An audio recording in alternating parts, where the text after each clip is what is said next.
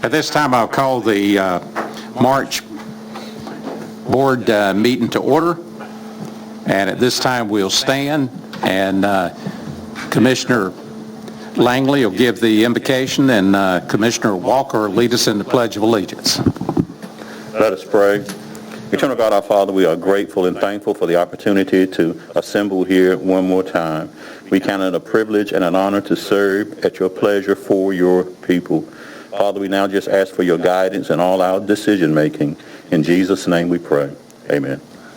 Please place the flag. I pledge allegiance to the flag of the United States of America and to the republic for which it stands, one nation, under God, indivisible, with liberty and justice for all.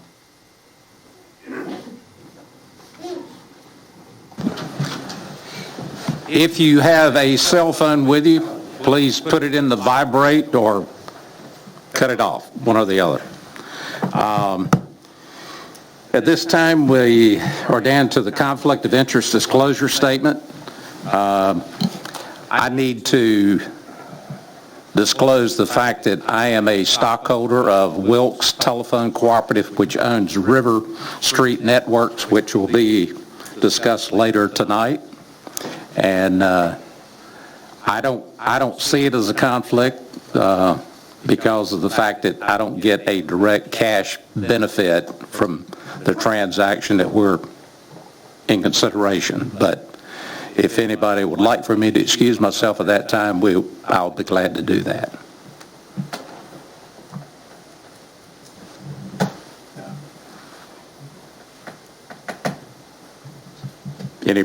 Anybody? Okay. All right. Any other conflict? If not, we'll move down to the public comments. And Dot, I believe you're the first one up. Agenda. Oh, I'm sorry. You can go ahead and stand up there. We need to approve the agenda. Motion to approve. Got a motion to approve. Is there a second? Second. Got a second. All those in favor say, or raise your right hand. Okay. Dot? I've got something good to say tonight. I wanted to tell the commissioners how important the health department has been and in their injections of the COVID vaccine. They're about as organized as I've seen a group in a long time. I work up there once a week, and at the community college. It is so well organized. I just can't believe it. And I just wanted you to know that they are doing a good job. We did, I think, something close to 300 today. They just coming, and it's amazing. And I just wanted you to know it in case you weren't aware of it. I know that Madsen is doing a wonderful job, and just want to tell you that.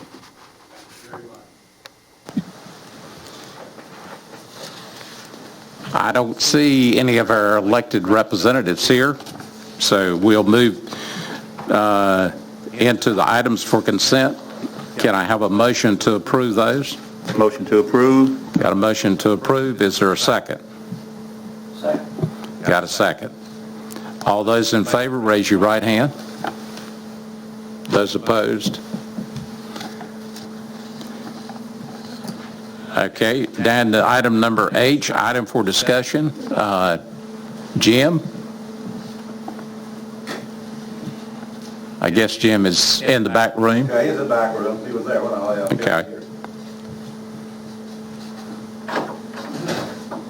Quicker than I thought it was going to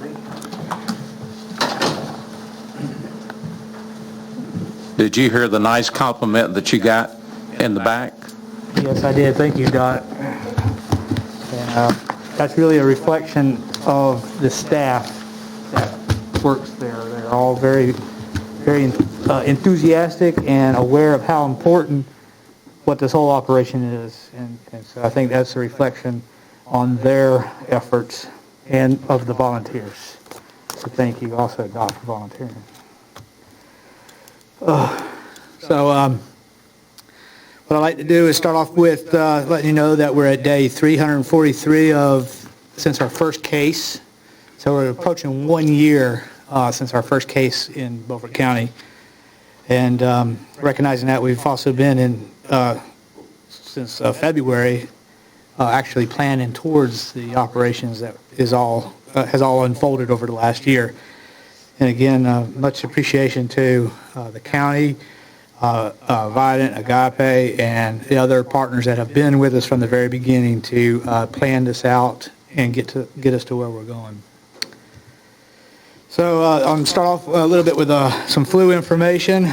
So the graph on that'd be your left, I guess, that shows you the number of people that were sick who had samples sent in to the labs, state lab.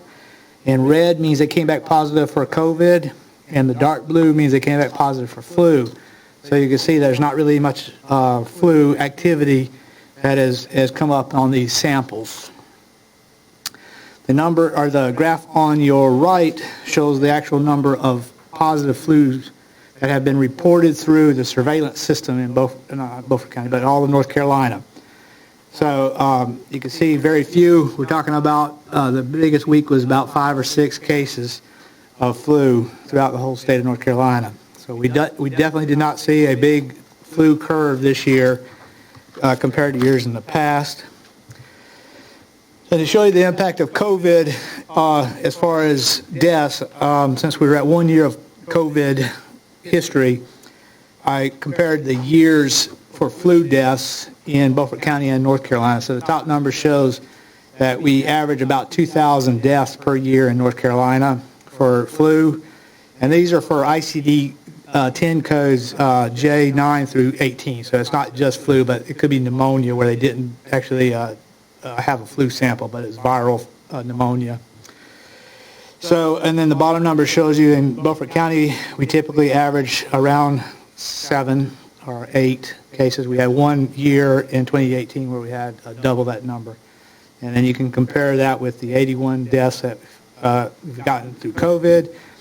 And then North Carolina, 11,200 deaths through COVID for this last year. So it does give you an impact and shows you that COVID has a higher impact. That being said, the caveat being is that COVID surveillance was much more intense than flu surveillance. So that may have some factor in there. Jim, just to be clear, it seemed like it would be more in North Carolina than 2,000, and that's for pneumonia and flu?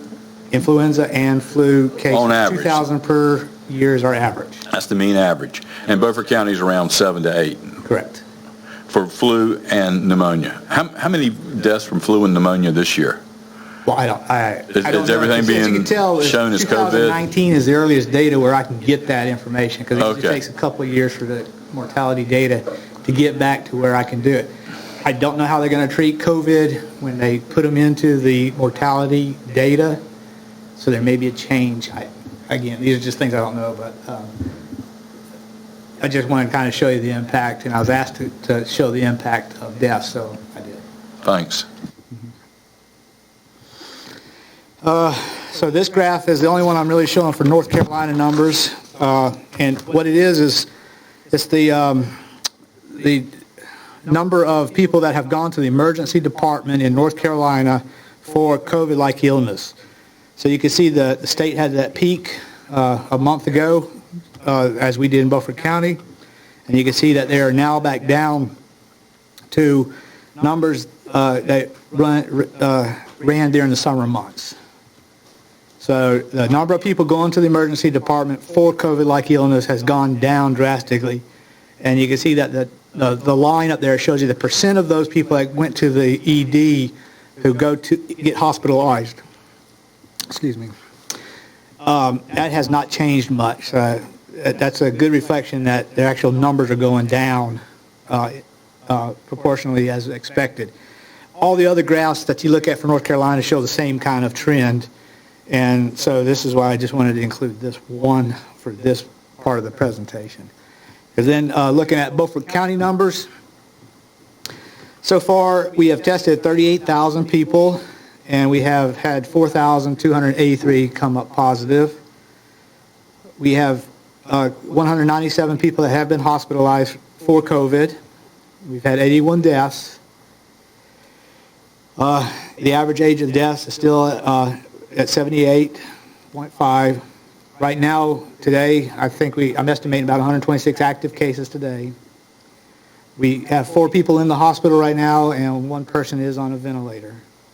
So 95% of the people that have had COVID or tested COVID that we know of have recovered at this point. I have 1 outbreak that I'm still following. That's in a residential care facility.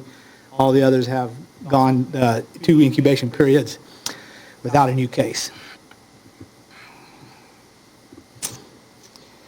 So the graphs here show the 7-day average and the 21-day average. So I use the 7-day average to kind of get a quick idea of what's going on in the county, and then I use the 21-day to boost my confidence in what we're doing. So you can see from both of them that we continue to have that downward trajectory of cases, and we're now back to our summer month numbers, pre-holidays, and then with all the blessings of God, we'll get down to where we were hopefully a year ago. And I guess I could also point out that COVID will probably never go away totally. There's always going to be background cases that are going to be popping up for as far as I can project into the future.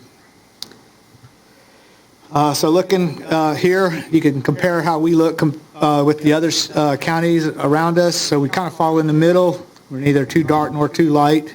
I'd rather be light, but so we're looking at about 38 cases per 10,000.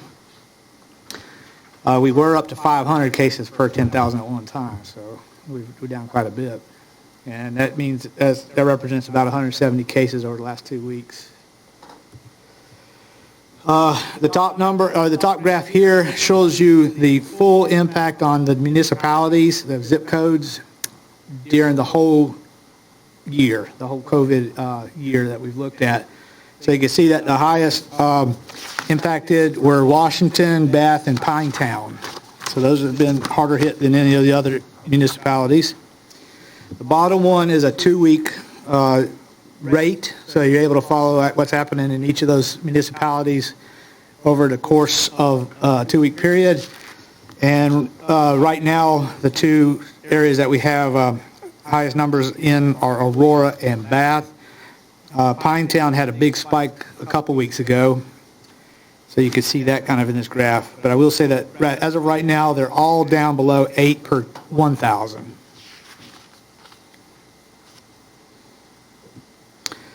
Talk briefly about testing.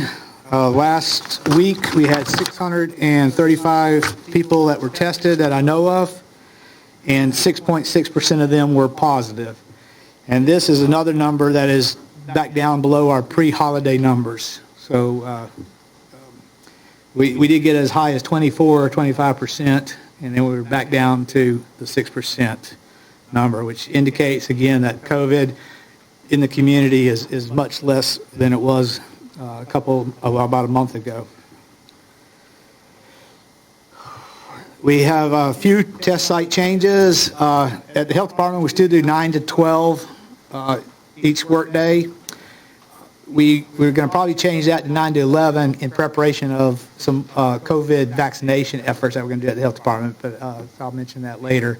But in between now and then, we'll probably change that back.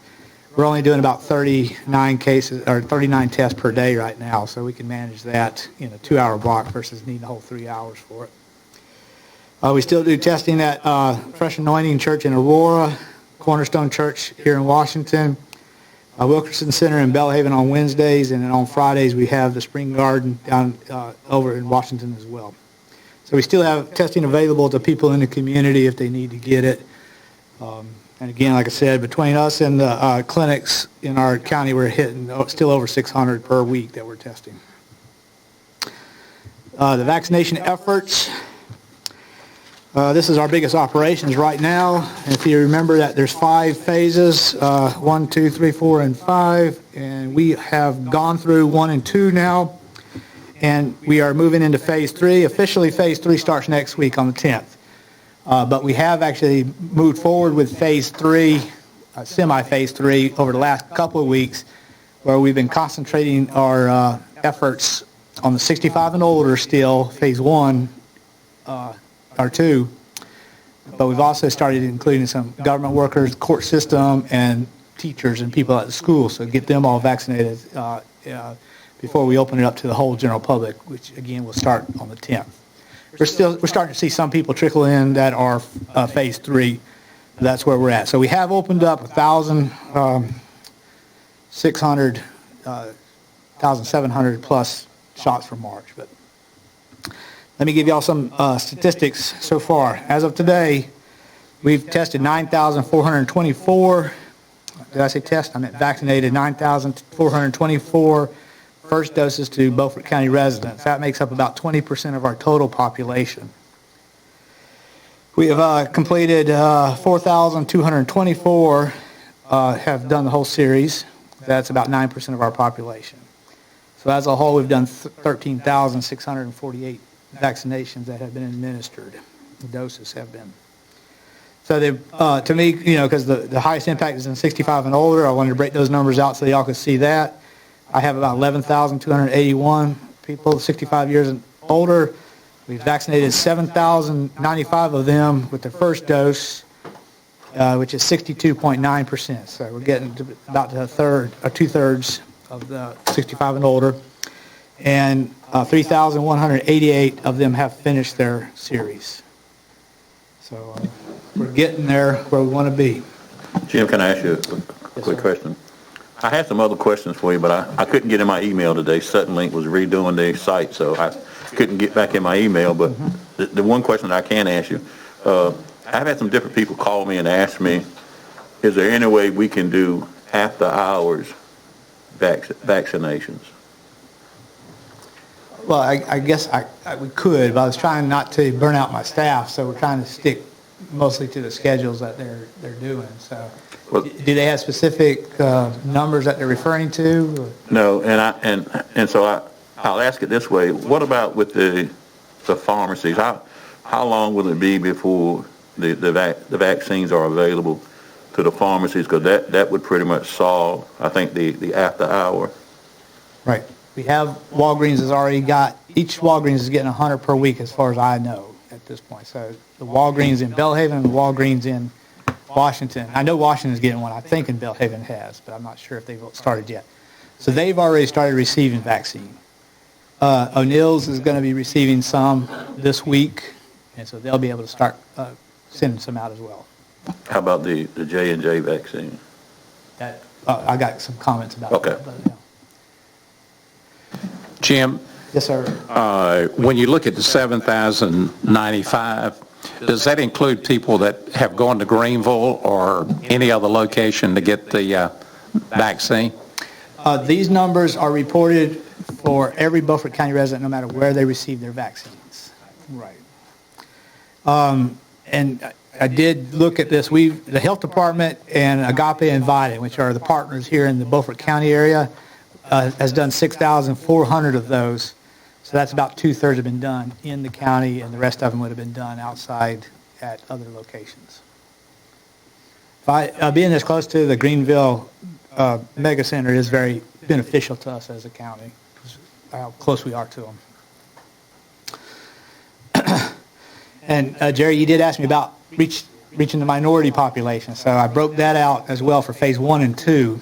And I wrote down, I calculated out the numbers that we expect was 21.8% minorities were eligible for phase 1 and 2.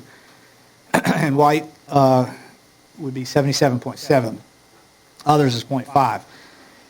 I will say this much. The state numbers don't allow me to break out the minorities any further than that right now. And that's because our Hispanic population is so low. So if anything's less than 500 population, they won't break out the minority numbers. So I can't break it out that way. But that being said, Hispanic population is low? Right. The Hispanic population is low. for phase 1 and 2, the Hispanic population is low because it's 65 and older. Ages. Oh, okay. Right. All right. Got it. So I guess you could say we don't have a lot of elderly Hispanics in our county. So I was trying to show that we have done a good job with outreach into the minority population for phase 1 and 2. Phase 3 is going to be a little bit more of a challenge, I think, because of the younger generations that we're talking about. But we will continue the same efforts to try to make that happen.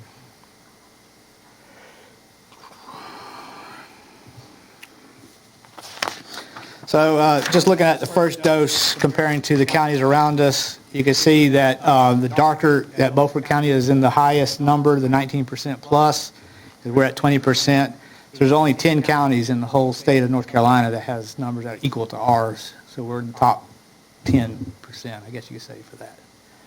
So I think, again, I'm just trying to reflect how impressive the staff has been to make this happen.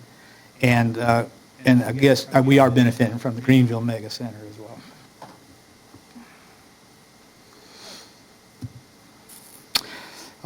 And I do have a note here to not just thank the health department staff, but emergency management, my volunteers, the partners that we've had with us from the very beginning, and everybody else. Even y'all's support has been very beneficial to us having a successful rollout of the vaccine over the first 2 months.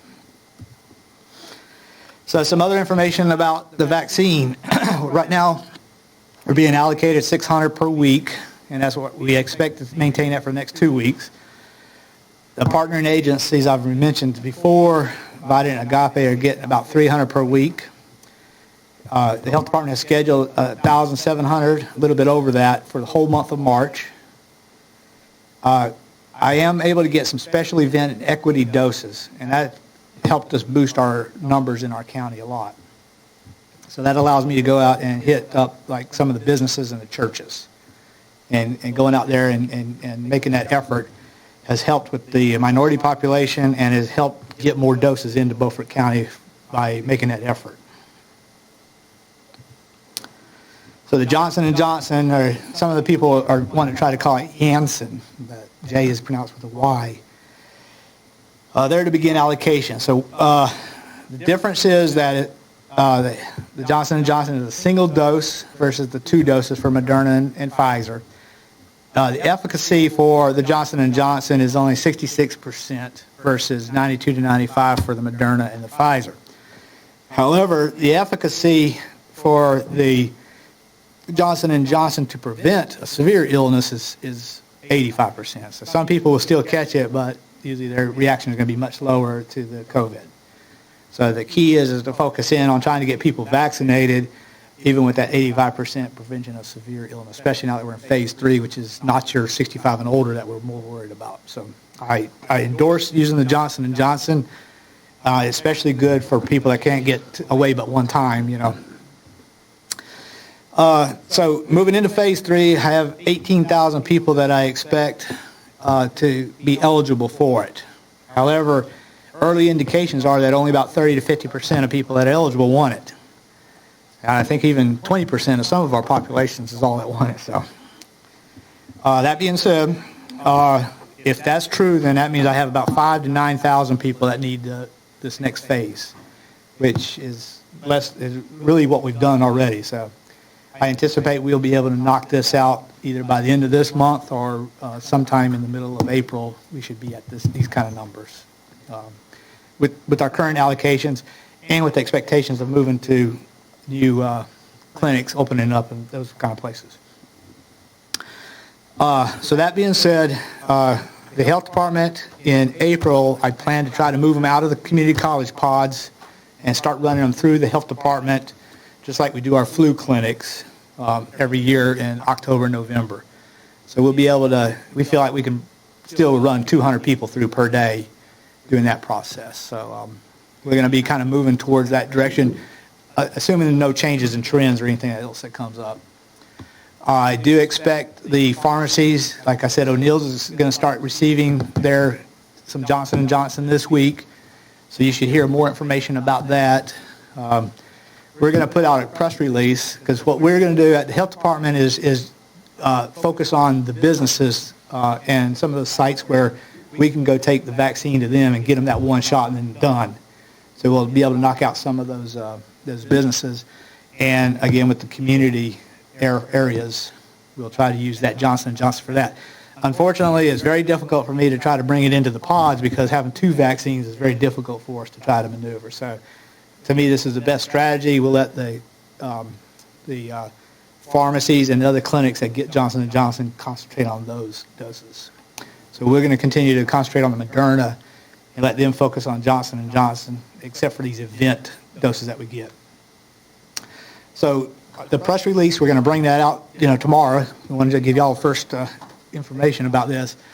We'll talk about that to the public, and we'll also include O'Neill's information so that they can call O'Neill's and try to get Johnson & Johnson if that's what they want. Does that answer your questions? So any other questions? John? Jim, are you tracking the percent of teachers that are getting vaccinated? I have the numbers. I'm not tracking the. I can get the numbers for you. I don't have it off the top of my head. Okay. Stan, did you have? Yeah. Follow up with that question. All the teachers are they are in a position to get the vaccine at this point. They have all been offered the opportunity to get the vaccine. Okay. Very well. And the community college as well.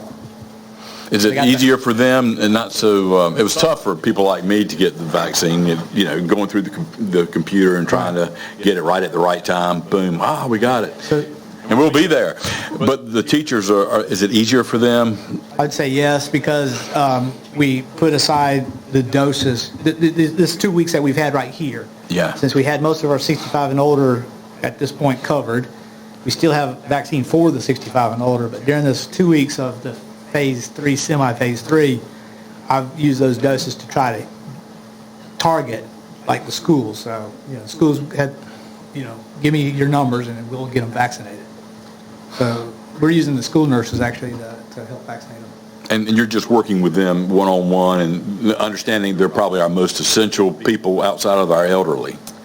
Right, we're working with the schools, we're working with the child care centers, working with infrastructure like the government employees, municipalities, and the county, the court system. We're working directly with them to get who wants it, and we're getting them done these 2 weeks until the March 10th rollout. Great. Thanks, Jim. Okay, thank you. Schools includes charter schools and private schools, That's correct. so they've all been notified. They've all been given the opportunity to get the vaccine. Any other questions? If not, thank you once again, Jim, for what you and the staff and all of the volunteers. Again, I appreciate everything y'all have done to help support us moving forward.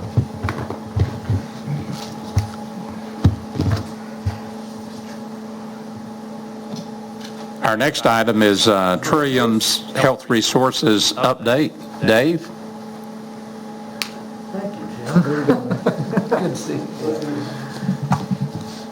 Good evening, and before Jim leaves, I do have my first statement is here. As you may or may not know, Jim serves on our Regional Advisory Board, and he serves on our Governing Board, and as we move into whole person health, he has been a very valuable asset to our boards and will in the next couple of years too, so thank you, Jim. Appreciate that. I'd also like to thank Commissioner Langley, who serves on our Regional Advisory Board, and I look back, we've been doing this now in front of you all for 7 years, and Commissioner Langley's been the chair of our Regional Advisory Board for 7 years, so thank you for doing that. So, but let me get into the presentation.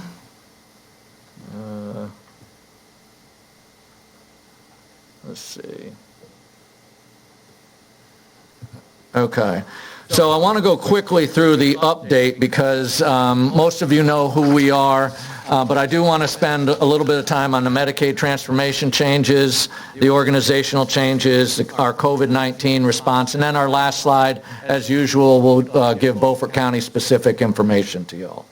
So we cover 26 counties. We have a little over or almost 1.5 million in those 26 counties. We have 266 Medicaid eligible individuals in there. each year we do the numbers, and we served over 58,000 individuals this past year, 70% of them with mental health needs, 20% with substance use disorder needs, and about 10% with intellectual and developmental disability needs. We contract with about 500 agencies to do all those services. We spend almost $476 million a year on those services for individuals.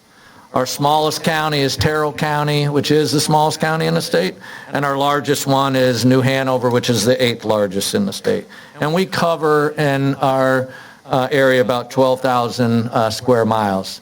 This is just a quick map of what we look like, and you can see the darker green. I'm the senior regional director, and I cover the darker green counties.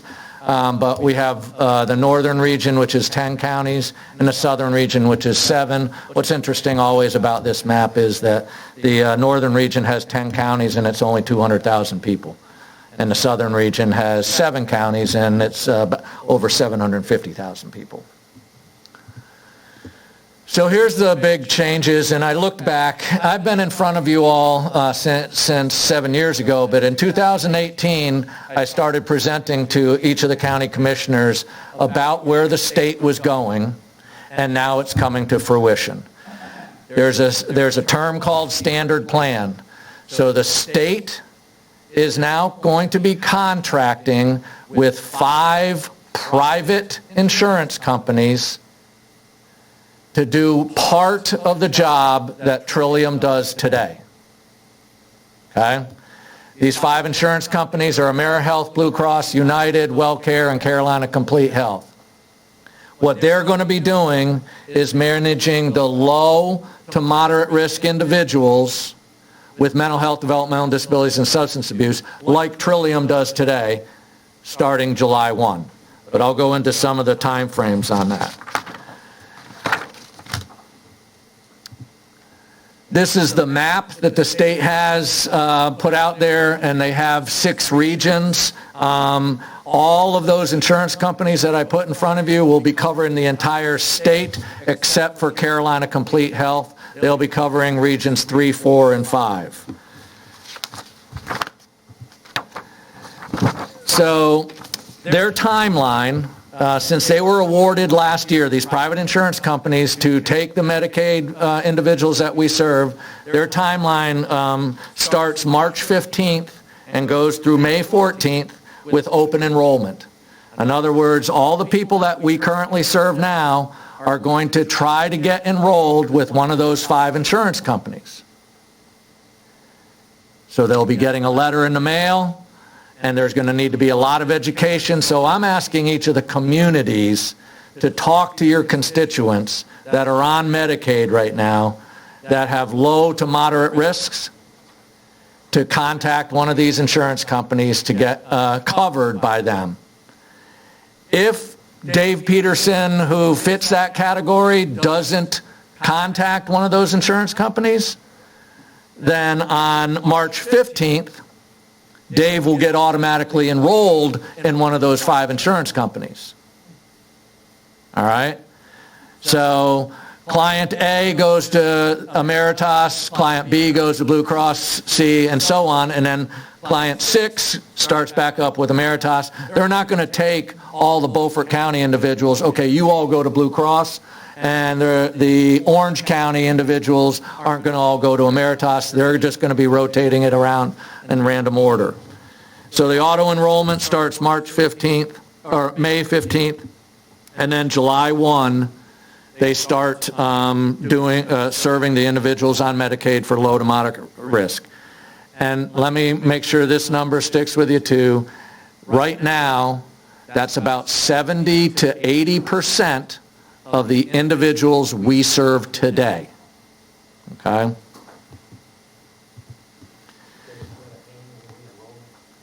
Yes, but that's a good question, Brian. So they are also going to have, after 90 days of this enrollment, if the individual doesn't like their insurance, then they can try to get into another plan. But then after that, it's an annual enrollment.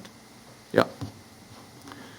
So that was the standard plan, those 5 insurance companies. We are going to be considered the tailored plan.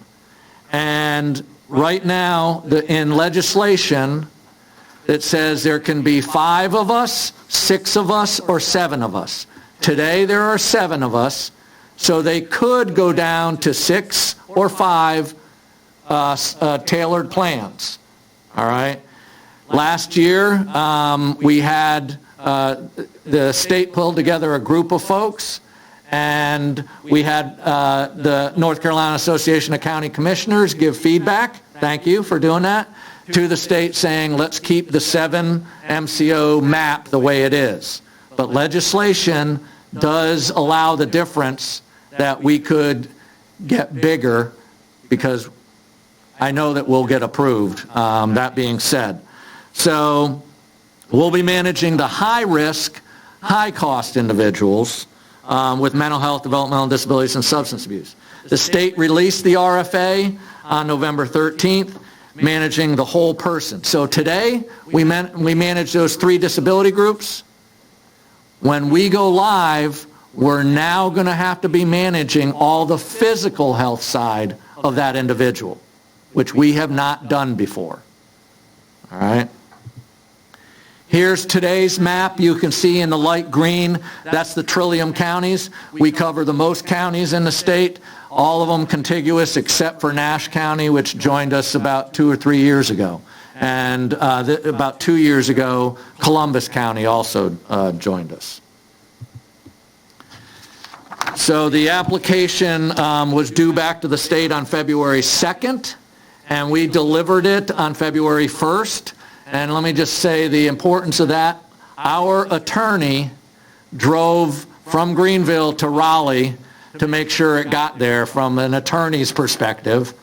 And I have to say, I was the backup driver if he got a flat or his car broke down, okay? Then he would call me and say, Dave, come get me. We got to make this application into the state. Therefore, that's how important it was.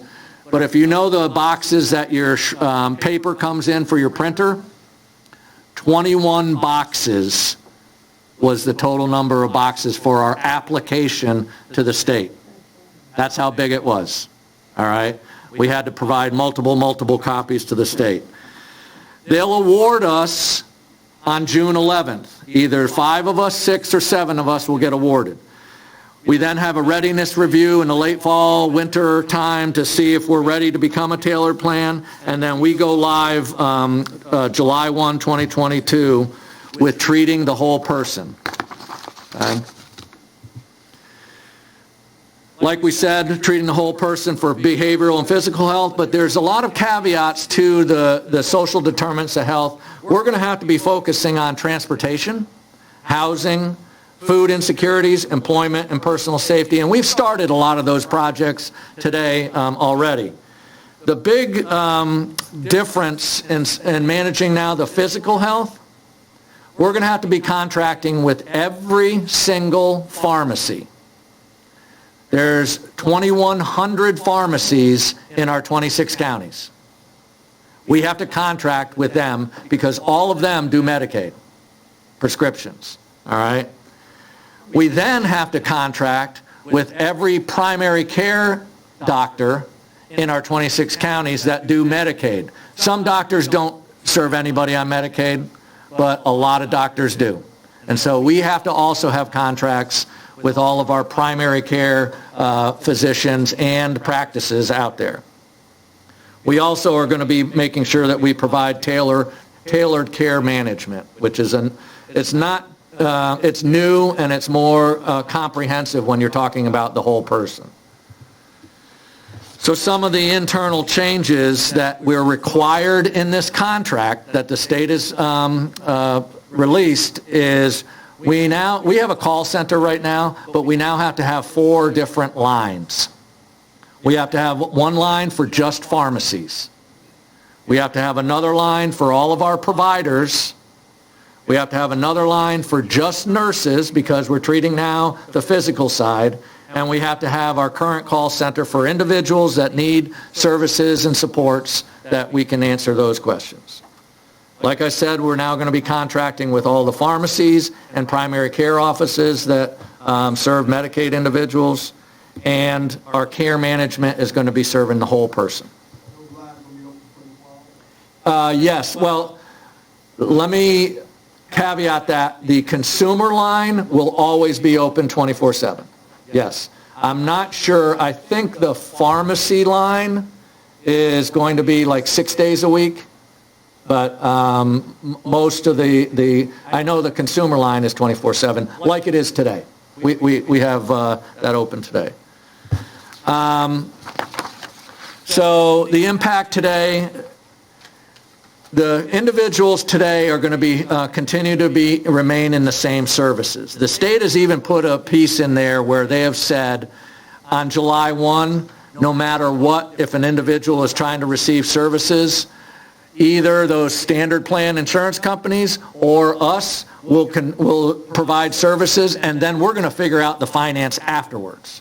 I mean, the state has made that pretty clear so that no one falls through the gaps. We have a whole lot of infrastructure to be developing at Trillium. Like I said, we don't have that large of a call center right now. We don't have that large, that's required here to meet all the contract requirements. And then the oversight of those two just in itself means some infrastructure changes. And contracting with pharmacies and primary care. So that's our big change. Let me just go into now the COVID-19 impact. We've set up a separate website just around COVID-19. Our biggest concern was we wanted to make sure no provider went out of business, and so we did rate increases from 5 to 30% on some of our services out there so that they can maintain themselves, because a lot of people were afraid to come into the office to receive services. We have waived some of the authorization requirements so that people have quicker access to services. We've supplied counties and providers with COVID-19 kits. We've increased respite for children with intellectual and developmental disabilities to 30 hours. We're really trying to make sure folks are getting more and more comfortable with telehealth. We've also done meals for individuals that ask for food, that are in need of that. We have a separate application for that. We're making sure we're promoting Hope for NC, and a lot of you have heard about that, and people are stressed out. Trillium's been doing Hope for NC for years because of the hurricanes. Well, now the rest of the state is catching on to what Hope for NC is, but we've been supporting that for several years.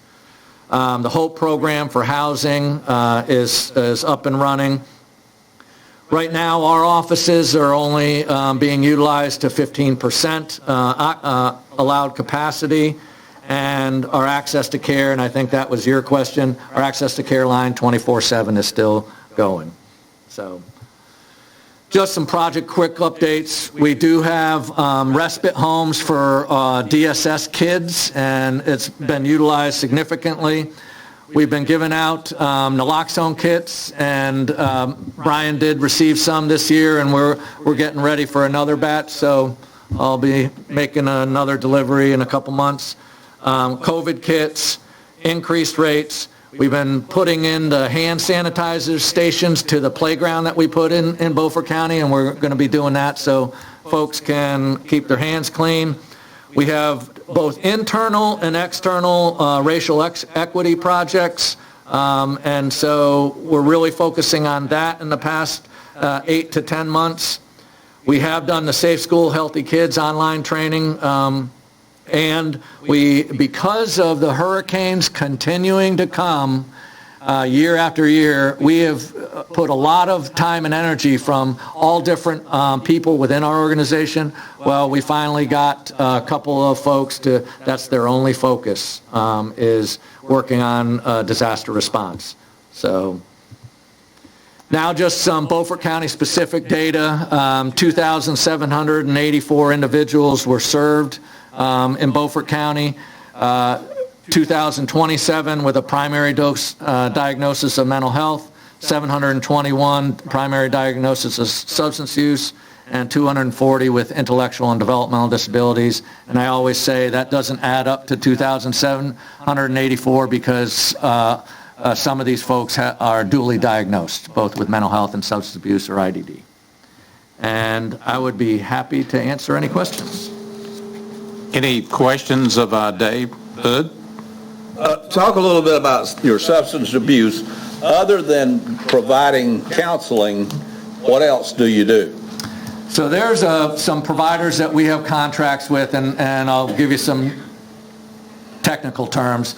There's substance abuse intensive outpatient, which is a licensed facility where they can go 3 days a week for 3 hours at a time.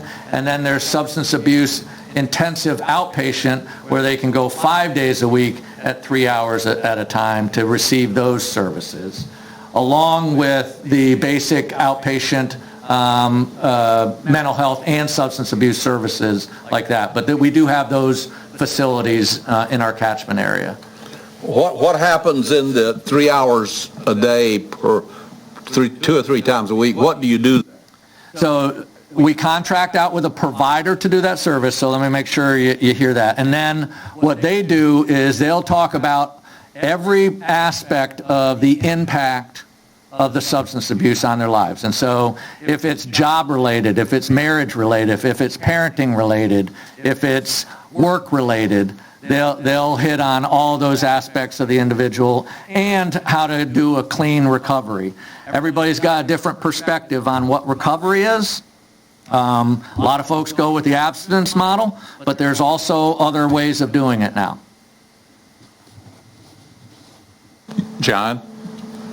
Can you give us some idea of what metrics you use to gauge your success?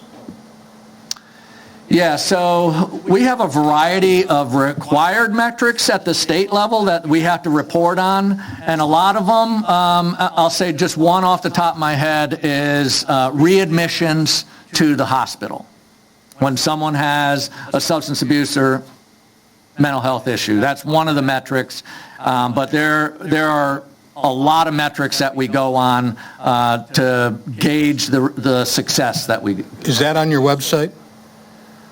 Is there a place So somebody can access? our annual report that we have on our website has a lot of those statistics, yes. Okay. And if you want some more than what's on our website, please feel free to email me or call me, and I'd be happy to get that information for you if you're trying to drill down to a specific area, and I'd be happy to get that. And, okay. Who is going to help all these people work their way through these 5 different providers? Yeah, so the state has set up 2 kind of support systems. One is an ombudsman system where if an individual isn't happy with the services and supports they're getting, an ombudsman can help them, get the appropriate services. But there's also these individuals called enrollment brokers. And those are individuals that can lay out the 5 plans in front of them. One of the pieces to that, though, is they can lay out those 5 plans and then talk to Dave Peterson about what I'm going through. But they can't say, Dave, you fit best in this plan, you need to choose this one. Okay? What they can say is, here's the 5 plans, here's what your needs are, you decide. And I will say there's a variety of benefits from each one of those plans, and also those are all on the website, on the state website. It's also true that nobody can be left out. Even if they didn't get involved in one of those plans and they come to your group, y'all have to take them until they can get in one of those 5. Yeah, the plan is that the state really doesn't want anybody falling through the cracks, and that's why, this year, and like I started in 2018 with y'all, planting the seed that now this is right in front of us, July 1. And so I'm encouraging every county that I go to start talking to your constituents that are on Medicaid, not Medicare, Medicaid, okay? All right? And if they are needing mental health, developmental disabilities, or substance abuse services, then they need to know about this. Any other questions? Go ahead, Ed. The ones that don't get enrolled, then we start appointing them to 1, 2, 3, 4, 5, 1, 2, 3, 4, 5. Yep. Who's informing those people if they're not satisfied with the one they're with, that they have the option to opt out to the next one or wherever they can go? Yeah, the provider agencies that they're currently receiving services from, okay? Those are the providers that are going to be talking with the individual, because those individuals will first go to their provider and say, I'm not happy with this coverage right now. And so the providers will be the first line of communication, or there may be some that would go to the DSSs, because you get enrolled in Medicaid through DSSs, but they can also call us. Are you saying, Dave, that if we get a question from someone, that we probably should steer them back to the provider, that they need to have some conversation with their provider if they're, if they're a little bit confused? Yeah, I would say there's multiple avenues. The state website has a lot of information on this, but the enrollment broker, and that's on the state website, of who they can call their provider, they can call, any of the other plans that are out of the 5, they can call them. So there's a variety of ways that folks can get their answers. If there's no other question, we thank you. Thank you, appreciate it. Yeah, I was getting ready to ask you to. Yeah, I saw Jim. He's a good leader.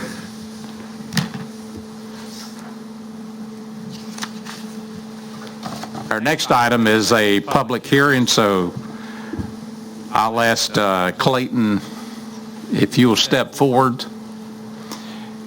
And I need a motion to go into the public hearing to assign a private road name. Got a motion, is there a second? Second. Okay. All those in favor, raise your right hand. Thank you. Clayton, it's all yours. Hey, I go by Carlton. Carlton, okay. Yeah. The private road, this is a petition to name a private road submitted by Carmela Ramirez Diaz to name an easement of approximately 500 feet in length. The easement connects to Caton Road on the western edge of Chocowinity Township. And it's approximately 125 feet east of the intersection of Caton Road and Crystal Lane. I also provided a map. The petition's being submitted because there was an application for a third address to be served by the existing easement. So per our road naming and addressing ordinance, when there is a third address on an easement, it's required to be named as a private road. I submitted an advertisement to the Washington Daily News to run on February 17 and February 24th. I posted notice of a public hearing at the courthouse, the Chocowinity Post Office, and I also provided a notice to be posted at the Chocowinity Fire Station 62. The petition has 3 proposed names: Francis Magnolia Lane, Torrey Drive, Victoria Court. Majority of the property owners supported all 3 choices as it shows on the petition. Land records found that Victoria Court shouldn't be used because there's an existing Victoria Drive, Victoria Drive. Francis Magnolia Lane is acceptable, and Torrey Drive is also acceptable because there's no duplicates or similar sounding names. So staff recommendation is to approve the applicant's first choice, Francis Magnolia Lane. Katie, do we have anybody for public comments? At this time, I'll ask if there's any citizen that would love to step up and speak. If not, I'll entertain a motion to close the public hearing. So moved. Motion, is there a second? And a second. All those in favor, raise your right hand.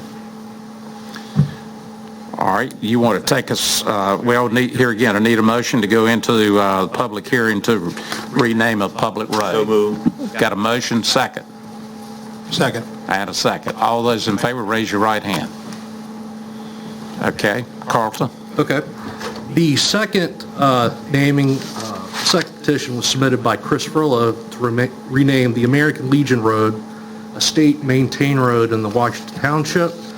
It's approximately 1,400 feet in length. It starts at Market Street Extension near, I think near the airport, and it terminates into Somerset Drive, which is a private road in the Washington city limits.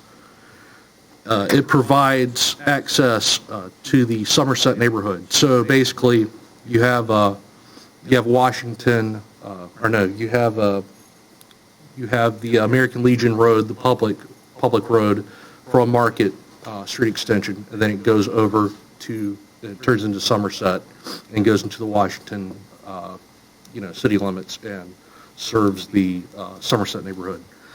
Petition's been submitted to extend the Somerset Drive name to the Market Street Extension. It'd still be publicly maintained. It's just the name would be changed to match Somerset, the private Somerset Drive. An advertisement was also run in Washington Daily News on the same dates. I posted a notice of a public hearing at the county courthouse. I provided a notice to be posted at the Department of Social Services and the Washington Fire Station 1. I checked with Gene Pittman at the NCDOT, and he said that there shouldn't be any issues on his end with the renaming.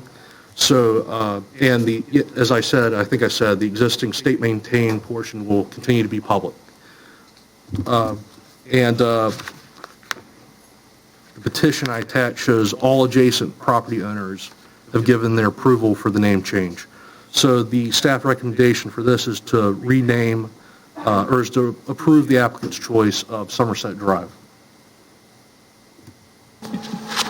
I'm assuming we didn't have one. Okay, at this time I'll ask if there's anyone in the room that would like to speak for the public hearing. Seeing none, I will entertain a motion to close the public hearing. Yes, I'm sorry. I'm looking at this. You say all the property owners have agreed. 2 of them hadn't signed. Do you have any documentation that said it? Yeah, it's kind of confusing. Okay, next page. Yeah, there's 2 additional pages. Each one of them only have 1 signature on there. It announces it there. I'm sorry, did anyone else have a question? Okay. Yeah, sorry about that. It was a little confusing how it was written out. I had that until I kept flipping, so. Entertain a motion to close this public hearing. So moved. I have a motion and a second. All those in favor, raise your right hand. All right, Carlton, we're down to the actual petition and action to name. The first one is Francis Magnolia Lane. Did you make a motion? No, it was, We already did that. yeah. No, we've had the public hearing. This is down to, we're actually voting on the actual name now. We've been through the public hearing. So this one is action for Francis Magnolia Lane. That was the recommendation. Yes. Motion and a second. Any discussion? If not, all those in favor raise your right hand. Thank you. Okay, Carlton, the next one is Somerset Drive. Any questions before we take a vote? If not, I'll entertain a motion to rename that. Motion. Okay. Got a motion? Second. And a second. Any discussion? If not, all those in favor of the renaming, raise your right hand. Thank you. And thank you. Thank you. I apologize for calling you Clayton. That's fine.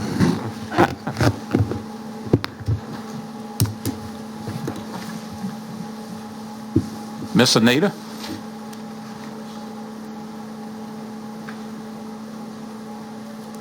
This is another public hearing, so at this time, I'll entertain a motion to go into the public hearing on limited obligation bonds and the USDA refinancing. Motion to go in. Motion to go into the public hearing. Is there a second? And a second.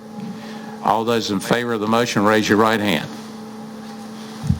Okay, Anita? Thank you, Mr. Chairman. A public hearing is needed tonight to allow the public input because the county intends to borrow money in the estimated amount of $34 million to refinance the $34 million, to refinance the 2012 limited obligation bonds related to the water system.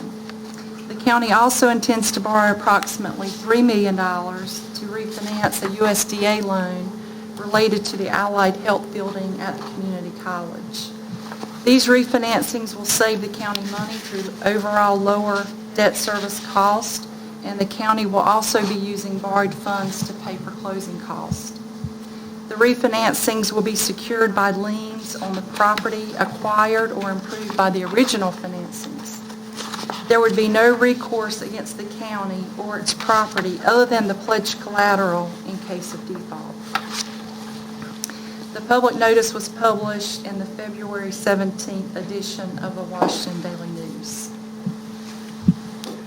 Is there any questions at this point in time? Do we have anyone?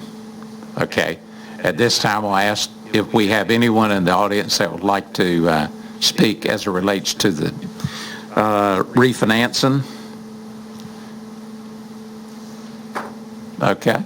I'll entertain a motion to close the public hearing. So moved. Motion to close. Second? Second. Got a second. All those in favor, raise your right hand. Thank you. At this time, Anita, you're going to give us more details, I'm assuming. More details on the refinancings. I'm very fortunate tonight to have at our meeting our friends from Davenport and Company, and also our bond counsel, our attorney from Sanford Holzhauser, Mr. Bob Jessup and Ted Cole, and I'll be calling on them a little later to help with the limited obligation bond presentation. But first, I'd like to review the USDA loan with you, and you can find that on page 209 in your book.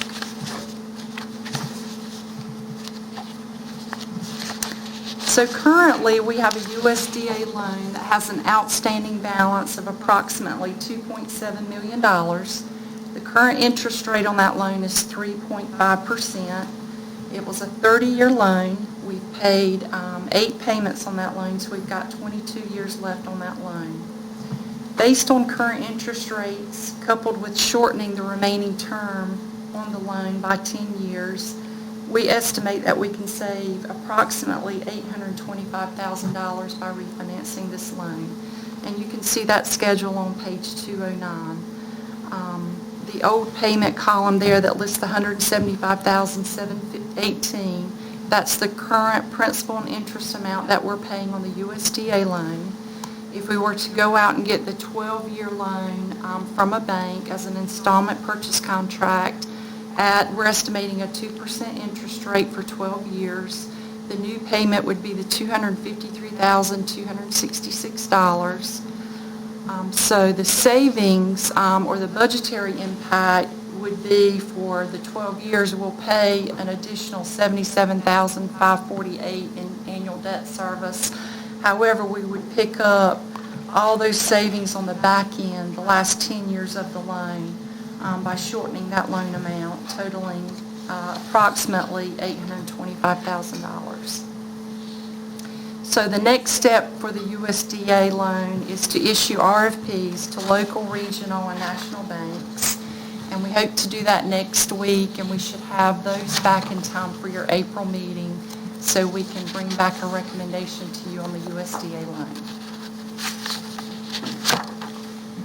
Is there a prepayment penalty on the USDA loan? No. There is not. There is not. Is that the one that had something to do with the Economic Development Administration in Atlanta, or am I getting that confused with one of the projects out of the industrial park. You maybe get that one confused. This is the USDA loan, so it's not an EDA loan. I think it was, we ran into some problems trying to do a refinance on that one. Pardon? Yes.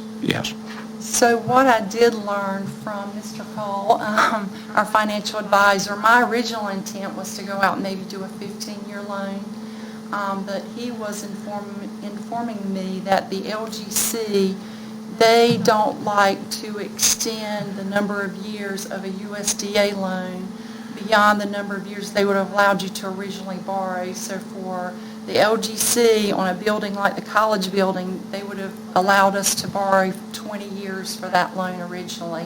And since we paid 8 years on that loan, they don't like to see us go more than 12 years on the refinance. Did I say that right? That's correct. Okay. I also assume that it's probably more opportunities for a 12-year loan versus a 15 with the commercial banks. Yeah, in talking with the local bankers, they said they didn't like to go any more than 15, so, but they probably like 12 better. 12. And Mr. Jessup will be glad to argue that point with the LGC as well, because he does not believe that's appropriate, sir. You think 15 years is appropriate? Is that? I have a lot of feelings on that topic, which I've expressed vociferously to the staff. So far, to no avail, but so far. Yeah, Well, here again, it should be related to the life of the building. Exactly. Or the asset. That's So. Questions? Are you ready for questions?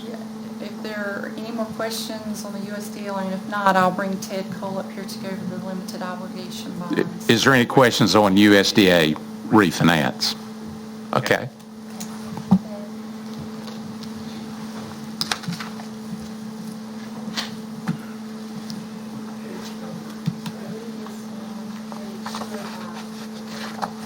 Good evening.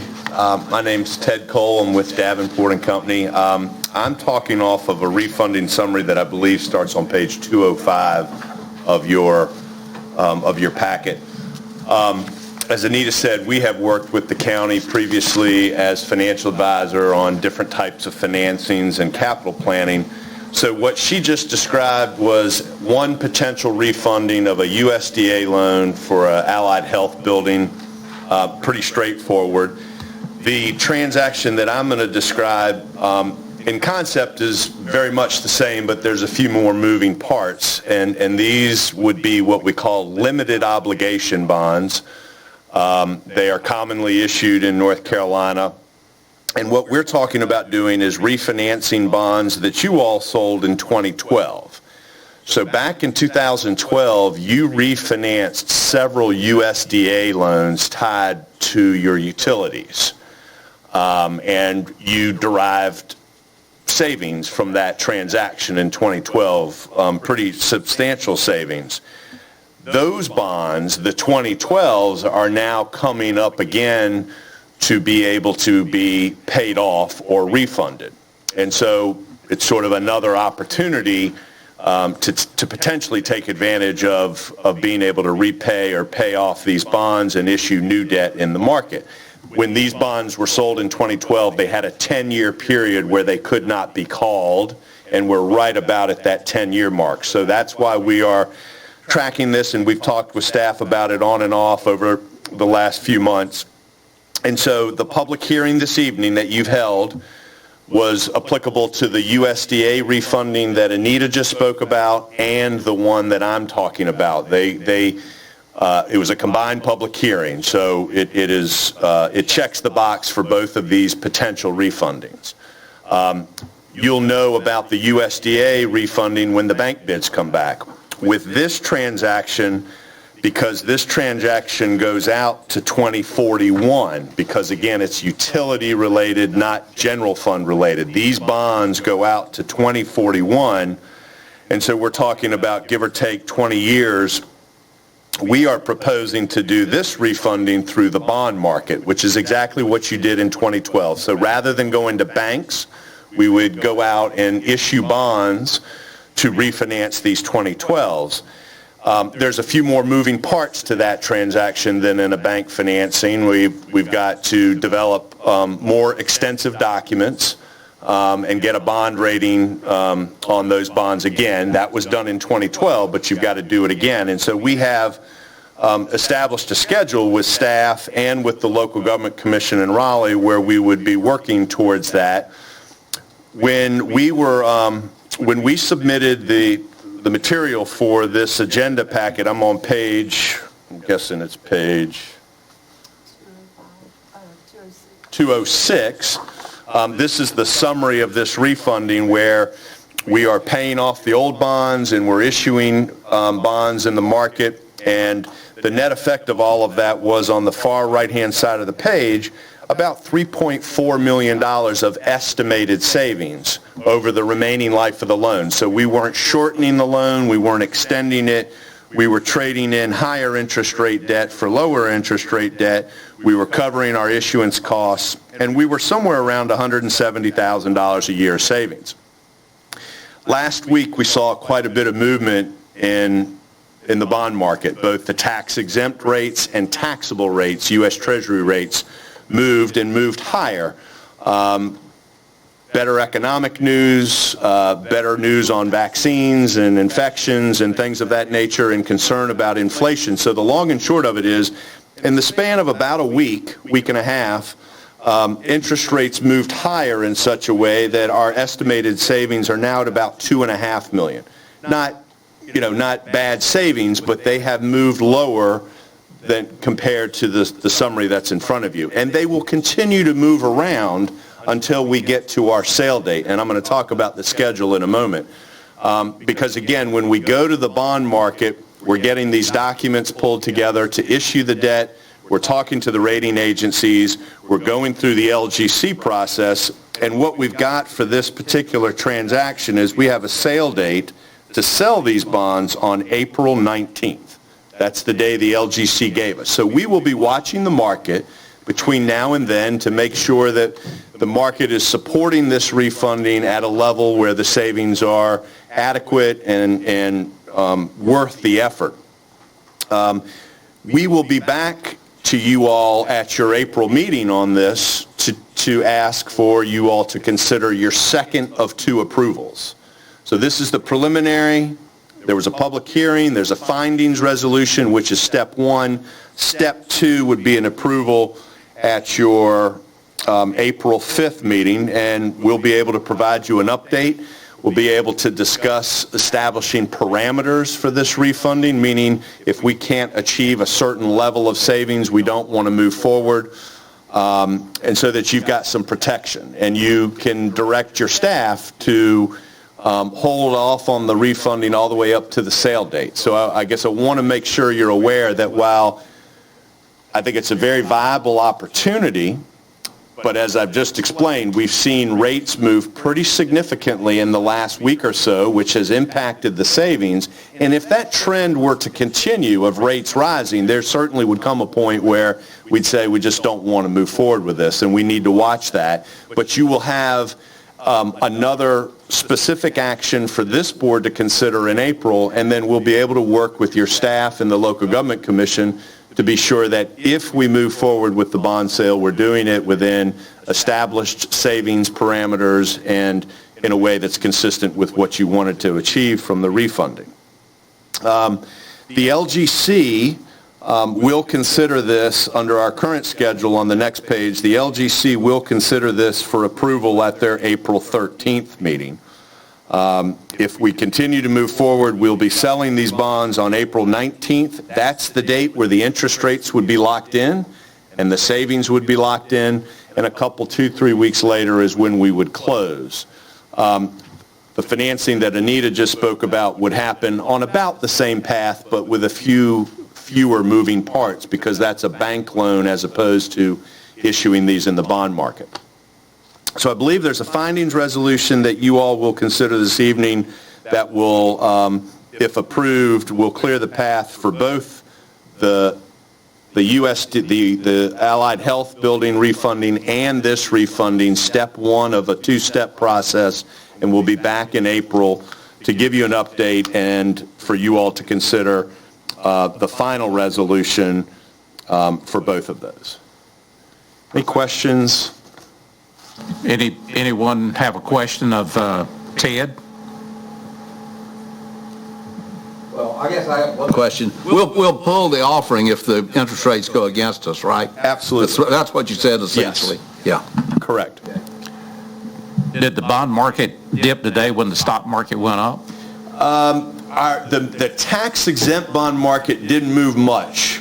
We get something every day that kind of resets what interest rates have done on tax-exempt markets. It really did not move much, nor did the taxable U.S. Treasury market. But last week was sort of a steady day in and day out movement higher, which is the net effect of that is it just starts to eat into the rates.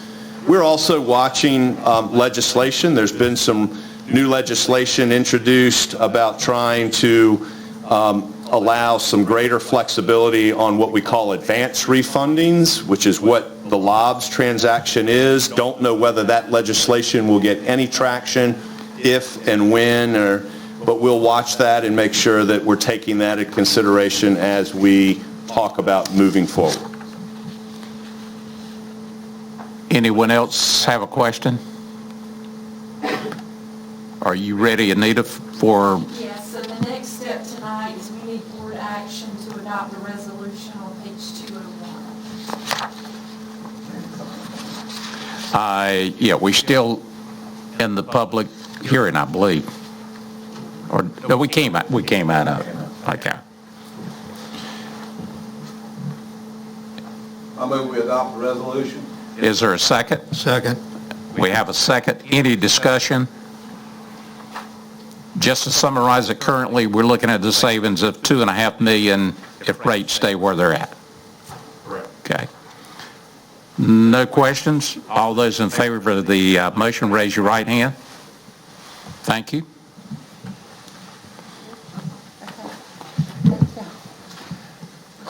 Thank you very much. So there was no questions to the attorney? Is that what you... No, but I'm so glad to have you here. We're always happy. The attorneys are talking too much, something has gone wrong. Thank you very much. Now, let's move on to something I'm much more comfortable with, and that is the financials for the county. Talking about bonds makes me really nervous, but here we go. It's a lot of money. All righty. Okay, so I want to give you a quick update on sales tax. We received those numbers today. They're listed there in the third column, the last number, the $1,042,615. That is the distribution that we will be receiving in a couple of weeks from the state. That represents the December sales, which are the holiday sales. So you can see second highest number we've had in probably, 18 months, maybe close to 2 years.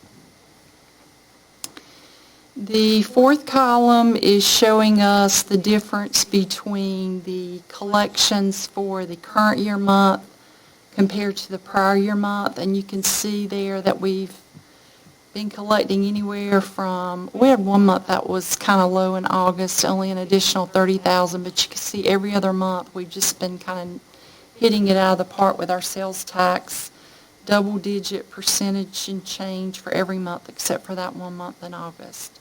So that's all really good news. If we keep rolling like we have been, we should have over $1 million surplus in sales tax revenue. Took a look at ad valorem tax collections today, and these numbers are through February 28th. We're comparing collections for this fiscal year through February compared to last year, and you can see we've collected about $400,000 more dollars for that same time period. Although the collection percentage itself is down slightly, 0.4%. But I think the way to view that is that we've still got room between now and the end of the year to collect some additional funds.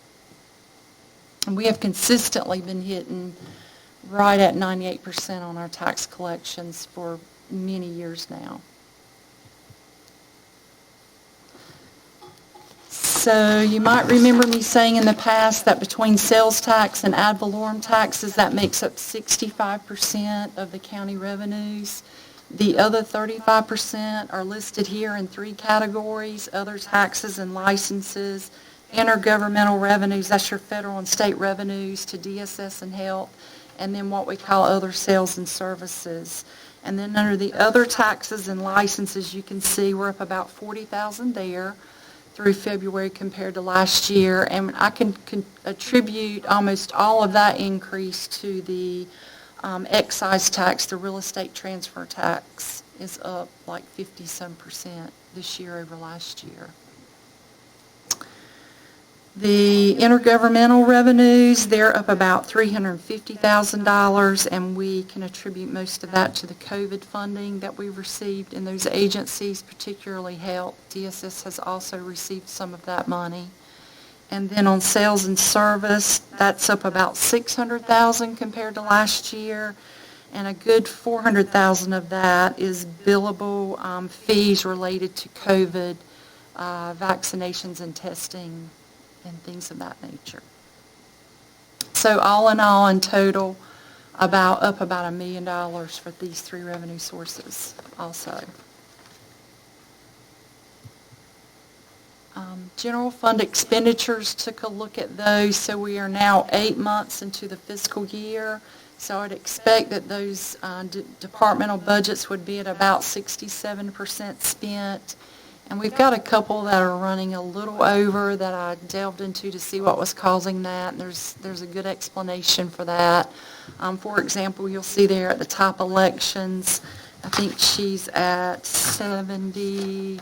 almost 73% spent, and that's because of that presidential election. All the election expenses are done and paid for, so she won't have much spending between now and the end of the year.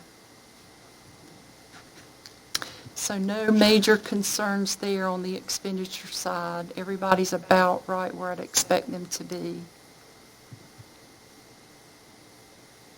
You can see in total for the general fund there, we're currently at a $62.5 million revised budget, and we've still got $22 million available to get us through the end of the year, so we're at 64.8% spent. Again, that's below that 66% number.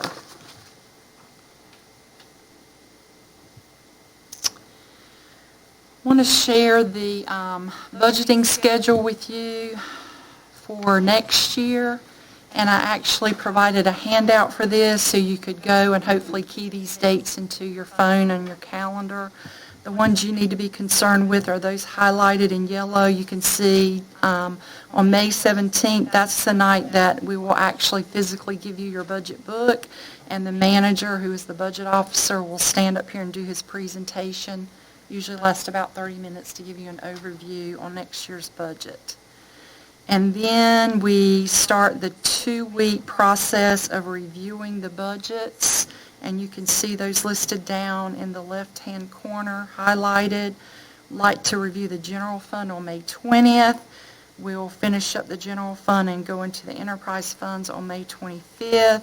And then on May 27th, we'll have the county department service expansions as well as the outside agencies coming in to present their request to you. And then we hope, if all goes well, we'll be able to finalize the budget on June the 1st. And if the budget is not ready for adoption on June 7th, which is your regularly scheduled June meeting, the same night we have the public hearing, then we'll need a special called meeting. We're proposing that be on June 10th to adopt the budget.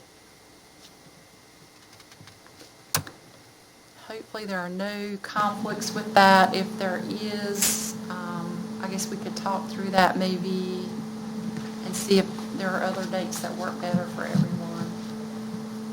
Any question or comment on the dates? All right. You want to move to the audit contract? Oh, yeah. Let me just remind everybody, our Finance Committee meeting is Tuesday March the 16th at 3 o'clock. Would love to have anybody that's interested attend. We've been a little messed up the last couple of quarters with the pandemic, but we're hoping to get back on track, and that's our next meeting there. 3 o'clock. 3 o'clock here in this building. So ready for the audit contract? Yes. Okay, thank you. It's that time of year again. We're going to need to audit, we do it every year, the county financials for the current fiscal year we're in. And if you'll remember back 2 years ago, we actually solicited bids for the contracted audited services, and they were awarded to Thompson, Price, Scott, and Adams. So they have done our audit for the past 2 years. We've been very pleased with their expertise and professionalism, and we are recommending that you, again, for the third year, award the audit contract to them. And they did also provide the lowest cost for this service. And a copy of that contract's included in your packet. John? Has the same CPA done both of the audits so far? Yes. Okay. The managing partner that was here, Mr. Thompson, his group has done the audit for the last 2 years. Okay. I think when we discussed it 2 years ago, we were basically looking at a 3 to 5 year type contract. Yeah. But each year we do have that option. That's right. 3 years is a little short in my opinion because it takes a couple years to really learn how each other, does their processes and work. If our financial consultant was here, he would probably tell you that it raises red flags when you're flipping them. That's right. Every 2 years. I know some folks that have been with the same auditor for 16, 17 years, and that's probably way too long. Any questions as it relates to the contract?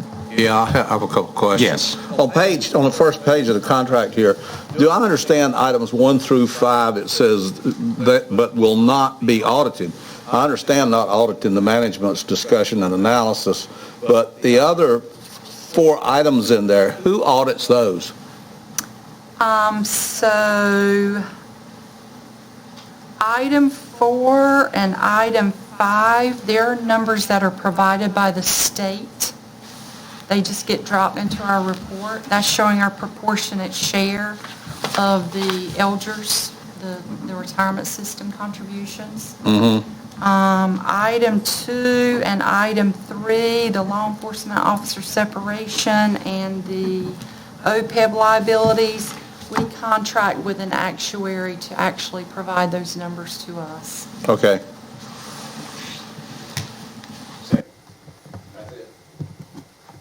Anyone else? If not, I'll entertain a motion to approve the audit contract. Motion to approve. Motion to approve, second. And a second. Any further discussion? If not, all those in favor raise your right hand. Vote was unanimous. Okay, thank you. That was your last item, right? So, thank you. Okay. We're down to our break, so we'll take a break and we'll be right back.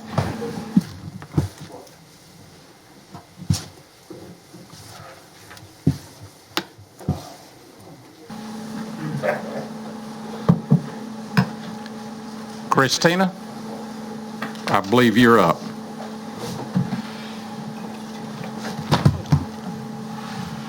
Good evening, Commissioners. The first items regarding Public Works this evening are dealing with Division of Water Infrastructure capital projects loans that we have.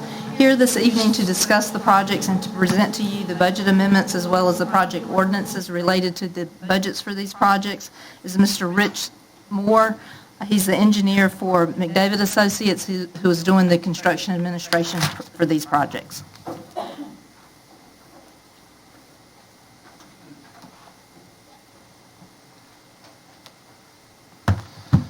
And good evening. What we've got is we've got 2 agenda items for you. They're really grouped by projects based on when they were funded. The first item that you've got in your package combines what we refer to as the Southside Water Treatment Plant expansion and well improvement projects, which is funded through District 1 and what we call the Gaylord Booster Pump Station and Brandy Valve Station project that was funded through District 5. And these two projects funded, bid, had substantial overruns. They've been awarded. The District 1 project is contracted with TA11. District 5 project is contracted with Peters and White. A requirement of the state is to provide closing fees related to the obligated funds. In the past, the financial assistance programs required that the grant recipients or the funding recipients pay those closing costs out of pocket. And because these projects were funded through the State Connect NC Bond Act of March of 2016, that requirement was challenged. And now the state will allow those closing costs to be reimbursed through the project funds if sufficient funds exist at the end of the project or as a result of how it's been bid. Both of those projects, as y'all may recall, had pretty substantial overruns, required some redesigns, and some effort to get them within the existing budget. What we've got in terms of moving forward is that in District 1, we've got some closing fees that need to be allocated to be paid that amount to $48,750.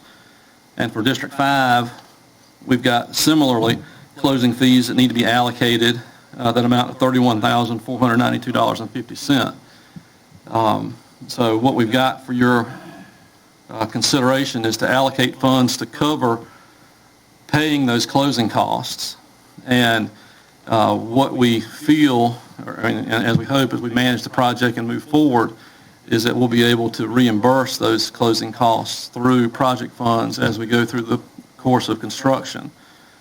Additionally, in the District 5 project, when we negotiated the work, we had initially taken out the generator that was in that project at the Gaylord Booster Pump Station. And after we had completed negotiations, the desire was to add that generator back in where the county would pay for the cost of the generator, which amounted to $75,000. And after going back to the contractor, there were additional costs related to accommodating that generator that we had negotiated out of the project. And what I have got for your consideration in this budget amendment is to allocate funds previously to McDavid Associates to cover those additional construction costs, so there is no additional out-of-pocket expenditures from the county to cover those costs. So for these first two projects, really the net impact is to allocate funds to pay for the required closing costs from the state related to these projects. And those closing costs, the state uses a charge to, I don't know how to say it politically, but they take an administrative fee off of funds that they award to applicants to pay their staff fees. And that's what these closing costs are used for. So our first action on the project for consideration is for the District 1 and District 5 projects to allocate funds primarily to cover those closing costs that must be paid before the county can be reimbursed for expenditures related to the project. And that's a quick summary, and I'll be glad to answer any questions. Question? Please tell me, how, with a contract, how do you get all these overruns? How do you bid all the overruns? Yeah, I mean, how did you know? I mean, how did we acquire the overruns? I mean, both of them are heavily out of balance here. How did it happen? You might remember when we initially bid the projects, both of these were approximately $1 million over the initial budget. And we cut back on some things to make it fit. To make it fit the existing budget. Yes. And now we're back here to go add some more money because What we did, well, when the initial award was accepted by the county, you were offering to comply with the requirements of the funding program, which included paying the closing costs. And so those closing cost fees, even though they had been approved, had not been allocated to the project. And so in the past, closing cost funds were an out-of-pocket expenditure of the funding recipient. And so that's why they were not included in these particular budgets, because they were assumed that they would be provided by the recipient. What we're doing is adding those closing costs into the project so that we can pay them, and then we can also turn around and reimburse ourselves. And so hopefully by the end of the project, we can meet those costs, reimburse the county for those fees, so there won't be hopefully a net out-of-pocket county expense. Yeah, what you're really saying is you're asking us to advance the funds based on if you don't write too many change orders, we're going to get paid back. That's correct. Okay. John? Is there anything in that budget that you would take out now in order to accommodate this 2% or 1.675? No, the only thing, I've got contingency money available that would cover the costs in both the projects. I feel confident in the District 5 project because that's predominantly a lump sum contract for the items. District 1, less confident because we're dealing with a well that we may have to look at changes depending on what the test well results come back with. Other questions? Okay, I'm assuming, Katie, Brian, we need two motions, two different we have two resolutions, one on District 1 and one on District 5. I think you can take them together, or you can take them separately if Okay, however the board wants to. we'll take them together. There's no problem with that. Motion to approve. Got a motion. Is there a second? I'll second the motion. Any questions? All right, all those in favor of the resolution, raise your right hand. Thank you. Got to pass the vote. Okay, we had a unanimous, didn't we? I don't think so. I think I'm looking at one of Oh, I'm sorry. Excuse me, Ed.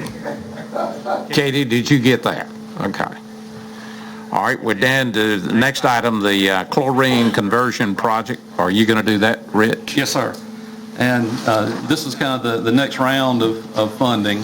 And by the time these funds were approved, the challenge that had been made related to the closing costs has been exposed. So when we presented you the original budgets on these projects, we included closing costs in the budget ordinances that you adopted. However, the closing costs had a 2% for loan money, 1.5% for grant money. In those original budgets that you adopted, I had guessed wrong, and I had done 1.5%. I reversed them.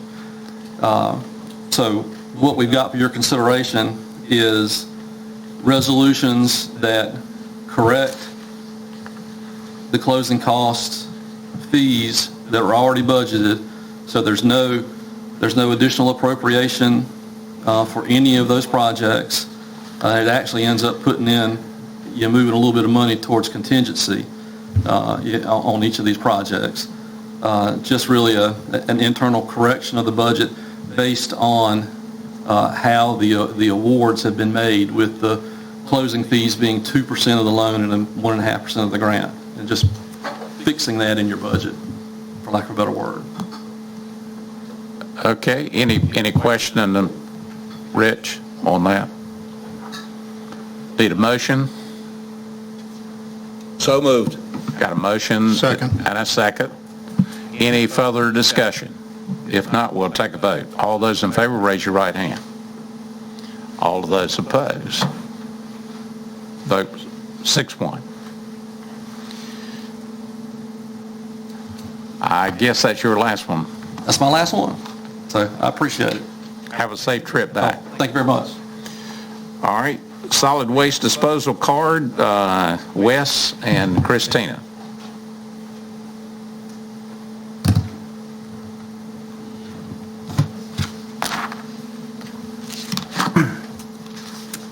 Good evening, Commissioners. I'll reintroduce myself now. I think this is the first time I've been unmasked around y'all. I'm Wes Overman, Deputy Director of Public Works. First, I want to say this is my first presentation to the board. I appreciate the opportunity from y'all, Mr. Alligood and Christina, to be here. And Christina, I'm pleased to take a little something off your plate after 8 years. What I want to talk to you about tonight is during the February meeting, we were asked to look into the solid waste disposal card program that is in operation in Madison County, North Carolina. So we had a conversation with their solid waste director and got a little bit of information, and what we want to do is present some of the pros and cons of what we see as a program implemented in Beaufort County, as well as some of our estimated cost of that program. As you can see, the Madison County program was actually written into their ordinance in the year 2000. However, they did not start enforcing that until recently, when the board approved enforcement in September of 2020. They have been able to reduce their tonnage, but they were not able to actually quantify that at the time that we were speaking with them. One thing that stands out about Madison County versus Beaufort County is they do have 29 solid waste employees who staff their landfill and their collection sites. They also have 10 sites and a landfill. So all county employees, no contractors in that. They issue approximately 10,000 cards each year. Their county is about a quarter of the population of ours, and the number of cards is about half of what we would need to issue. So that's a little bit of background on the Madison County program. One other thing, they do also have a business card program, so they do offer some commercial waste options. If we were to implement something like this in Beaufort County, some of the pros that really stick out to us, we do see the ability to limit our solid waste disposal to those people who actually possess a card. That means that they have paid their solid waste fee for the year. We do think it will reduce out-of-county waste, which we suspect is a problem that we have. And we do expect a reduction in tonnage and hauls of our waste. Unfortunately, we don't really have a way to quantify those two numbers. We don't know how much it will reduce tonnage. We don't know how much it will reduce hauls. A few other pros that we've come up with. We do think it will improve our collection rate of the solid waste fee, because if you can't dispose at our solid waste site without paying the fee, people are probably going to go ahead and pay it. And we also do, we don't know how much, but we do expect some additional revenue from replacement cards. Not much, but there is that opportunity. Some of the cons of the program, this is dependent in our situation on contract employees enforcing this policy. We see a situation where maybe they don't have as much, skin in the game, that maybe they wouldn't be as apt to enforce it. Where if it was a county employee, we have some repercussion there if something went wrong. I've just been out at some of the sites this past week and watching traffic as it comes in and out. This program would slow down the traffic at the sites. Chocowinity is a major one that I've been to, and it backs up to the gate in no time. So we do have concern over the system slowing down, which leads into another aspect. We do say that there will be additional staffing needs because of this program, both at the convenience sites, particularly Chocowinity, Cherry Run, River Road, because of the level of traffic there, and also in the tax collector's office to manage the actual day-to-day operations of the program. One other major con that we've come up with is we don't know what is going to happen to the waste if people are turned away at the site. We don't know, is it going to end up on the side of the road? Are they actually going to turn around and go to the transfer station and pay to dispose of it? We don't have any way to say. Again, back to the logistics. In 2020, we billed 23,387 solid waste fees. That's one car per fee. So that's a lot of handling of materials to print, mail, duplicates, replacements, everything that's got to be managed along with that. If you have your cost estimate there in front of you, I'll run through that real quickly with you. The top portion of the estimate is what we deem implementation costs. The first group of costs is actually the cost of acquiring the equipment needed to purchase to print the cards, as well as a first round of supplies. So you've got you've got the equipment, you've got the supplies to print 24,000 cards, because it equals up to that when you do the math, as well as the postage and printing supplies needed for that. Next, you'll see what we estimate to be the salary and benefits of a full-time employee for the tax collector to run the program. One thing that would happen is their employees would cross-train so that everybody could operate the program. It wouldn't be just this one person, and this one person would not be doing just this task. They would be able to help with all the other duties in the office. And we've also estimated a cost just for adding an extra site attendant at 3 sites I mentioned for 40 hours a week. So that's included there. The implementation cost, we have roughly $88,000. And if you just roughly, if you look at our current math that we got going on with Republic, that's 1,125 tons of waste. That doesn't factor in the hauling aspect of that, but that's the tonnage of waste. The bottom section of that is the annual supply cost. These cards would be reprinted every year, because once you pay the fee, you've got to get a new card. And the cost for the cards on this is different because these are color. We would change the color of the cards every year to help the site attendant know what year are we looking at, have they paid the correct year. So the annual supply cost would be roughly $17,400. So that's a breakdown of the cost we estimate.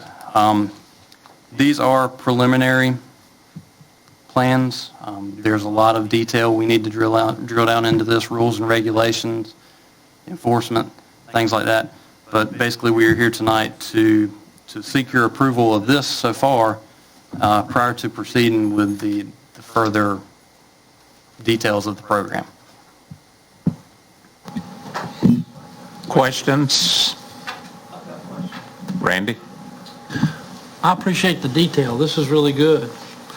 Did Madison County have any comment on how much trash they're seeing on the side of the road? I do not recall that. Do you? They really didn't have a big issue with that, but one of the differences with Madison County is, one, the geographic size of the county, and as Wes said, they still operate a landfill within that county. So they have a transfer station that's there. So one of the things that they are able to do is, if at the collection site, if they do not have a valid card, the site attendant sends them to the transfer station. So they are able to then travel to a transfer station. I'm not sure of the exact mileage, but again, it's a smaller county than Beaufort County. And when they go to the transfer station, at the transfer station, they are able to have access to their current tax records, and they are able to look it up at the transfer station to see if that person has actually paid. So they can either pay cash at the transfer station, or if they have paid their fee and they just happen not to have their card on them, then they can dispose at no additional cost. So for them, I think, he said that they have had some issues, again, this is in the mountains of North Carolina. He said that they have had some issues with some unregulated campgrounds where they've had some disposals in some wooded areas, but I think they would have had that even without the card program. So there has been some issues with some waste being disposed in some unregulated areas, but I don't think it hasn't been too big of a problem, but they have a secondary place that people are able to go to. I think one other thing to keep in mind there is their landfill is centrally located without a large river through the county too. So, it's easier for them to get to the transfer station if they don't have their card on site. John? I think when I talked to them, they were doing, the company that we use at the transfer station. No, not Republic. It's the management piece of it. Wasteworks. Yeah, Carolina Wasteworks. Software. They were using Wasteworks for some of this. Is there an opportunity to just outsource this rather than bring it in-house? Printing and mailing and all that? They don't actually outsource. Their programs interface with each other. I'm talking about us. Why not? We don't anticipate that. Why not? No, Wasteworks is just the software. Right. That they run their billing program. Okay, let me back up then. Forget Wasteworks. Is there just an opportunity to outsource this?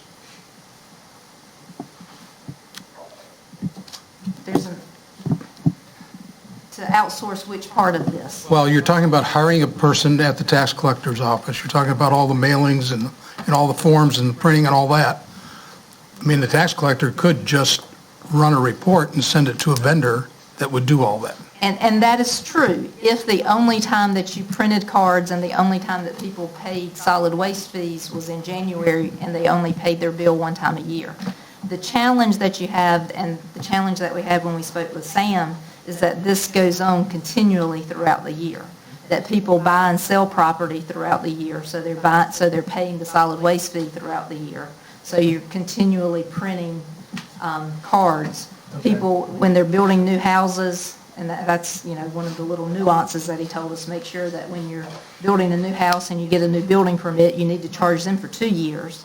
Because when they sell the property, you need to go ahead and prepay because that new home is not going to be assessed until the following year.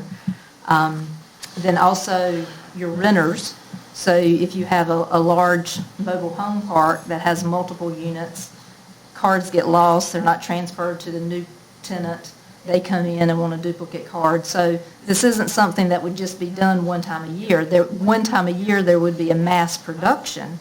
Perhaps that could be outsourced out, but at other times, and again, this FTE, this isn't something that Wes came up with himself. He and I met with the tax collector, Wynn Kenyon, and his concern was because this is something that goes on throughout the year, that he didn't feel that his current staffing could handle the additional workload throughout the year. Not just the printing of the cards, but again, if somebody goes to dispose of waste and there's a disagreement about has this been paid, has it not been paid, so you get the telephone calls that are routed to the tax collector's office. So someone needs to stop what they're doing and pull up the tax records and that. So again, that was Wynn's thought, was that his current staff would be unable to assume the additional duties. And again, this is without knowing exactly how this would work. If Wynn did speak with Farragut in order to determine if we would be able to do a file transfer. Again, as I said, at Madison County, or yes, Madison, yes, there's an I, Madison County, that their tax office and their solid waste, they were able to link things. The challenge for us is that we work with a contractor, and there's not one centrally located site. So we have various collection sites throughout the county. There's not internet access at these sites. The site attendants at these sites, I don't think we want them to have access to our tax servers, so we're not going to have them pulling up tax records. Or would we print out a printout of the 23 parcels that have a yes/no printed beside it? That's really going to slow down traffic, so there are a lot of logistics. I'm not saying it's not possible, but there are a lot of, if this is something that we want to continue, we really need to work out the details of that. Or else we will have some serious disagreements at the sites between the site attendant and the person who says, I paid my fee, I should be able to throw away my waste, and the site attendant who says, you don't have a card, now what do we do? And the Beaufort County Sheriff's Office, we had a situation previously that, we try to work out issues without escalating, but unfortunately we don't want to involve the sheriff's office with things, but sometimes that's the only way that you can do it. Right. And we don't really want that.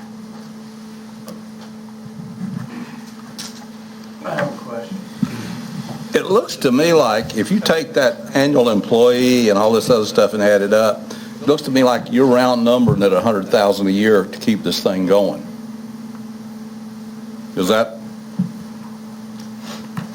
You would essentially be, I'd say in the 80, rough math here, 85,000 range. Okay, if that's the case, how many tons of waste do we have to save doing this to break even? Yeah, strictly looking at waste, you'd be looking at about 1,100 tons. But there's also the hauling aspect of the reduction as well, which is we can't really quantify. Because you don't know which waste it is. Right. Whether it's tree limbs or something that's more compact. So that's 1,100 tons. How many tons a year of waste are we hauling out of the county? Do you have a rough number? Round numbers. 35,000? A lot more than that? You're probably looking 2,000 to 3,000 tons per month. Okay, that's 35,000. Okay. Well, I mean, I just bring that up as where's the break even on this? Because it has to pay for itself, otherwise there's no advantage, and then it has to reduce the number of tons that are going through this. You know, you guys are doing sort of some master planning with the mega sites as to what we want to do with that, and I know that we're in the early thinking stages on that, but maybe something like this is better incorporated into the final plan if we're going to do it. It's just, you know, because what's going to happen, this is going to be typical of the rules at the roll-off sites. You're going to fight those rules all over again with this, because everybody that goes out there, they're not going to keep up with their ticket. They're going to give it to somebody. It's going to go on and on. So, but if you incorporate it into a new system, you might be able to incorporate it a lot more efficiently. Yeah, and obviously we need to know what the break-even point is. I think it would be a lot easier to control if we had county employees like Madison County. Based on my experience going to the rollover sites, I don't think this wouldn't be for every public employee, but for part of them, that card you wouldn't have to show it. 29. Well, I'm just saying that their situation is a little bit different. That's a mixture of some part-time in there too. That's not all it is. Well, they're in a landfill too. So, I mean, all we're talking about is the roll-off sites. That was their total solid waste department. So coordinator, office staff, landfill, convenience sites, truck drivers.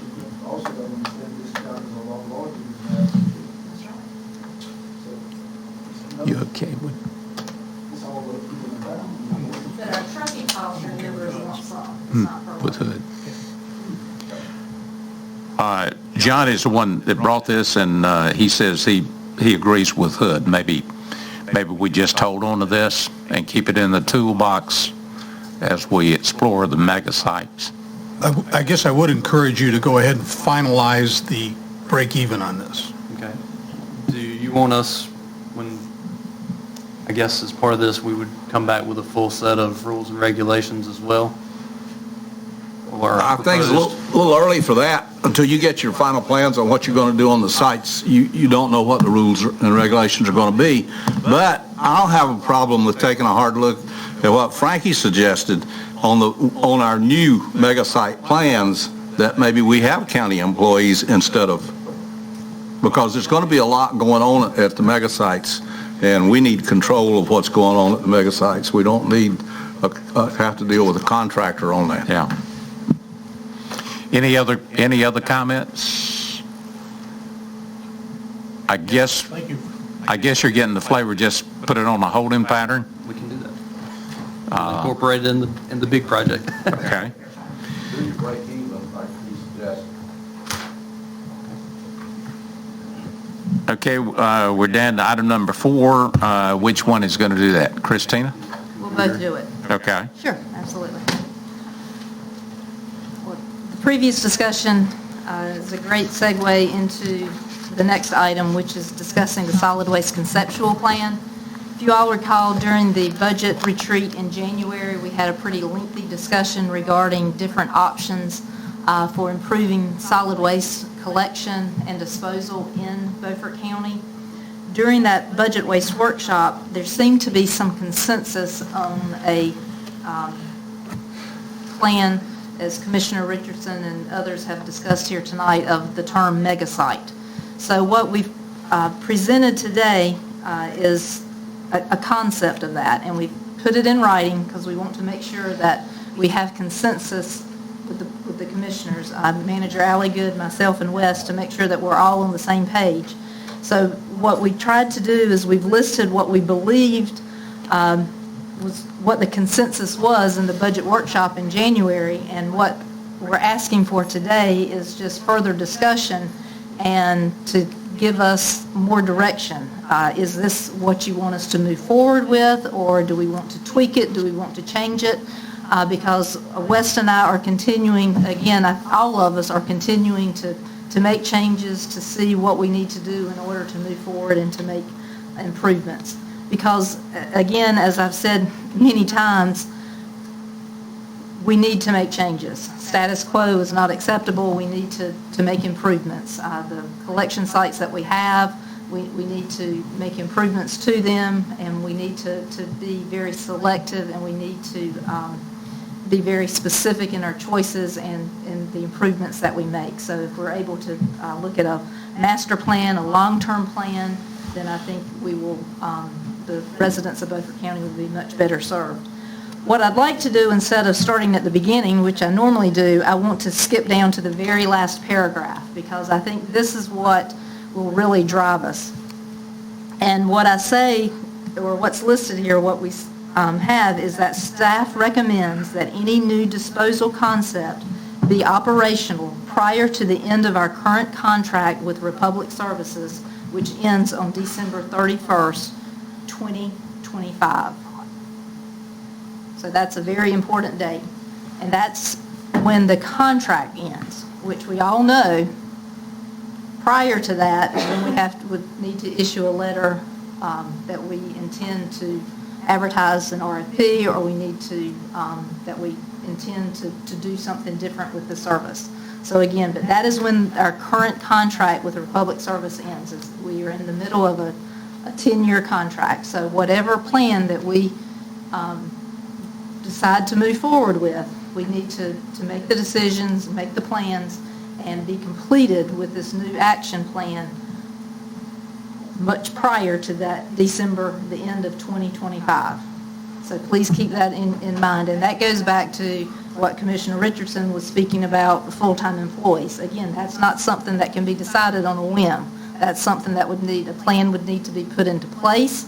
We would need to be committed to that, because if we do issue an RFP out to other companies, that would need to be a part of that RFP, because right now, if we issue the RFP, we are asking other companies to provide a proposal to us for them to do all of the management.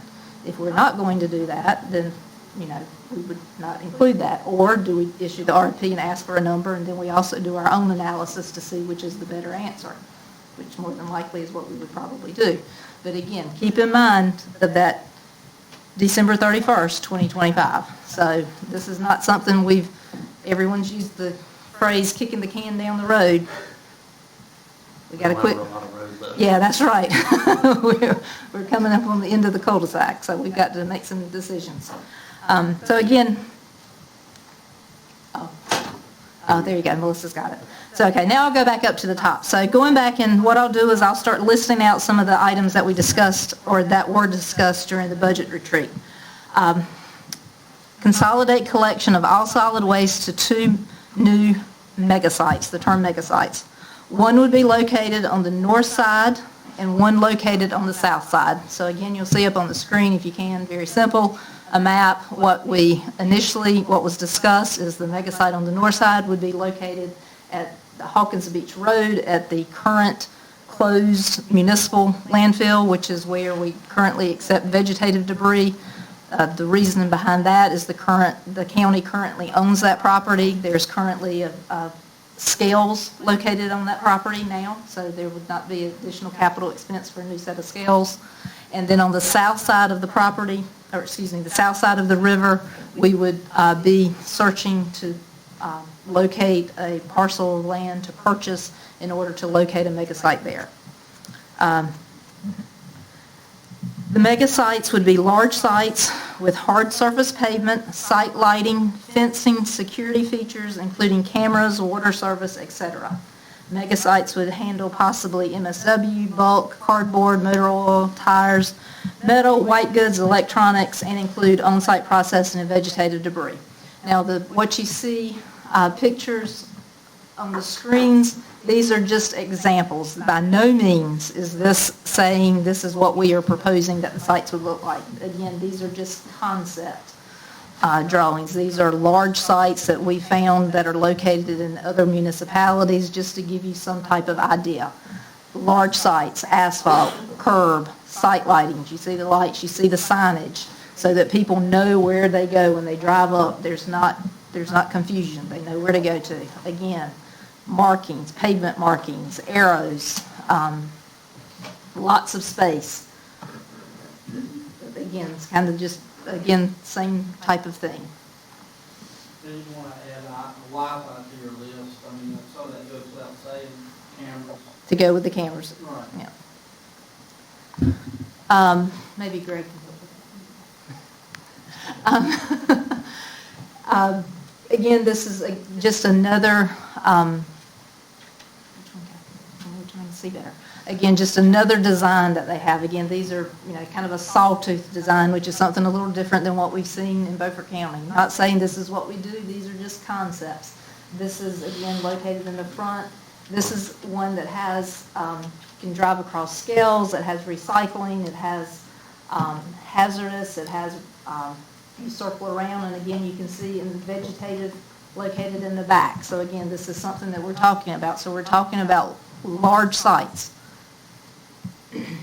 Again, this is another very similar, more of a typical collection site up front, and then vegetative in the back. So you come in, you have different, and I've actually seen this from the ground level. Some of these, they have canopies over it. So again, when you drive onto this site, it's very specific of where you need to go. Some of these bins, instead of having the large 40-yard containers that we are accustomed to, some of the sites now have the smaller containers where the compaction, instead of having a large compactor on site, the trucks do the compacting. So again, there's different ways. We're trying to think about different ways and looking at how other people do things to see what's the best alternative. So again, just looking at different alternatives and different concepts. Again, this is another one of the other items we listed is potentially operating these sites as a mini transfer stations. This is a concept. Not saying this is what we should do or this is what we will do. This is a concept. Is that what we should do? I don't know. A transfer station, again, keep in mind, is where you don't sort waste, where it all goes together, you mix it all up, and that way you can transport it more efficiently in the larger 18-wheelers. I'm just throwing this out. If we do that, does that make it more attractive to other companies when we renew our contract? I don't know the answer to these questions, just throwing that out. This is a picture of a transfer station where you come in off of the roadway located in the bottom right-hand side. You come in, there are some types of waste that you dispose of without a fee. Some things you have to dispose of without a fee. General statutes require that. White goods, some tires, things like that. So some things you may want to allow your citizens to dispose of without a fee. Then you cross the scales. Then other items you charge for. Bulk, perhaps. Bulk is where that's costing us so much money. So our mega sites, do we want to go across scales, and that charges bulk. You charge for bulk. If you have bulk, you go all the way across the scales. and then for transfer. So again, these are all concepts, don't know. So things that you're thinking about. Is that the last one? Operations at scales at each site, again, that would be, the mega sites would have scales on the north side, scales on the south side.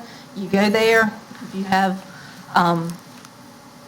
one of the potential policies we could have, again, that we've talked about is bulk is what we are trying to reduce. That is what's causing us, that's one of the items that is causing a large expense to our solid waste program.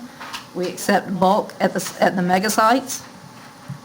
You have to go across the scale.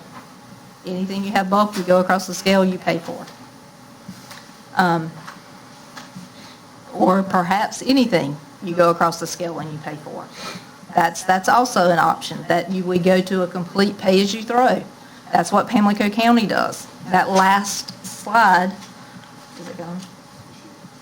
Oh, she's taking it down. The last slide was actually the transfer station at Pamlico County. Everything at that site is pay-as-you-throw. So. Is that site out there on 306? Yes, sir. Yes, sir. Okay. Yes, sir. Again, those are policy decisions that the commissioners would make. So if you choose to go to a pay-as-you-throw, then everything would go across the scales and it would be pay-as-you-throw. So those are, again, we're talking concepts, so that is a concept. So that is what we're looking at. These mega sites would also establish a vegetative and a temporary storm debris site on the south side of the river. So that would be a big advantage, in my opinion, that having this new site on the south side of the river, that would allow us to process vegetative waste on the south side in lieu of trucking it to the north side of the river to process. It would also provide us with having a temporary storm debris site on the south side, which is something that we do not have. So again, obviously, for those of you that have been here through hurricanes and storms, that's always a challenge for us, trying to find a place to store debris after a storm event. So that would be a big advantage. And then also an item that was discussed during the budget retreat was that once the two mega sites were constructed, then all current collection sites would be closed. Yeah. You've had second thoughts, too. No, I said last time that we needed what we needed. The guy that's got 2 bags of garbage doesn't need to have to drive all the way across the county. I think you need to, conceptually, if we're talking about maybe having our own employees with these mega sites, and I don't think we can do anything different but that, if you had certain sites across the county that were open on, one was open Monday, Tuesday, and another was open on Tuesday, Wednesday, you could have a roving crew that would go around and open those sites and take local small amounts of waste as a service. I think you need to look at that and look at the cost to it, because I have a problem with people having to drive from one end of the county to the other to get rid of trash, especially in light of what they're doing now with the convenience that they have. But I think we need to, I just want you to look at that. I don't want you to throw that out. I think it's important to mention that the concept that we're presenting tonight is a full pay-as-you-throw system with just the 2 sites. Pay-as-you-throw. What I'm saying is we're doing concept right now, and we're doing brain thinking. We're doing fast thinking of brainstorming, and I think it's too early to say that we're going to have 2 mega sites and that's going to be the end of it. It's far too early to say. I want to see you come back with some more stuff. I want to see you do some thought on how we can have more convenience that goes with this. And because we have existing sites, they may need some paving and some improvement. We're not asking about going out and creating new sites. We're asking about keeping some of the sites that we have now and using those as convenience centers just for bagged, if you will, trash 1 or 2 days a week. You have the same schedule. The same place is open the same 2 days every week, and everybody knows when that is, so they know when they can get rid of their trash. If we were having to go out and buy sites, I would say no, but we're already on these things. Randy? Another item to add to your list would have to be water supply lines for firefighting. I do, yeah, I have water service, and Okay. not just firefighting, but also to wash down the hard surfaces in order to keep it clean, because that's definitely something that's lacking at our current sites, no doubt. Stan? I was under the impression we would keep some sites open, limited days per week. I mean, the mega sites would not take precedent over keeping a few sites open, right? That is why we are here discussing that this evening, because that's what we're trying to get consensus to make sure, because my concern is we're having a discussion about constructing 2 mega sites, and we currently have 10 convenience sites that I have struggled to get funds to make capital improvements on. So how am I going to get funds to construct 2 mega sites and keep 10 convenience sites? Because this is a comprehensive plan that we're doing, and and that's a part of your comprehensive plan, is put it in there, and we'll talk about it and decide whether we want to keep it or whether we want to not do it. And it depends on the cost of what you think the cost will be of operating how many of these little convenience places that already exist. We're not talking about building new ones, so that's a part of it. We're doing the brainstorming part of this. John? My recollection was that we weren't really talking about pay-as-you-go either.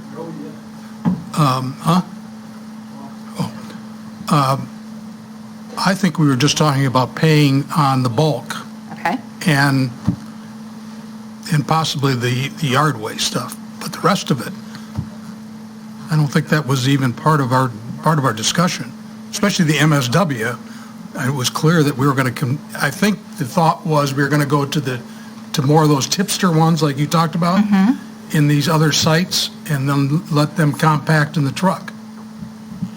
Once again, I just caution that we're brainstorming. We're not coming to a final decision tonight. Don't start jumping off of cliffs because you don't know what's down there.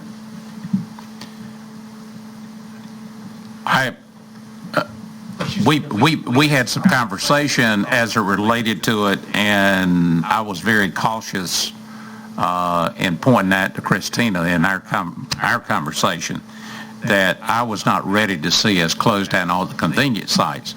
But I think that we have to have a plan in place that if we're going to make improvements, if we're going to take $100,000 and we're going to spend on some sites, that we try to make sure it's sites that we own and would be the areas where we'd have the compactor to take care of that. I visualize the most critical thing that you need guidance from us on is, are we still okay with purchasing a piece of property on the south side of the river and calling it a mega site? It may not be a mega site as it relates to every bit of our ways, but at least it's in the right location that we can go ahead and start saving some money on transportation as it relates to tree limbs. I mean, it just does not make sense for us to pay the tonnage and the per truck charge to take limbs from Aurora all the way to Chakawinna to across the bridge through Washington and down to Hawkins Beach. That's crazy. I think and again, that's why I want to be in the brainstorming phase with this. There's some opportunities to do some things with bulk limbs and waste, like having a chipper on site. Yes. You go out here and you weigh this stuff and you pay us for it, and then you take it over there and you dump it on an area. Right now, we're bringing a chipper in under contract down at White Post once a year, and they're just chipping whatever's there. There's some opportunities for innovation, and that's why I want us to keep talking about this so that we can maybe do some of these things. You could have a chipper chip it into a bin-type hopper or something with concrete walls and bring the end-loader in and load the truck. You probably reduce the thing by 90% just doing that. This is why we need to keep talking about this, because there is opportunity to be innovative in this whole thing. Well, and that's why we're here. We're making progress. Again, we had a committee set up, that didn't work, so now we're all here together, so I think we're moving forward. So again, looking at this list, I don't know if we can call for a formal vote, but it appears that the pay-as-you-throw option, there was discussion at the budget retreat about allowing private business to come in and to take, that if we went to the pay-as-you-throw, then that would be an expansion of private business and allow the private business to come in and to do that, but that doesn't appear to be the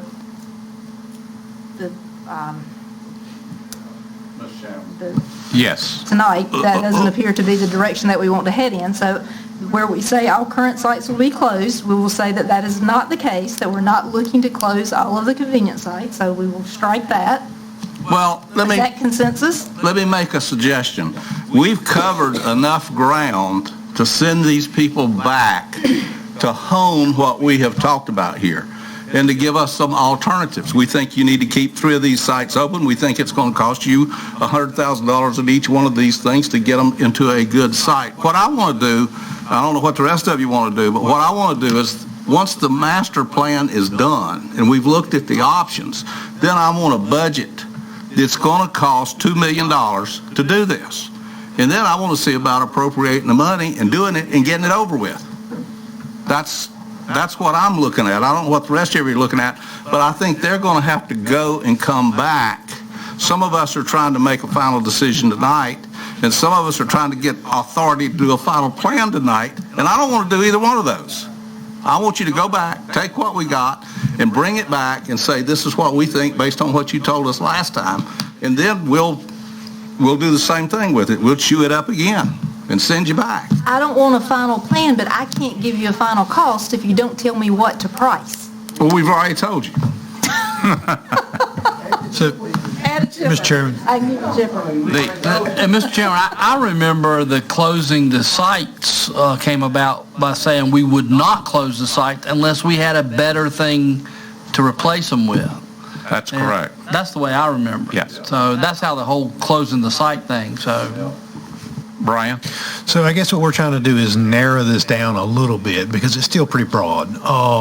So what I've heard generally, I think, is you want some small convenience sites still around. You're still good with the concept of 2 larger mega sites so that you can do better service and do those kind of things. And there's opportunities to do some innovation at them, maybe sell some mulch or whatever, however that is. Right. And maybe you put it in larger compaction. Maybe it acts as a semi-transfer station where we no longer have to pay a company to haul it from the convenience site to the transfer station, from the transfer station to the landfill. It can all get compacted at one of those 2 mega sites, and then it can go straight to the landfill. So I guess a starting point for us then would be to say, I think what I've heard with small convenience sites is we want to do away with any site that we do not own. So when we start looking at where those small convenience sites could be, we first want to look at what sites we own, because we don't want to continue to be in a situation where we're paying somebody else and making improvements on a piece of property that we don't own. So would that be a starting point for us to say, let's come back to you with the sites that you currently own, and then you can say, well, that's too close. Maybe we put rings on them, maybe we put mileage rings on them to help us narrow it down a little bit, because every time we come back to you, we're trying to chip a little bit off so that we're getting tighter and tighter and tighter. Traffic in some of these sites would be important too. Christina and I had a conversation today that she would like to do a deal where we have traffic counts that we can believe in some of these sites. And what I told her was, you're going to really offend some people, because what you're going to find out is some of these sites aren't used that much. We need to know that.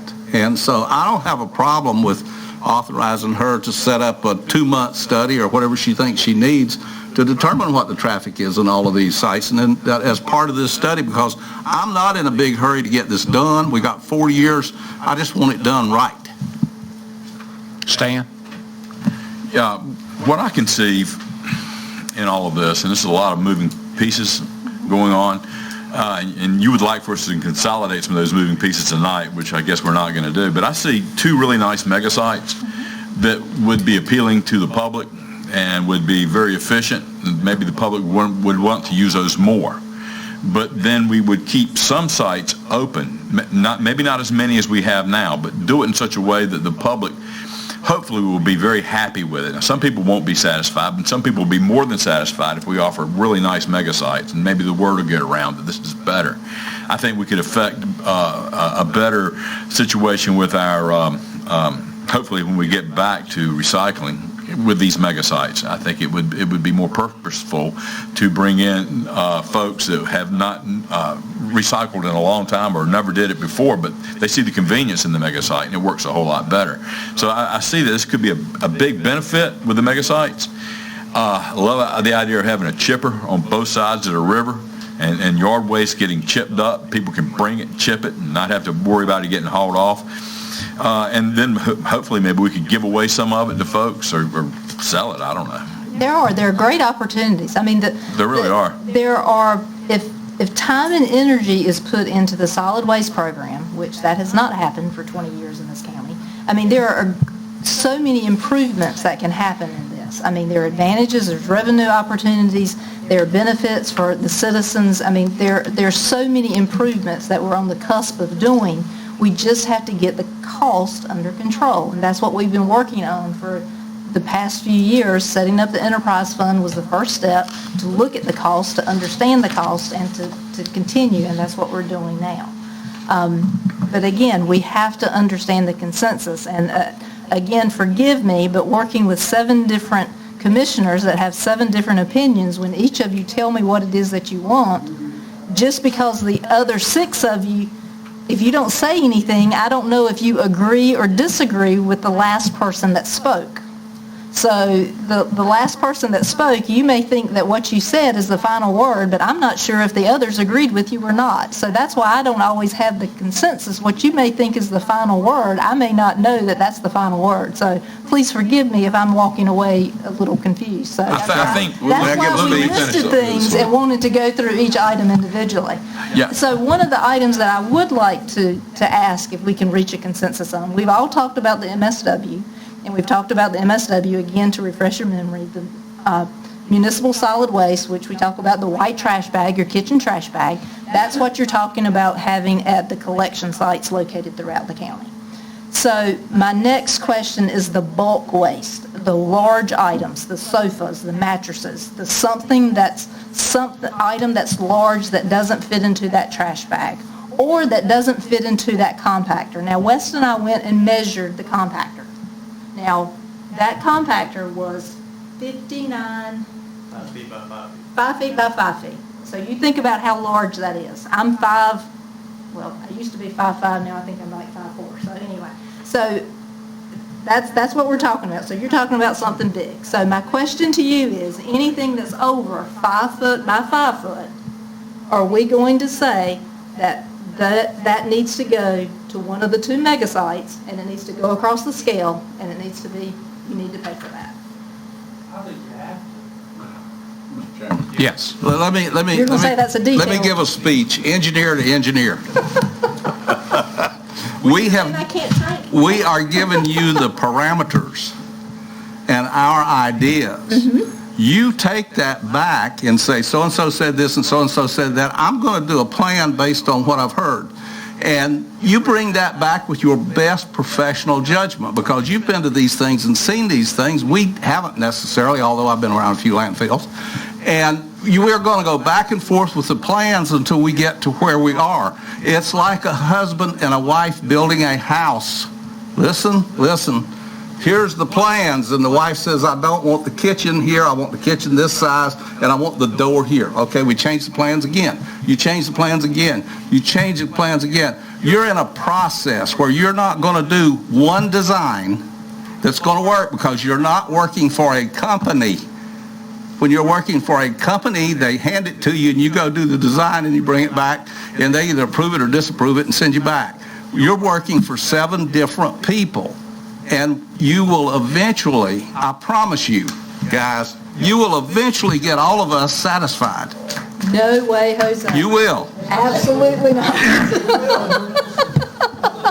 First of all, I agree with you, but the bulk waste is a big issue, because when I do my plan, when I do my concept, that makes a big difference in the convenience, the collection sites that we keep open. So that is probably the last big question I'm going to ask, and then I'm going to go back to my little seat and sit down. But where the bulk waste goes is probably the biggest question that I need clarification and consensus from the commissioners on. Well, you think you need it today, but you really don't. We've already told you, nobody has said we're not going to charge people for going across the scales with bulk waste. Nobody's locked this stuff down. Everybody's presenting ideas, so don't try to be a designer. You're a planner right now. You will design after we approve the plan. Okay, let me ask this question. Forget how it's paid for. Forget the scales. Let me ask concept. Does bulk waste go to the landfill? I don't care about the scales. I don't care how it's paid for. I don't care if it's included in the fee. I need to know, do I need to plan to have a container at the collection site to accept bulk waste, or do I need to plan to have a container at the landfill to accept bulk waste? I think the way, you want this? That's the whole, the bulk waste is the whole issue that we have. So that's the whole thing that we've been trying to get the bulk waste from the convenience sites. That's the whole thing. If you get it in the compactor, if you get it in that 5 foot by 5 foot and you put it in a trash bag, I don't care what you do with it. Yes, you do. Well, yeah. Okay, but here, maybe we can simplify it. What you have presented, I think we are all fine with, except for the closing of the convenience sites. Okay, so just go back with all that and start working on it. Right, yeah. Okay. Yeah, we're closing some of the convenience sites. Well, we said that, the ones we don't own. Yeah, and limiting the hours. it's just 8 years worth, and I apologize if I'm being dramatic. I'm typically not a dramatic person. I'm normally like this, but it is 8 years of these, and for those of you that have been on the board, you've gotten the telephone calls. Solid waste in this county needs attention, and I am pretty, I mean, I want it fixed. I am. I really do. The telephone calls that I get, I'm tired of telling people that we are working on it and we are discussing it and we are trying to fix it. I no longer want to tell people that. I want to be proud of what we have. I just don't have the checkbook. Go ahead. So just a question, just for clarification, and I hear what the board is saying, but if what we're looking for is for you to say to us, yes, we want those extra convenience sites out there. We don't want to close everything. We want some of those, and we want that to be MSW. Is there consensus that bulk waste needs to go to a mega site? Oh, yeah. Yes. Okay, that's great. That's great, because otherwise you might as well keep what you got and not change it. Okay, bulk to the mega site, so we know that when we put this conceptual plan together, that it's only going to be MSW at those, because then it can be smaller and we can get a better number on it, and we could do those in multiple areas, rotating times maybe. That helps us tremendously. Thank you. That tells us from now on bulk waste is going to the mega sites. Now, let me ask this one more question. Vegetative? Does vegetative go to the bulk sites? Yes. To the mega sites? Okay, that's wonderful. That gives us, that's two wonderful things that we need. Thank you. We will bring you back a conceptual plan that incorporates those two things, where at the mega sites, bulk waste goes and vegetative debris goes. Thank you. No, as a matter of fact, what I visualize is the two mega sites would take everything except those two white garbage bags that I want to deliver somewhere on the way to Washington or Belhaven. I want to get rid of those two bags. But anything beyond that, I'm willing to go somewhere with it. Yeah. That gives us where we need to. Because throwing away a sofa is not an everyday thing.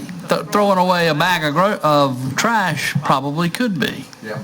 So you got to have a transfer station in this thing too, and that little mini transfer station would probably get us to button everything up really nice and sit it wherever. I can't commit to that because I haven't discussed it with the solid waste division of the state. So there are permitting issues that go with transfer stations, and there are operational issues that go with transfer stations, and we have not researched that option thoroughly. So that's why I have that as a possibility. So I will say that we have not thoroughly researched that option. So that's why it's a concept. We've just planned it. It's not designed. Yeah, well, tell them that there have been cases where boards of commissioners showed up to meet with these people, and if we have to, we will. You are more than welcome anytime.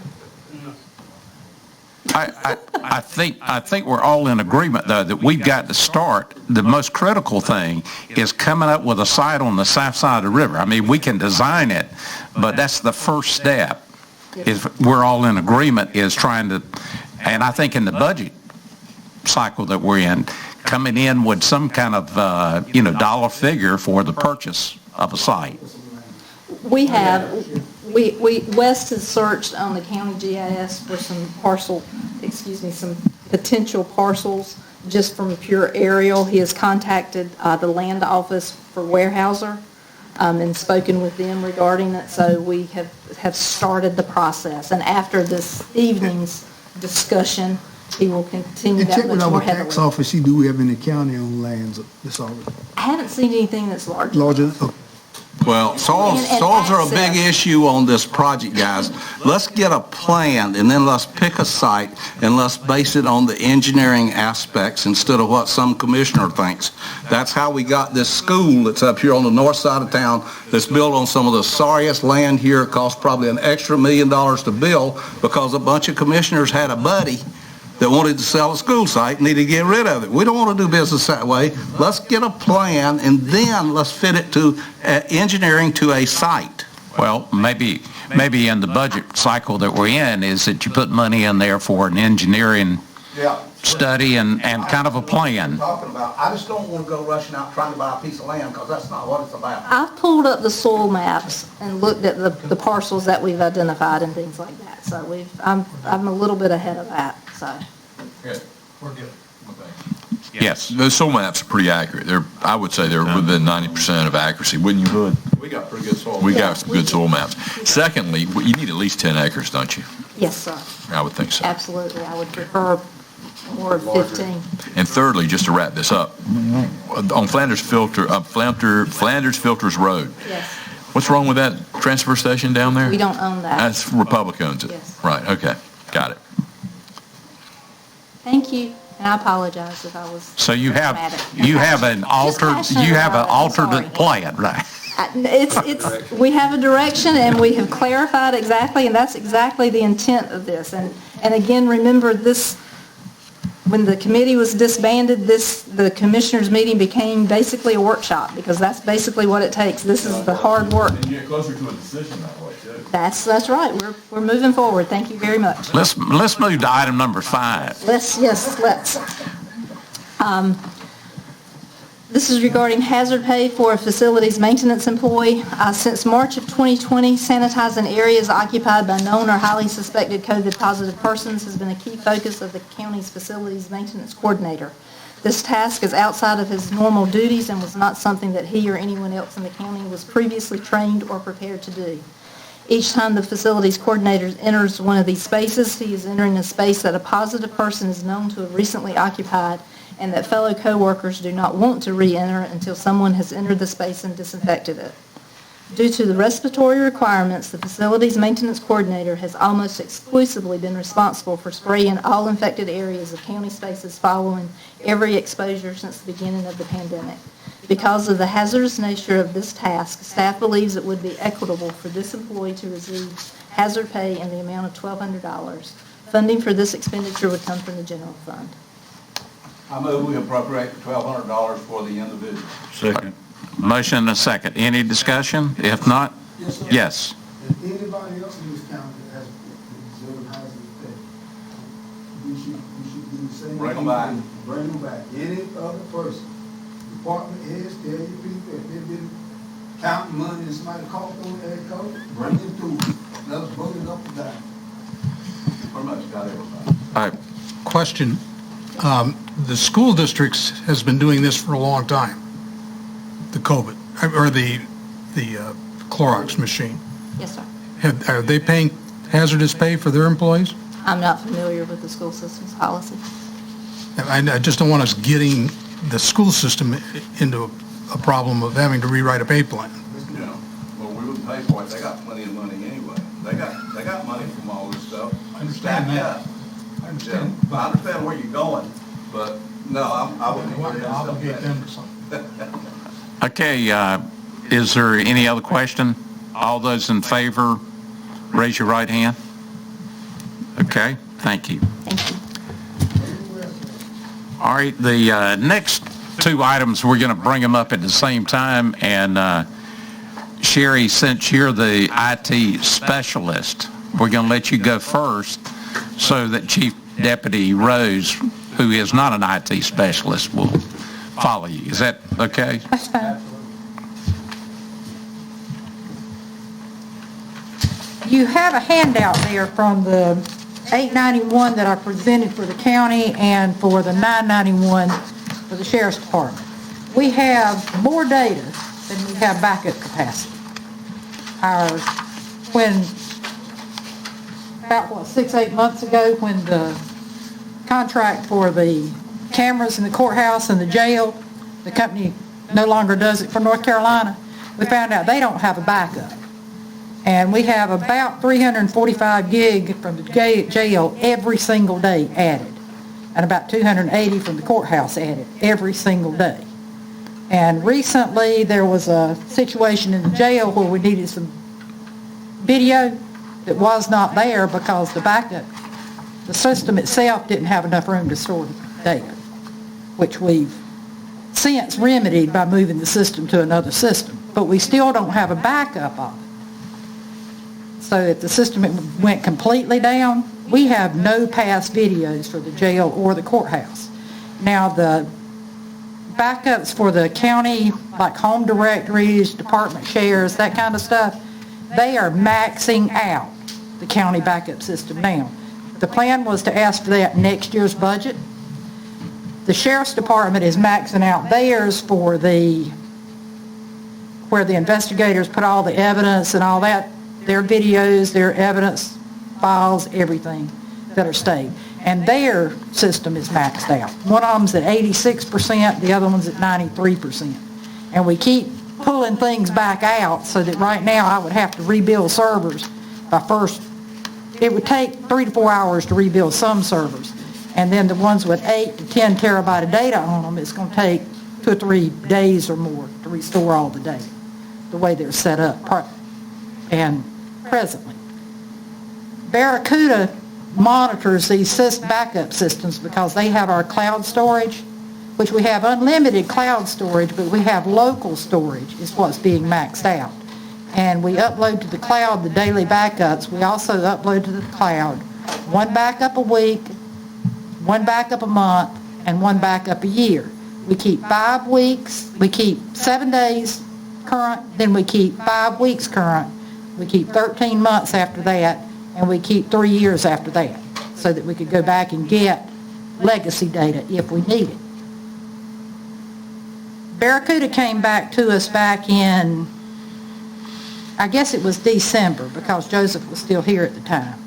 And they offered us a deal where they'd give us 20% off of the original cost and then 20% off of that cost. Well, our backups have now gotten to where they're, like I said, 90% plus. And they called me back the 1st of February, wanted to know if we were going to take that deal. And I told them that we were planning on putting it in the budget for next year. And they said, well, if you will go ahead and sign a 3-year contract, which keeps us from having the increases, they do anywhere from a 5 to 10% increase every year on their renewables. We lock in 3 years worth of renewables plus the device at approximately 34% off, which will save the county about a little over $70,000 for the sheriff's system and a little over $20,000 for the county system. And we've had Barracuda backups now for 8 years in the county because I've had it refreshed twice. They give you an entirely new system every 4 years. The one in the Sheriff's Department was replaced recently, sometime first part of last year. So it's due, the one now they have a 791 that has 17 terabytes of data, and it's full almost. It's got 15.5% on it. 15.5 terabytes. The county's only has 12 terabyte of data, and it's running at a little over 10 terabytes right now. So like I said, I have to keep juggling around what I'm actually backing up. I would like to see us be able to back up the VM servers completely, because then I could just restore a VM and it would restore, a regular Windows server with 500 gig of data can be back up and running in 15 to 20 minutes. Whereas right now I've had to take the VMs out and just backing up the crucial data on each server, which means rebuilding servers, reloading applications, and then restoring current data. Mr. Chairman. Yes. I want to start off on the bad end of this, and I want you to know that none of this is aimed at you personally. That's fine. What I'm wondering is, we were paying a very high-priced genius, so we were told by the Sheriff's Department to run that IT department over there. I've never heard a word about this. This is sort of like what happened with the jail cell doors, when everything was fine, and then all of a sudden one day they went completely to hell. Now, we got the same kind of a situation here, where something is being sprung on us, that we're in a critical situation, and this is the first time this Board of Commissioners has ever heard about this. I know Joseph did, like I say, he asked about it, and we were looking at planning for it to put it in the budget for next year. You would have been seeing it in, March, April, when you get your planning budget come through. So you would have been told about it at that time. So why do we need to do this now? Why can't we wait? Barracuda offered the deal where instead of it costing us $197,000 in July, which I could probably get 15% off of, that if we buy it now, they'll give us 41 months instead of 36 months, and our first payment's not due until July 25th. So it puts it into the next year, but it gives us the 34% off of the hardware and the renewables every year, and the cloud storage for 3 years. What things are we talking about backing up with this new thing that we're buying? We would be able to back up more of the data that's around. What data? From where? Okay, we have videos for one thing, the jail cameras and the courthouse cameras. The courthouse cameras belong to the county, the jail video cameras belong to the jail. Body cameras, in-car cameras. In-car cameras are not backed up now. All of which we have to keep by the retention level for at least 30 days. And every bit of video that we have, since we've been trying to upgrade the video and everything that we do, is now pretty much HD quality, which means that it's heavy compared to the old analog cameras that we used to have. So we have been, each year, we've been trying to add to the infrastructure on that, and I was more than willing to wait until we got to the discussion of the next budget. I don't like spending next year's money. I don't like when salespeople try to get us to get signed before then.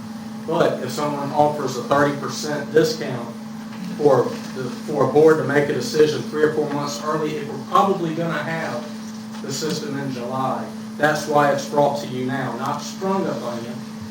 Well, one of the problems I have is sprung. There's things going on over there that commissioners don't know about. And I would like, Mr. Chairman, when they bring their budget in, for them to address every computer system they have and the backup and where it's backed up, whether it's on the cloud or on hard drives, so that we can not get surprised again by this, because there's just, there are too many surprises coming out of the Sheriff's Department. The information that we're talking about now has already been given to you in previous budgets. It's been discussed. It's been gone over in budget retreats and budget workshops. You've been here when we talked about it. I'm sorry, but I don't remember discussing any of this. Maybe I was delirious when this was going on, but I don't think it's happened. Each year, I give a 5-inch binder to the county manager in reference to the systems that we have, the information that you are requesting. You get every year, whether you ask for it or whether you look at it. So, so that's easy. It's already being done. You yourself and any of the commissioners, all you have to do is pick up the phone and call me. I will meet you at the office. I will go through anything. And that is also open to the public. If someone from the public wants to know anything that goes on at the sheriff's office, make contact with them. We'll walk you in, give you a tour, and show you, right, wrong, or indifferent, what's going on with it. We're playing a very odd management game here, whereas the board that has the responsibility when things go down in the jail and we get sued and we need this video and that video and it's not there, it is up to you as an employee of the county to come to the board and say, these are my critical needs. It is not up to me to go through your 5-inch thick book that you're using to cover your butt, where you put everything you can think of in there so that if any contingency comes up, you're covered. It doesn't work that way.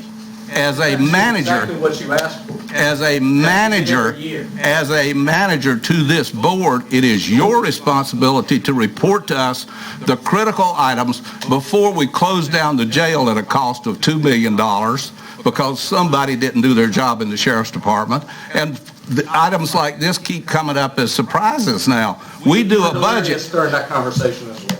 Sir, what was that? You were delirious during that conversation. Apparently I am. I'm sorry that I'm so retarded and inept and unable, but I've been around management now for 60 years.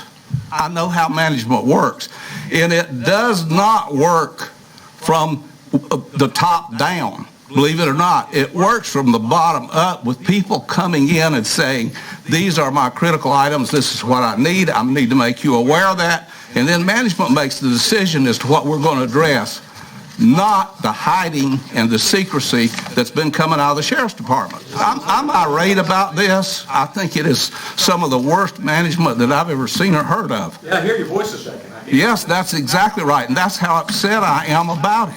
What is the next surprise that's going to come out of the sheriff's department?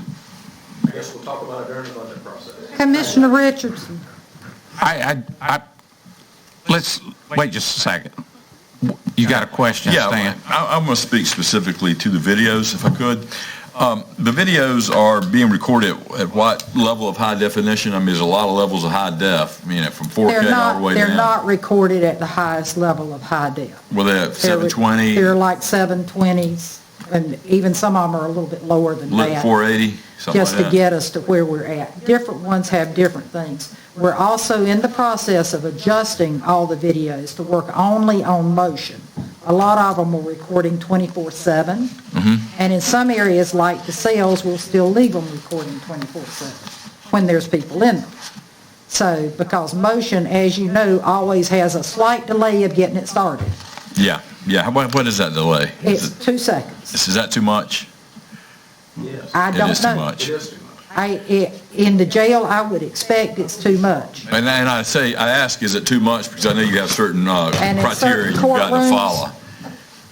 The cameras actually say they have a 3-second that they'll pull beforehand and go. But in actual watching one, it's about a 2-second delay. So in some certain situations, you can do the motion sensitive. Certain situations. But a lot you can't. Right, exactly. Let me ask you, and can you... But we don't want to. But you don't want Not to. want to do that.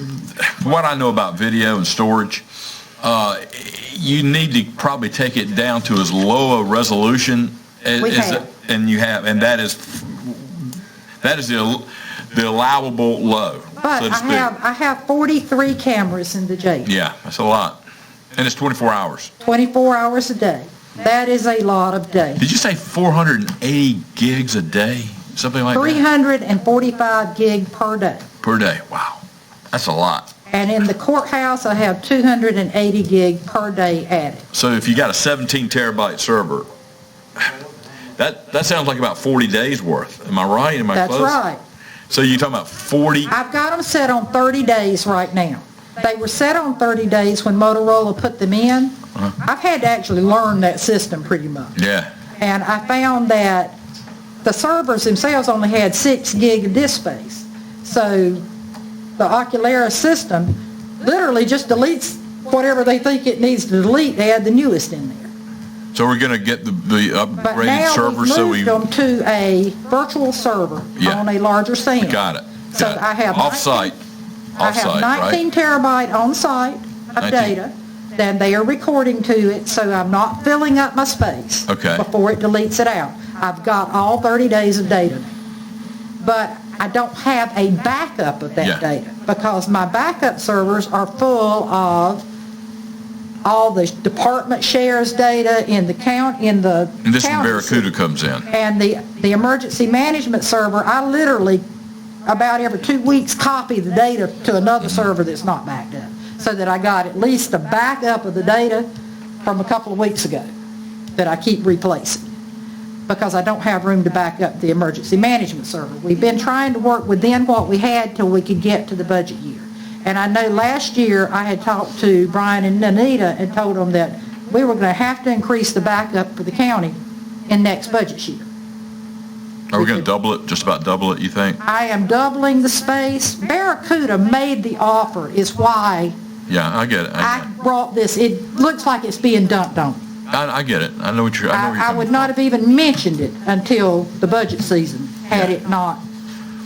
So we need to double, and we get a 34, roughly, you said 15, we probably get... 48 terabyte backup at the sheriff's department, and I can get a 24 terabyte backup in the county. Okay. So I go from 12 to 24. Is that enough? Is that going to be enough, you think? Well, I'd like to have both, but I'm not do I have the budget for that? I think... The 48 terabyte. You want to have as much as you can, as cheaply as you can. The 48 terabyte in the sheriff's department.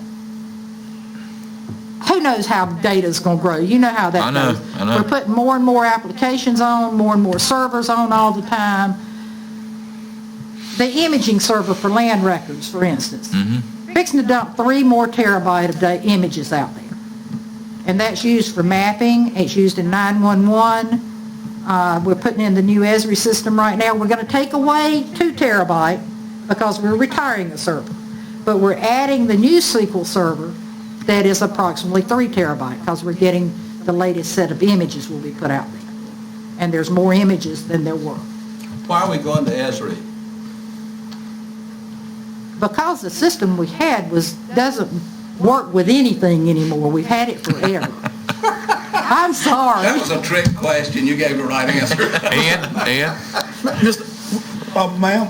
Yes. I don't know about all them And Esri also ties into the 911 mapping We system. studying Esri now. Let's forget about Esri. Let's get this thing done. It's getting late. Do what? I don't know about them megabytes, but what you were saying, if we Ain't do no it now, megabytes anymore. we would save 30%. Yes, you're saving a little over about 34%. Yes, sir. Mr. Manager, are we in position to do this now and do something in this incoming budget? I know Charlie said that he didn't like going in the future budgets, but is there any way that we can solve this problem tonight before 12 o'clock? Yes. The biggest reason this is coming to you is because it's a multi-year contract. Okay. And the board has to approve multi-year contracts. I'll make a motion. We could say, we'll wait until July and the new budget year and do it. We wouldn't get the discount, and you'd be on a single-year contract. And I'll we can make a do that motion if the board wants to do that. Before you make the motion, let me say one Go ahead. You can amend it. Well, this is going to sound like a complete turnaround. What is it going to take to do this right one time? Barracuda renews their servers every 4 years. We would have to, and I could ask them if I could make it a 4-year contract so it'd cover all 4 years, then we just have one time at the end. Well, I would think we need to do it right. I don't Right now, this will handle us for 4 years. I think this will handle us for 4 years. Okay, that's what I wanted to hear. That's why I didn't want to go with the 791 and why I didn't ask for the 991 for the county. Don't get into weeds. Don't get into weeds now, Stan. I'm not. Stick to the dollar. Stick to the dollar. I'm going to speak this 4-year thing. I have the same situation with the servers I own. People, they come back to me, and for the same money, I can get more storage, right? Right. And that's what you're hoping to get. What happened last time on the counties, the 691 we had 9 terabyte of disk space, and I juggled around because we were like 8 months from what they call a refresh. So I went from 9 terabyte to 12 terabyte at no cost to the county at all because we paid for the hardware refresh and the hardware software support. So they just give us another server of the same version. But if we move up, then we have to pay a move-up charge to get to the next one. You want to go ahead and do it now, and then when they all get it, hopefully they'll double it. Or when they offer it, it won't double, but it usually goes up by 10, 15% or better? Yeah, because you get a whole lot more storage. I get a whole lot more storage now, and when the refresh comes in 4 years. Okay. I mean, I'm going to call for a vote. Can I ask you one question first, sir? Pardon? One question. Do you want me to ask Barracuda for a 4-year contract instead of a 3? Because You ought to do it right. I think you ought to at do the it end right. of 3 years, it'll go up to whatever it is in Yeah. 2023. Yeah. Go ahead and get the 4 years if you can do it. I can get them to do it. If you can get Hood to agree with it, you should do it. He never If I agrees. can add to that, is that especially when we're talking about storage, we are constantly evaluating what we have. And the needs do change. The needs change. And we expect the people that we work with, the vendors that we work with, to give us the information that we need. We expect our people to do the same thing. Nothing's thrown upon anybody, but things are subject to change. When the cameras get better, which they are going to get better, we are going to get better cameras, and then that need may change. So 2 years from now, we may need to do something else, and I hope that it's not received as being an ambush attack when it's not. Well, the only reason you'll need to do something else is if you bought new equipment that's higher demands higher. I mean, I know how that game's played. And it happens all the time. Mr. Richardson, to address that, most of the cameras in the jail and the courthouse are over 5 years old. They need to be replaced. So they are dying. We're replacing them 1 or 2 at a time. Okay. This is it. We've got a motion and a second on the floor. The first, and this is for the sheriff's office. All those in favor of the motion, raise your right hand. For jail too, right? It's the sheriff's office. Okay. Anybody opposed to that? No. Okay. Let's go to the next motion. The next one is on the, I guess it's described as the manager. Is that right, Brian? For county? It's the county system. Okay. Can I have a motion to approve that contract? Motion, The contract for what? I'm off. the Barracuda backup for I thought we voted on that. No, there's 2 systems. Oh, okay. 2 systems. I'm for it. Okay. Who made the motion? I made the motion. He made the motion. And a second Yeah. by Randy. All those in favor, raise your right hand. Thank you, gentlemen. Those opposed? Yeah. Were you opposed? Okay. Were you opposed? All right. We're down to, let's see, item number O, tax assessor. Lloyd?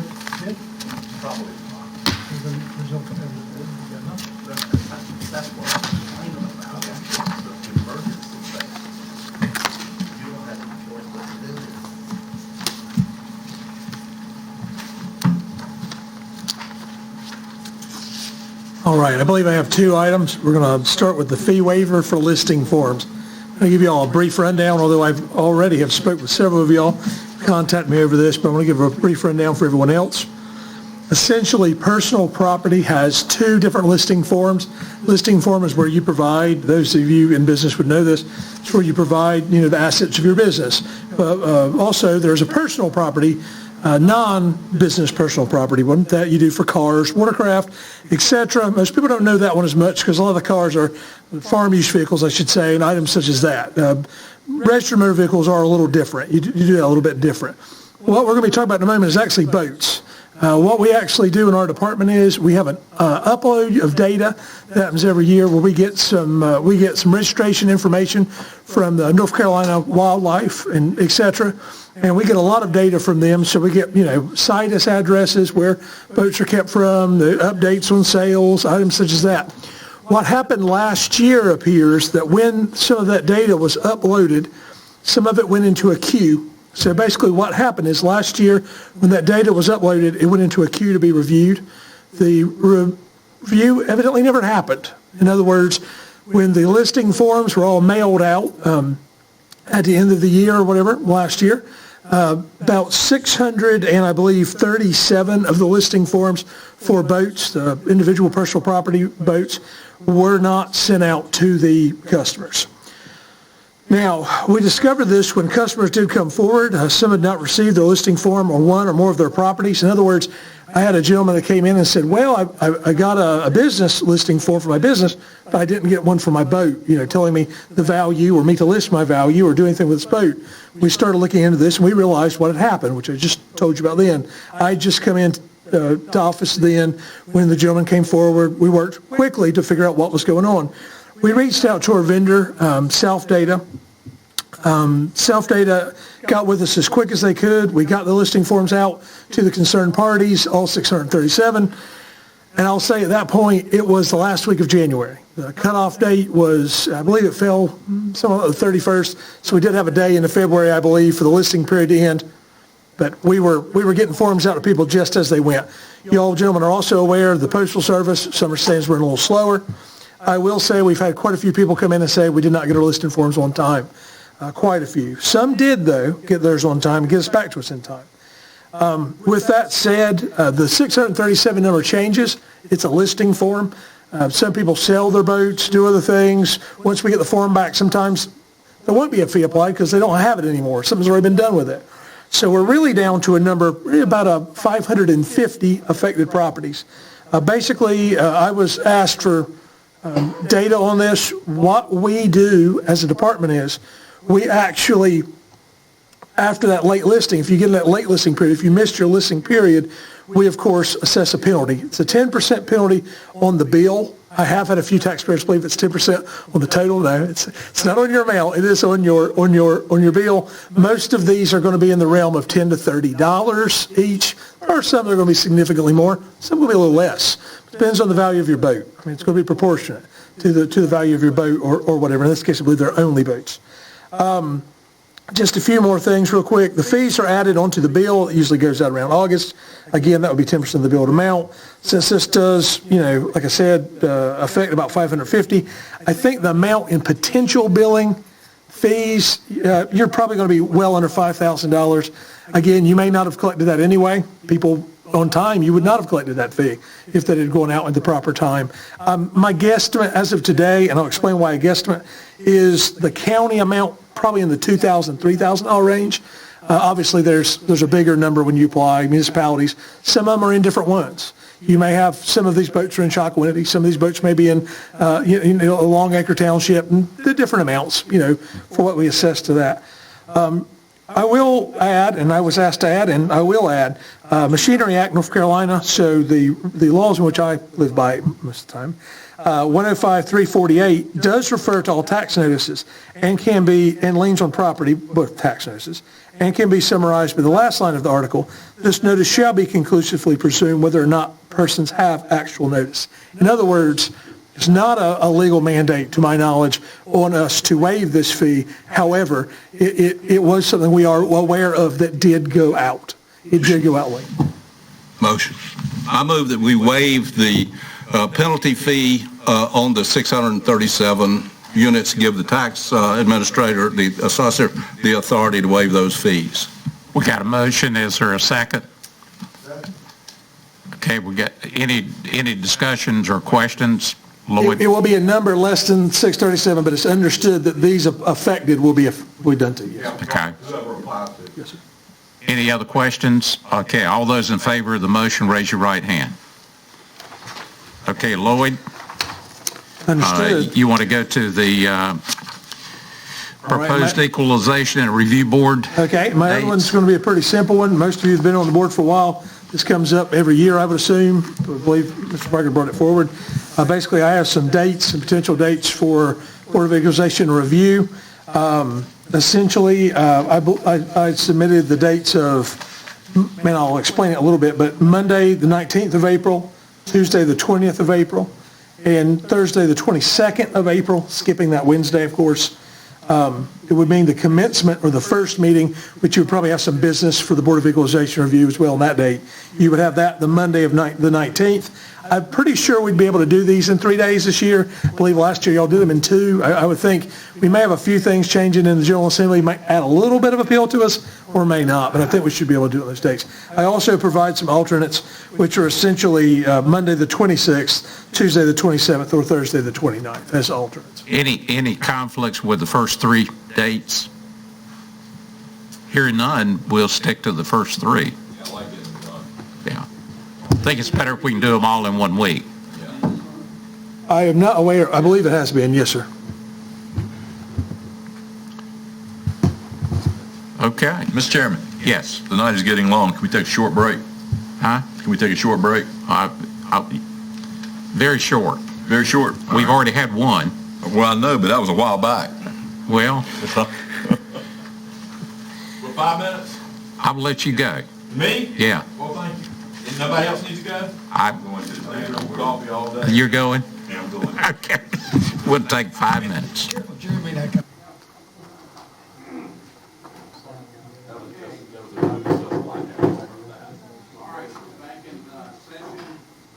And we're down to the EMS System Oversight Committee recommendation. Carney, you're up. Thank you, Chairman Waters and Board. I stand before you submitting a report that came from the EMS Oversight Committee. Over several EMS Oversight Committee meetings, we talked about kind of EMS statistics across the county, and we saw challenges arising in 3 different contract departments across the county. Pamlico Beach EMS for low response percentage, Pinetown EMS for a low response percentage during daytime hours specific, and the City of Washington Fire EMS over a large amount of mutual aid requests. You see the EMS subcommittee's report is attached. I'll briefly go through that report. This subcommittee was appointed by the EMS Oversight to take a close look at the EMS data. They came back, reported to the entire EMS Oversight Committee, and they unanimously voted to bring this recommendation to the county commissioners. So the 3 areas of concern, I'll be speaking from page 264 of your attachment. Pinetown EMS specific, was noted that Pinetown EMS was having issues with weekday daytime response due to the lack of providers in the area during this time because of their work. Beaufort County Emergency Services had actually several conversations with Captain Butch Oliver discussing these concerns. After the meeting, Captain Oliver met with his board of directors and providers, and they have come up with a plan that will hopefully solve this issue, and we have seen noticeable improvement thus far in their response percentage. Was at about 63%. We see it up at 70% now, and they have not put into place what their plan is. They've put it together, they've got approval from the board, but that's going to be some part-time or incentive coverage during those daytime hours when they can't guarantee a volunteer will be there. So the recommendation of the committee with Pinetown was to take no action but watch them for 6 months, just communicate with them and make sure that that system is able to continue. I've got some data I'll go over with all 3 of these in just a second for the handout. Pamlico Beach EMS, issue noted with Pamlico Beach EMS was the lack of response overall, no matter the time of the day or the week. Data from 911 response in the Pamlico Beach area was reviewed to include response and mutual aid received. After discussions, the limited number of calls responded to by the Pamlico Beach EMS providers, it is noted that they responded to fewer than 15 calls during 2020. Beaufort County Emergency Services has had several discussions. We talked with that group numerous times, making sure everybody understood where we were and kind of what we were trying to do to make improvements. They were unable to make those improvements or to get a response, a significant improved response to EMS. So it's the recommendation from the group that Pamlico Beach EMS will no longer receive funding for a contract for 911 services in the 2021 budget year. Issue of focus regarding Washington Fire EMS is the number of mutual aid calls received by the city district. Washington Fire Rescue used to fully staff 2 EMS units until approximately two and a half years ago, when due to staffing issues they dropped to 1 EMS unit. When this occurred, Washington contacted emergency services and advised us that this would be a temporary issue. We told them we'd try to work with them through that while they hired adequate personnel. While the data reviewed only covered the past year of 2020, it clearly showed outside EMS units responded to, and it says 340, but our accurate data says 374 calls in the city. And it's our observation that these events in turn required Washington Fire Rescue to respond to more mutual aid calls outside the city because the outside units were responding to the city. So what we had was Washington would get a call, and right after that, they'd have a second call. Broad Creek may be the primary unit coming in, and before Broad Creek was on that call, Broad Creek would have a call. And so we start jumping multiple trucks around out of district. Someone still goes to a call, but we have a longer response time because of that. So the recommendation from the group that Beaufort County Emergency Services request through contract that Washington Fire and Rescue staff a second EMS unit to provide paramedic care to all patients. At a minimum, Washington Fire Rescue should staff a second unit from 8 a.m. to 8 p.m. with paramedic care given to the patient. And this was due to a peak response showed in data. So if I could take just another second, if you would look at the handout that I gave you, I want to run through a few things with you. This is every EMS district across the county. Understand that for the county itself, Beaufort County EMS has 3 of these districts. What is called Bath, what is called Belhaven, and Old Ford are all Beaufort County EMS specific units.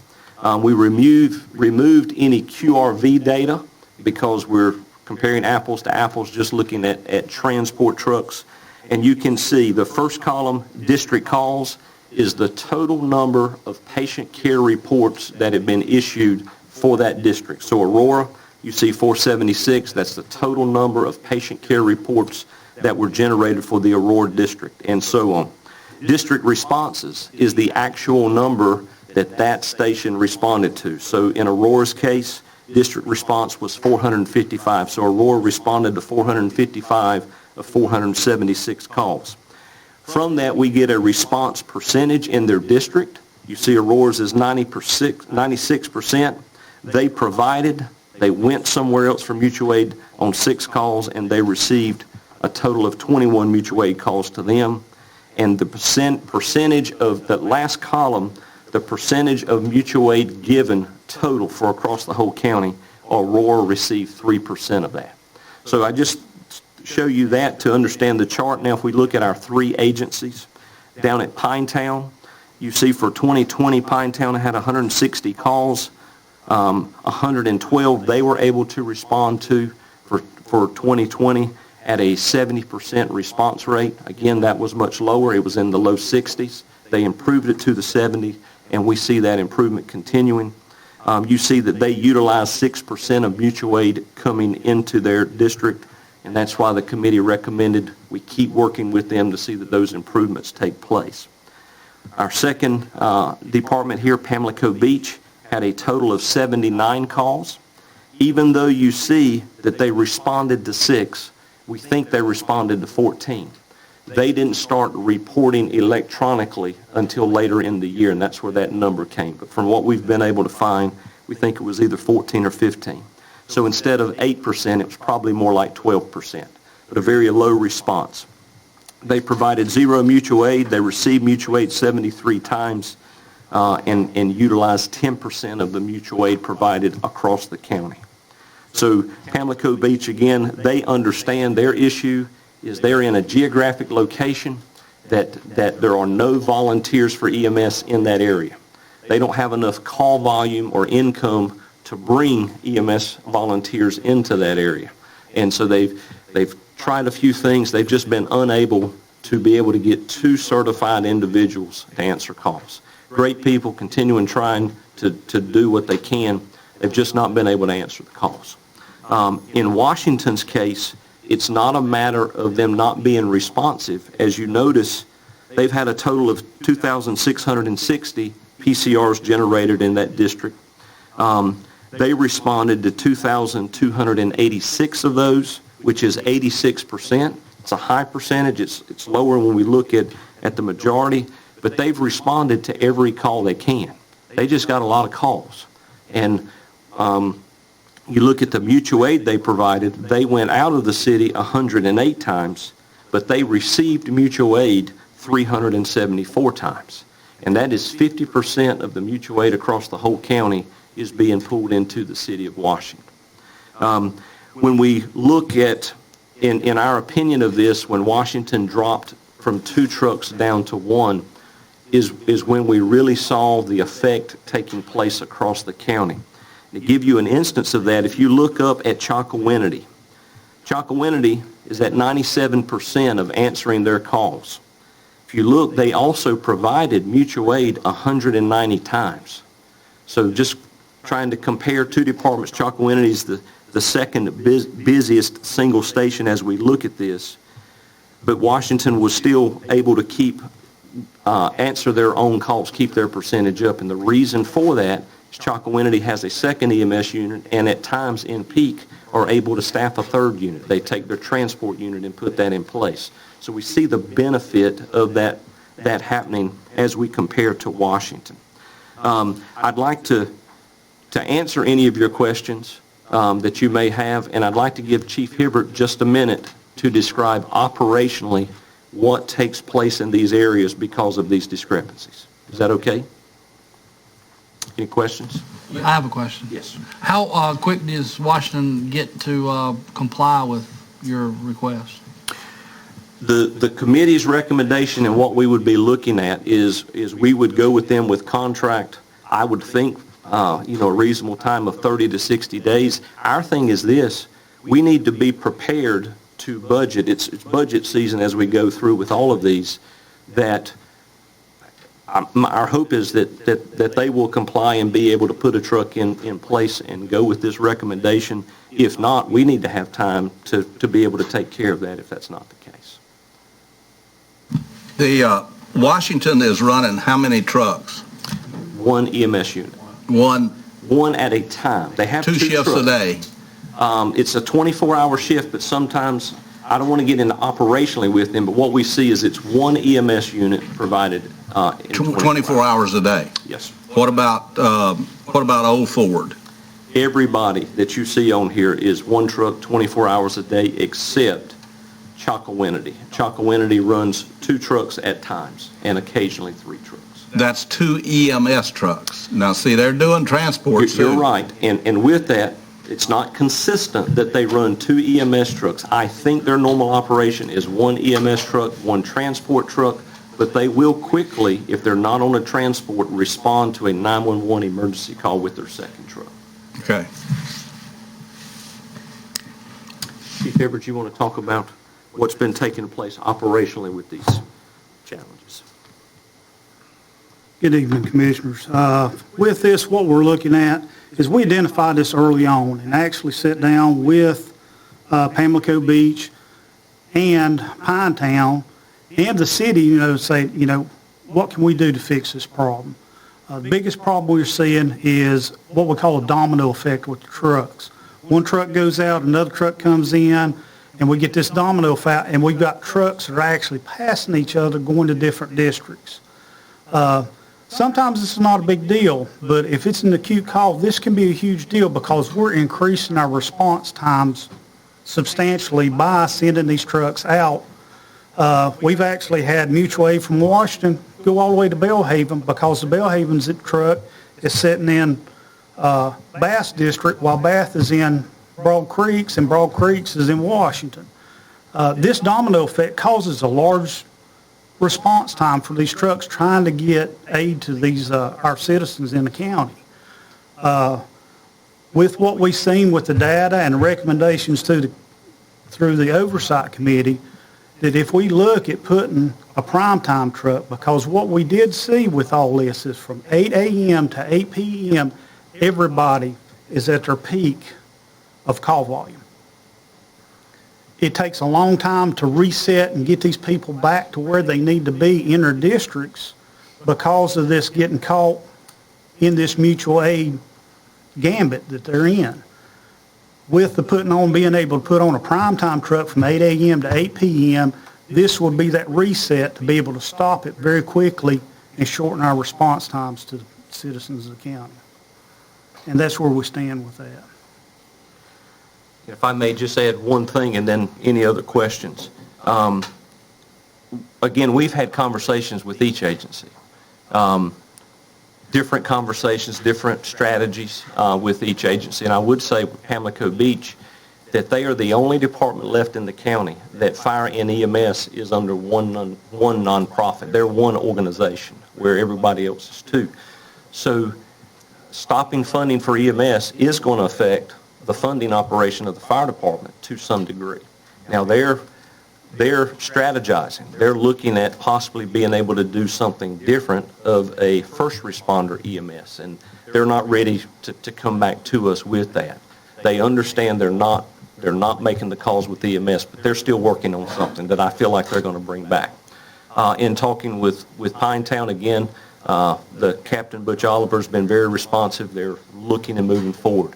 In talking with the city, it's been a personnel issue of training, hiring individuals with certifications, not training, and keeping those certifications at the paramedic level.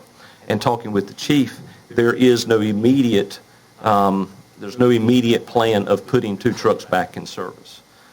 We did at the EMS oversight meeting, we had Chief Yates present and the city manager. The city manager said he would certainly be open to looking at what needs to be done, nothing further than that. But because we really hadn't got any solid ground there, I think that's where you're seeing all of these recommendations come from the EMS oversight.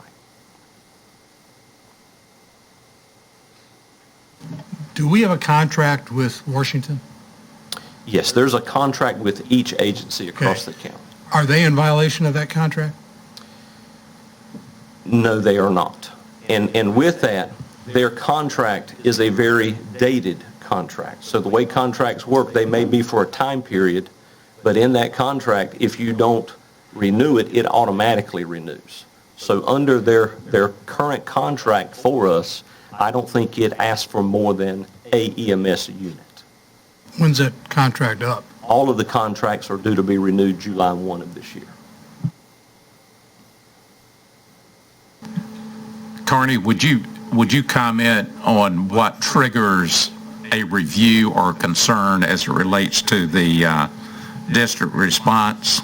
You know, Pinetown is at 70%, but if I understood at the EMS Oversight Committee, anything below 75 starts being reviewed. First of all, where does a review come from? We just are active listeners and participators in the system.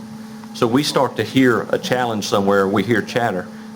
People will say when they think something's wrong, you start looking into it a little bit.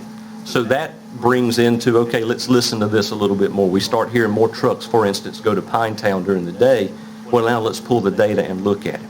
The 75% came from me going back into old EMS oversight records, looking for some type of standard in Beaufort County. And 75% response rate was used by the EMS Oversight Committee previous to me coming into the position that I'm in. So that's where the 75% response district comes from. We have had conversations. If you look through percentage of district response, that's what we're talking about with that. You really wonder, is 75% good enough, or do we want that to be better? And I would say that has got to be a minimum, but we certainly want that to be better.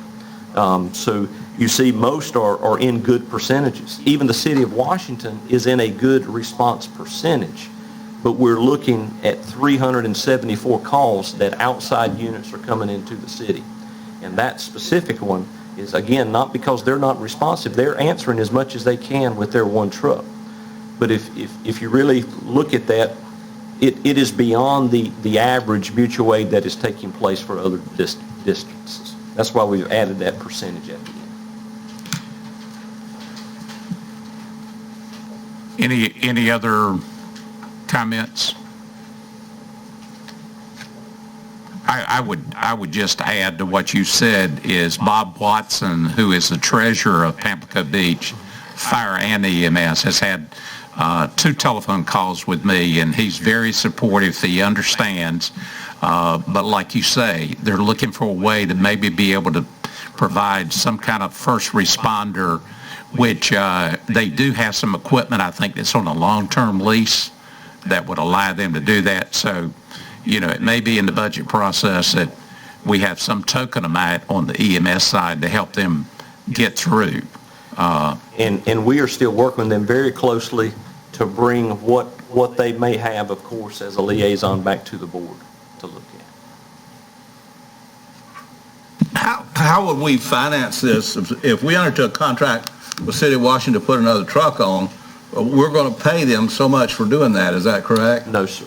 The City of Washington and a county EMS tax is not imposed in the City of Washington. So City of Washington residents are getting an EMS service from tax imposed by the City of Washington. So the county has imposed an EMS tax to provide county EMS service everywhere else in the county. So the city, and Mr. Manager, you correct if I'm wrong on anything here, the county does not impose that EMS tax on the city. So in essence, the more county trucks are running in the city, the more the county taxpayer, which they're all county taxpayers, but residents in the city who are not paying the county EMS tax are receiving that service. Now, you could make the counter argument that a county resident, when the city truck is coming mutual aid, is not paying that tax. But when we look proportional, it's happening a lot more right now of county trucks going in the city than the city's going out in the county. But the city gets to keep whatever collectible revenue there is from the calls that they make. That is correct. Okay. So if what makes them want to add another truck? Yeah, it's surely a cost, but it's needed of the system.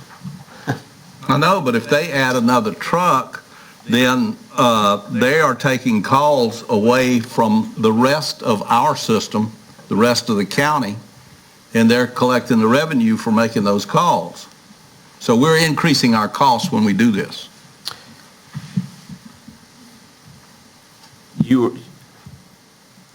I understand what you're saying.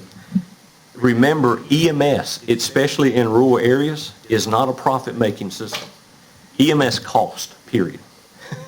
And it costs to provide a good level EMS service. So what I would say you're taking away from that in saying you're looking at the revenue of a transport cost, we're actually diminishing the service we're providing to our county residents. We're making that less by continuing to supplement a service that really we're not putting the tax down to pay for.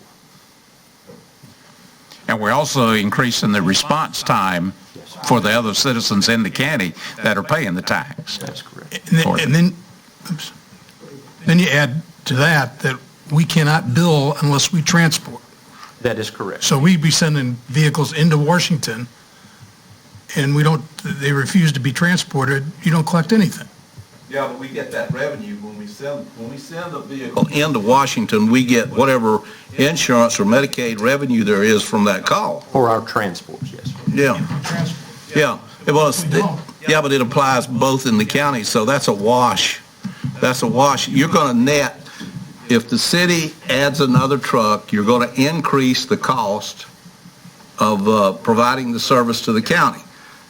Now, you say, well, you're going to provide quicker service. Well, how much quicker service? Is it measurable, and how quick a service do we really want to provide? Well, I think we want to provide the best service we can, but I would like to just say, I'm not asking for something extra. The committee is saying, you were doing this, and you were doing it for a while, and you have diminished your service that is now impinging upon service that's provided by the county. That's where the EMS oversight is coming from. Because of your diminishing in service, it has now cost the county more service. Ed? Carney, is the law that we got to do mutual aid? There is not a law, but if you don't do mutual aid, you don't receive mutual aid. Okay, well, what I'm saying is, at one time, I was here when we started this countywide EMS service, and Washington said, just leave us alone. Remember that part? Just leave us alone. Let us do our own thing. But if they were left alone doing their own thing, they're going to have to put a new truck in there, a second truck. Yes. And that was that. Did they ask us that? Yeah, Doug we Mercer? part of their service area. Yeah. You know, we were contracting with them for Beaufort, and we took that back away from them, and they said, if you take that back away from us, we're going to have to reduce the service that we're giving. That was what they did, and they did. Brian? So I think what the board needs to remember is that you as a county are ultimately responsible for the provision of EMS services in the county. You can set that level and decide whatever level it is you want. You contract with these agencies to provide that service. If you didn't contract with them, you would provide it. If you as a board feel it's acceptable to have long response times with that and for the city of Washington to back down to one truck, then you can stay that way. But the recommendation of the Oversight Committee is that there was a second truck in place initially and I was at the city when we moved to paramedic level, and I will tell you that I was the one that negotiated the contract with the county to take Old Forward. And then when I came to work for the county, I said, you can't continue that contract because that contract's terrible. It was written all one-sided, and I laughed when we signed it. Because the city of Washington was not required to do anything additional. They would respond to Old Forward if they had a truck at whatever level they had, and we were giving them $100 and some thousand a year just to do it. And when I was sitting in the city manager's seat, I thought that was a pretty dang good deal because we were walking away with your money and not having to do anything and not having to upstaff, not having to do anything. And when I came over to the county, I said, we got to fix that because that's not right, and the people are not getting the service they need. So that's where that change occurred. But the city's traditionally always had two trucks in play. Now, whether you as a board feel that's acceptable for them to drop back, that's your prerogative to say. I think your oversight committee has said there's an issue there. And because it is a decrease in service, it's not that, we're not at the point where they just only had one truck and you're saying to them, man, you really need a second truck. You're saying to them, you had two trucks, you took one down because you had personnel issues and you couldn't staff it. You told us it was going to be temporary. Well, temporary is 3 years past now, and the rest of the system is being impacted. Those mutual aid agreements are causing trucks to move all over the county because every time that happens, just like Chief said, there's a domino effect. And every time that occurs, you got to move people, and the response times get longer and longer. If you're okay with long response times, then just tell us you're okay with long response times. But for a system to work, everybody's got to share their load. And that's kind of where we are. We need them to step up. The Oversight Committee has said, you don't necessarily have to put a complete second truck in play. You got to at least hit the peak times because that would help. And then we can continue to adjust it. But just to sit back and do nothing and say, tough, I mean, but you're right. What's the incentive to put one in play? There's really not. Until you make them do that and say, you got to do it because you're impacting the system. If it were the opposite, they'd be saying the same thing to you, I would think. At least I would be. Yeah, I mean, if you look at the cost of having one truck 24/7, 365, you're looking at $500. What the Oversight Committee has said to the city is we want you to do it during the peak time from 8 to 8. So that cuts their cost almost in half by doing that. And, you know, like you say, the county manager was here, and I'm not sure what kind of conversation you had afterwards, but, I mean, I think at least we're having conversation with them trying to solve it. To me, if I was a city resident and I found out the truck was in Belhaven and the response time getting to me inside the city was 30 minutes, I'd be concerned about that as a taxpayer inside the city. So, well, I'm just not willing to increase the cost for something that's not really that measurable. It's not that measurable because it's an if, what, when. Yeah, if the worst thing happens, you at the worst time, and you have the worst number of calls that you could have, yeah, you got a problem. But root mean square average, you can't quantify it. I think in hearing the problem, saying it's not measurable, we do need to do a study of response times as we look at that. But to hear a Broad Creek whose their own personal district response is diminished because of they're the primary, mutual aid truck. To hear Chocowinity talk about, I mean, this we didn't just decide, hey, let's look at the data. People start complaining. We're spending more time in this district than we are on, and that's what's pushed us to look and see that it's an actual challenge. Well, I guess the problem I'm having is looking at the numbers. Washington with one truck is making 2,200 calls. You've got Bath with one truck is making 391 calls. You've got Aurora is making 455 with one truck. Belhaven's making 786.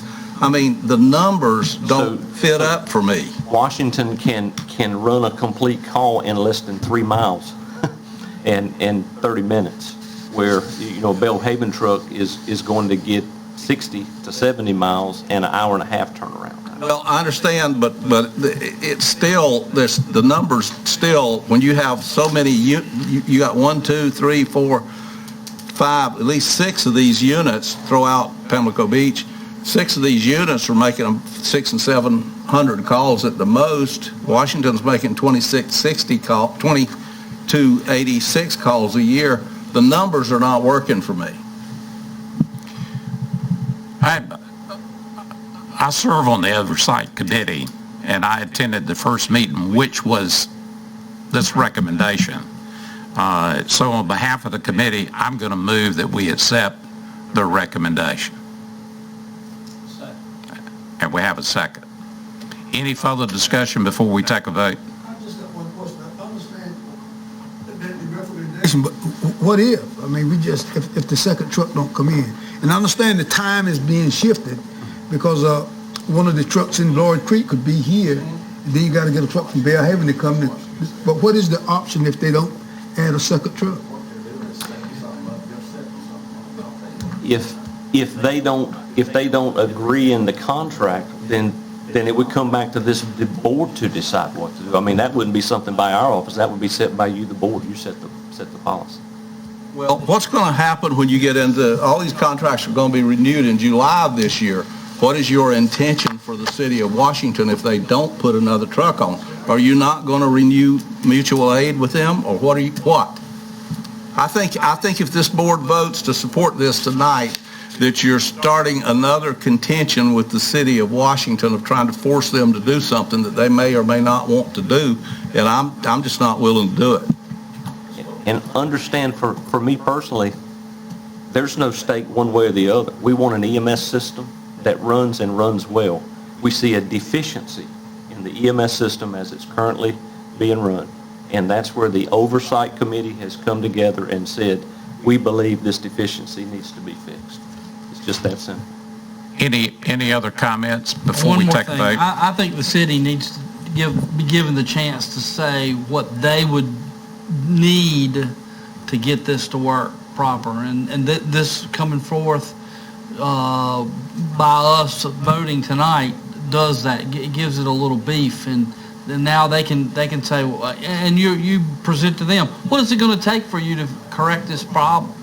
And they're going to tell you, and then you're going to come back to us, and we're going to be able to know what to do. Okay, gentlemen, all those in favor of the motion, raise your right hand. All those opposed? 4-3. Thank you, gentlemen. Thank you. We're down to the next item. Brian? Thank you, Mr. Chairman, members of the board. Just briefly, to tee this up for you, as you'll recall at your regular meeting on October the 5th, you approved issuing an RFP to qualified providers for expansion of broadband services in unserved and underserved areas of Beaufort County. You also committed $500,000 in fund balance to match broadband funding grants. The RFP that we put together that you saw was issued in accordance with North Carolina General Statute 153A 349.60. It was advertised in the local newspaper. It was put on our website. It was put on the North Carolina purchasing platform, and additionally, per the statute, it was sent to known providers of broadband services in Beaufort County and those who had the ability to serve Beaufort County. River Street Networks, who's located in Belhaven, was the only responder to our RFP, Again, kind of brought it home pretty clearly to us that the big boys just really don't care about rural service. They don't want anybody else to come in and provide it, but they're not going to provide it for you either because we got 0 responses. Greg Coltrane, who's the Vice President of Business Development for River Street, is here tonight to walk you through that RFP, their response to that RFP. And in your agenda item, we have the MOU that's been proposed between the county and River Street that would make us partners in moving forward with this potential to look at grants that are available and different things. Greg's going to kind of talk through that. But at the end of this thing, what we're going to ask you to do is to approve the MOU and let us work together and start trying to figure this thing out, because it's very clear that nobody else is going to help us unless we help ourselves. Thank you, Brian, and thank you, Commissioner Waters and the rest of you commissioners for having me here tonight. I know I'm standing between you guys and bedtime, so I'm going to make this really quick. I know Mr. Booth had asked me if I would at least take an hour tonight and educate him on this fiber issue, but I'm going to cut it back by about 10 minutes, so we should be okay. Yeah. Just a couple of quick items. I think we've got the presentation on the screen. In response to what Brian was commenting on earlier, we were the only responder, and I was really surprised. But then again, I wasn't surprised because we're seeing this occurrence all across North Carolina in a lot of counties. Nobody's stepping forward to help try to create a fix for this rural broadband issue, and that's why we have been successful working with other counties. The county has already created an expansion plan for fiber to the home and wireless. We did that back in August. I presented to you in August a plan that was kind of a thick document, about 120 pages, that covered really a soup to nuts to bolts kind of broadband expansion process if we had to look at it from the worst case of what it would cost to incorporate the northwestern portion and the whole south side of the river, because as you'll recall, Tri-County, now River Street Networks, has already built fiber to pass all of the customers on the east side of the county from about the railroad tracks here at Beaufort Community College east. So the county has an RFP plan for wireless that we presented, and we're the only ones to present, and that was potentially to serve 9 towers that hit these low broadband traffic areas in the county, mostly on the south side of the river, out in the Old Ford community, and then up on Market Street heading north. So those are the pieces to the puzzle that I want you to really focus on. You have a broadband plan, you have a wireless RFP, and now you've got tremendous support from the community. There's long-term economic impacts, as we discussed when I was here in August. And then the county is really eager and queued up to help solve the problem to some degree because you've already invested in the research that we presented. And so we did want to talk to you tonight before we get finished with this little presentation about signing that MOU to begin the next phase of a deep dive into figuring out how to fund that process. The state of broadband, real fast, in North Carolina, there's a lot of complex issues going on. The North Carolina Broadband Infrastructure Office is a division of the North Carolina Department of Information Technology. They have a map. It's called the One Map that is out there on the internet, and it basically takes data from the FCC and kind of calculates where they feel like people don't have adequate broadband. And I believe sometime in late 2019, we participated with U.S. Telecom and CostQuest on a national research model that was presented to the FCC. You can see the other companies listed that were in that with us. But the goal of that project was to say to the FCC, we've got some serious problems with how we're allocating funds to help build broadband in rural underserved areas or unserved areas. And so the way that was tore up, basically, or the way it still is torn up, is that the FCC 477 report takes a census block. So you'll see there's one kind of blob. It looks like an F on the right-hand side, but it's kind of like a blob area that's a census block. And you can see the little dots that represent the houses. Now let's just pretend for a moment that there's a township on the right-hand side, and when you're looking at that map. And that township might have decent broadband service, and it might trickle into that census block group. And so that little cluster of blue and light blue houses that are on the right-hand side of that map, they can get broadband because they're really close in proximity to a good network. All the other dots that you see on the other side of that census block can't get broadband at all. But based on the current FCC reporting, all those people are claimed as being able to receive broadband service. And so when you look at census block groups on the south side of the river and out in the Old Fort area, there have been areas out there that are not receiving funding through any programs because of this clause and this problem. So it creates inaccurate data. It's provider reported, so all the broadband providers tell people, okay, we can serve 25 and 3 to these houses over on the right, and therefore all of them get marked as 25 and 3, even though the ones on the far left are only getting a meg of service or less.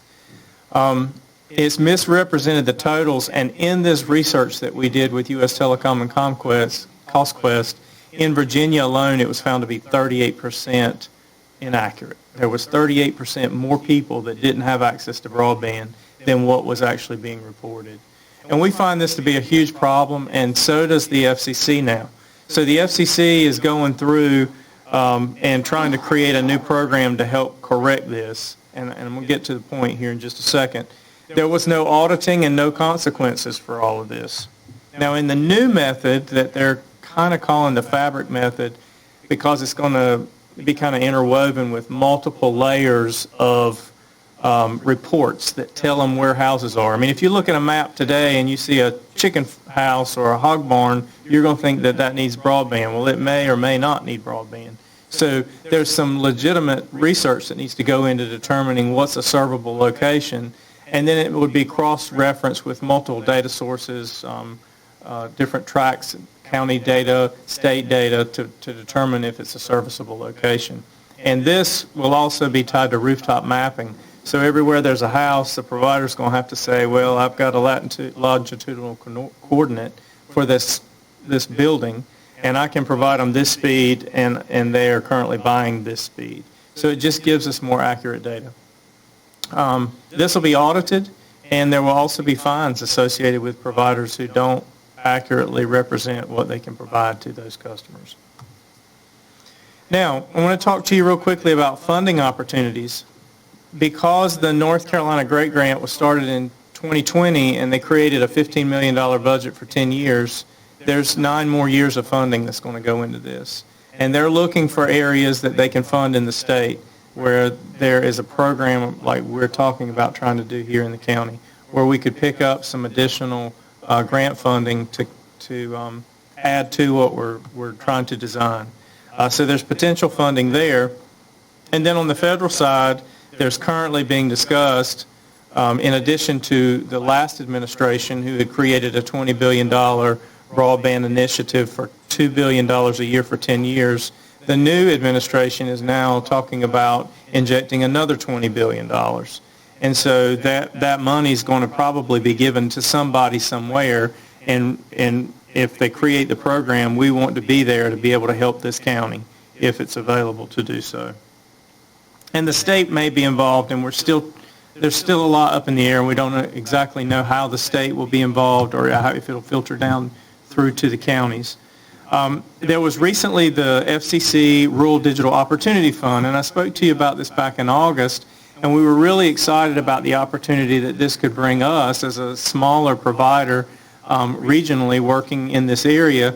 We had hoped to participate in this auction and win additional funds so that we could build a fiber-to-the-home deployment in our county. There is a lot of discussion about this auction right now because of the way everything occurred.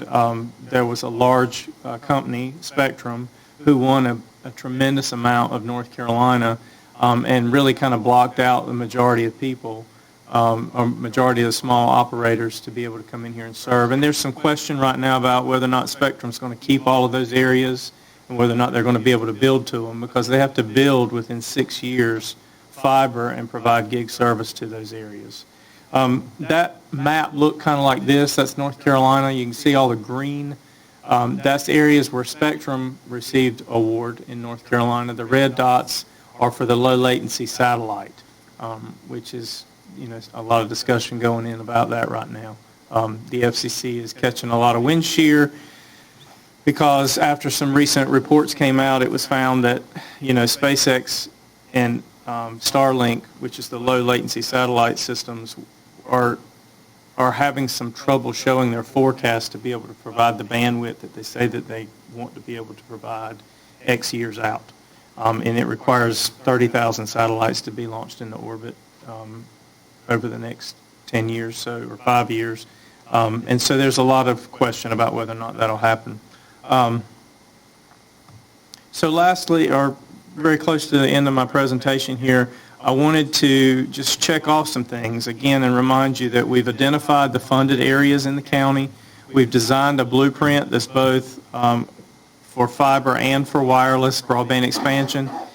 We feel like we've partnered with the county through this RFP process, and we've also established a partnership with Tideland Electric Membership Corporation. They serve the majority of the rural households and businesses on the south side of the river, and they are very much interested in trying to find a solution to help, and they're at the table. And so that's another plus for this process.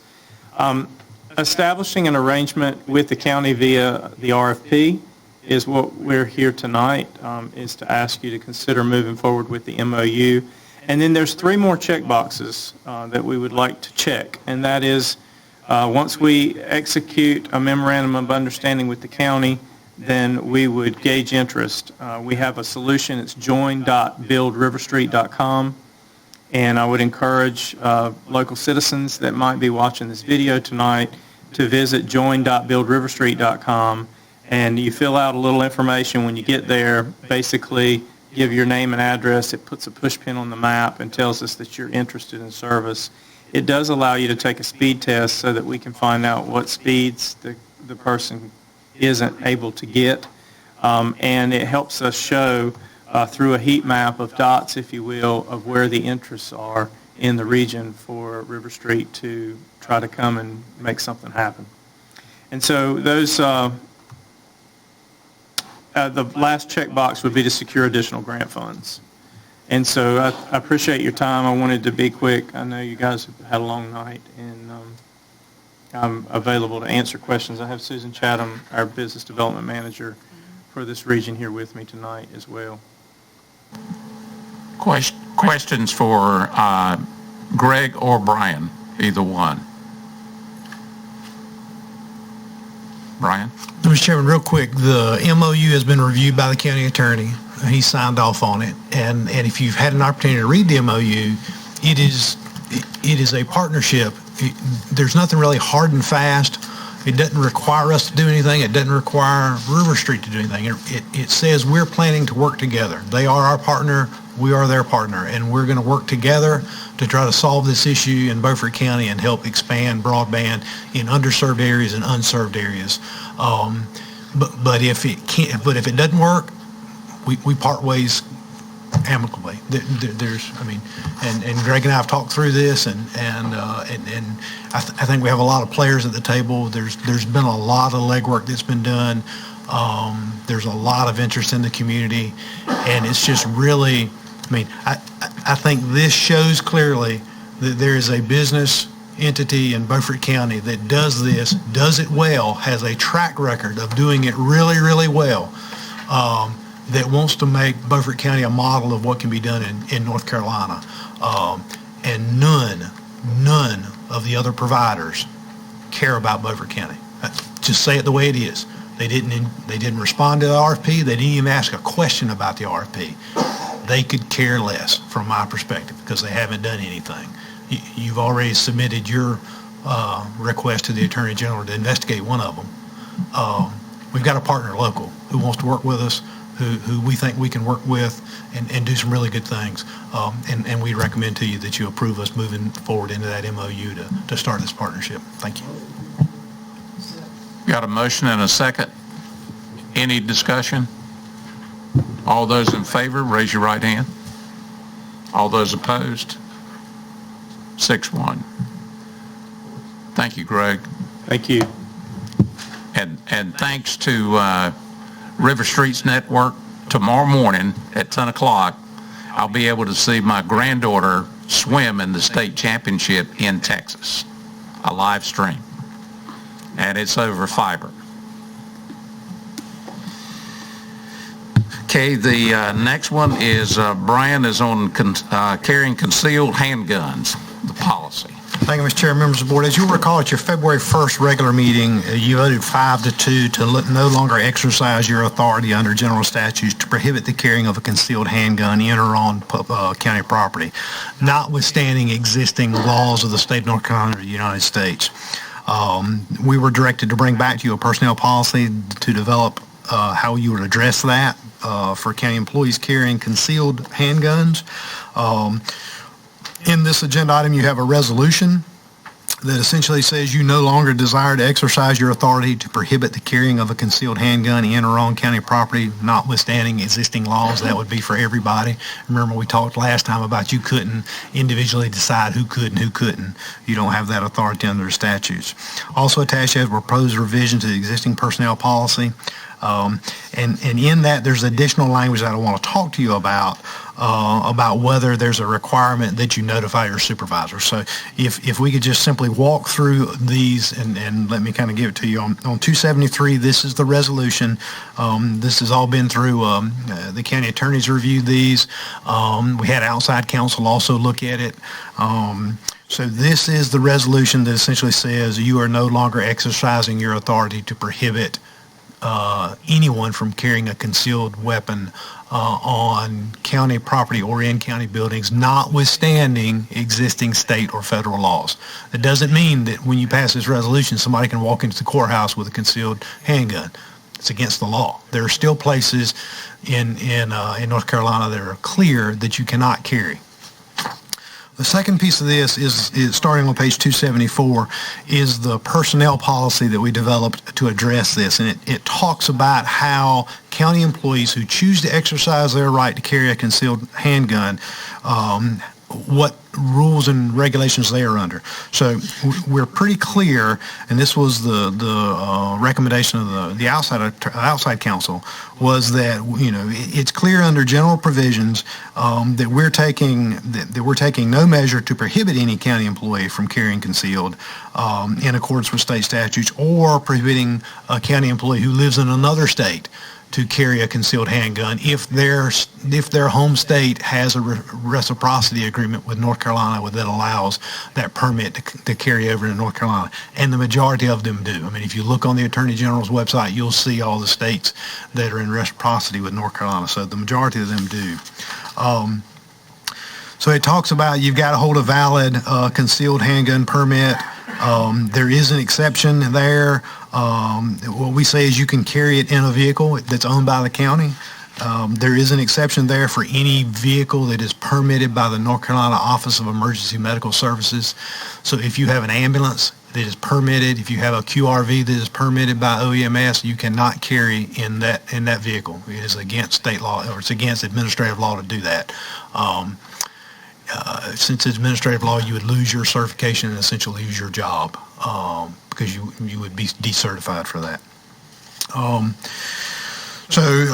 Again, we're saying there's nothing in this policy is interpreted or applied to waive the right of the county under North Carolina General Statutes 14409.40E to regulate or prohibit any individual employee from carrying a concealed handgun in the course of employment, whether permanently or temporary, whether for cause or for non-discriminatory action. So you still have the ability, the statutes give you the ability to regulate that, to say to an employee, based on your job that you do, it's probably not appropriate that you do that. So we're just saying that we're not waiving that right. You still have that right, and you still have that under statute. We're saying that the decision to carry a concealed handgun by the employee is solely the choice of the employee, and it's based on their ability to exercise their right to bear arms, and nothing in this policy shall be interpreted or implied as a directive or authorization for them to do that in the scope of their employment. They are doing that on their own. And in that, they are wholly and solely responsible for understanding where and when they can carry that concealed firearm. So that's what we say in prohibited areas, that it is, that they can, if they hold it, but it doesn't allow them in areas where it is prohibited by the laws of the state of North Carolina or the United States of America. They are solely responsible for knowing, understanding, and following any and all such laws. It also puts in a caveat there that no employee shall carry a concealed handgun in the course of employment in any private vehicle or on any private property owned or leased by another individual over the objections of that individual. So I can't come onto your property if you tell me, no, you can't carry on my property. That's state law as well. And I can't be in your car if you say to me, I'm sorry, you can't carry that in my car. That's again, law. We do talk about an employee that carries a handgun and storage of that. If they carry it, it is to be on their person in a holster or other appropriate carrying device at all times, unless they are lawfully using that handgun. A purse, a handbag, or similar item under this policy is not considered on your person. So in our writing of this, it's on you and you got to put your hand on it. It's not in a purse or in a handbag that's sitting across the room. It's not in your desk drawer. It's not in your filing cabinet. It's on you. If you were in a vehicle and you needed to temporarily store that handgun because you had to go into the courthouse or some prohibited area to work on a piece of equipment or something, and you had that handgun, then you would need to lock it in a case, in a handgun case that belongs to you, and put it in your vehicle out of sight and lock the doors. And we assume no responsibility for loss, theft, or anything. It's yours. But you can't put it in a console. You can't put it in a glove box. You got to put it in a lockable case that you own because it's yours, and it's got to be out of sight. Now, we also talk about we don't allow people to store handgun even in a lock case after hours in one of our vehicles. You just can't do that. After business hours or after work hours, you can't do that.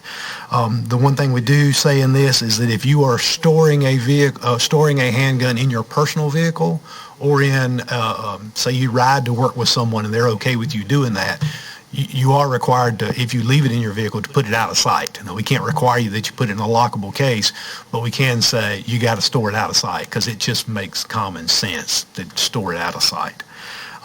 We do talk in here about threatening or violent behavior in the workplace, and we start that off with the sentence that the mere act of carrying a concealed handgun shall not be construed as a violent, threatening, or intimidating act on the part of the employee. Okay? So just because you do that, we're not saying you're threatening, you're violent, any of those things. But what we are saying is that we will not tolerate threatening or intimidating behavior, and that includes intentionally displaying a concealed handgun to any person, referring to it not, even if it's not on you, in an implicit or explicit way to intimidate somebody. So you just can't do those things, and we'll deal with that under the personnel policy, and it includes disciplinary action up to and including dismissal, and we reserve the right to refer it out to the local legal authority to investigate if they need to. I mean, if you brandish a weapon, you probably get fired by us, and you probably get investigated by the DA on whether they need to bring charges against you. So there's that piece of it.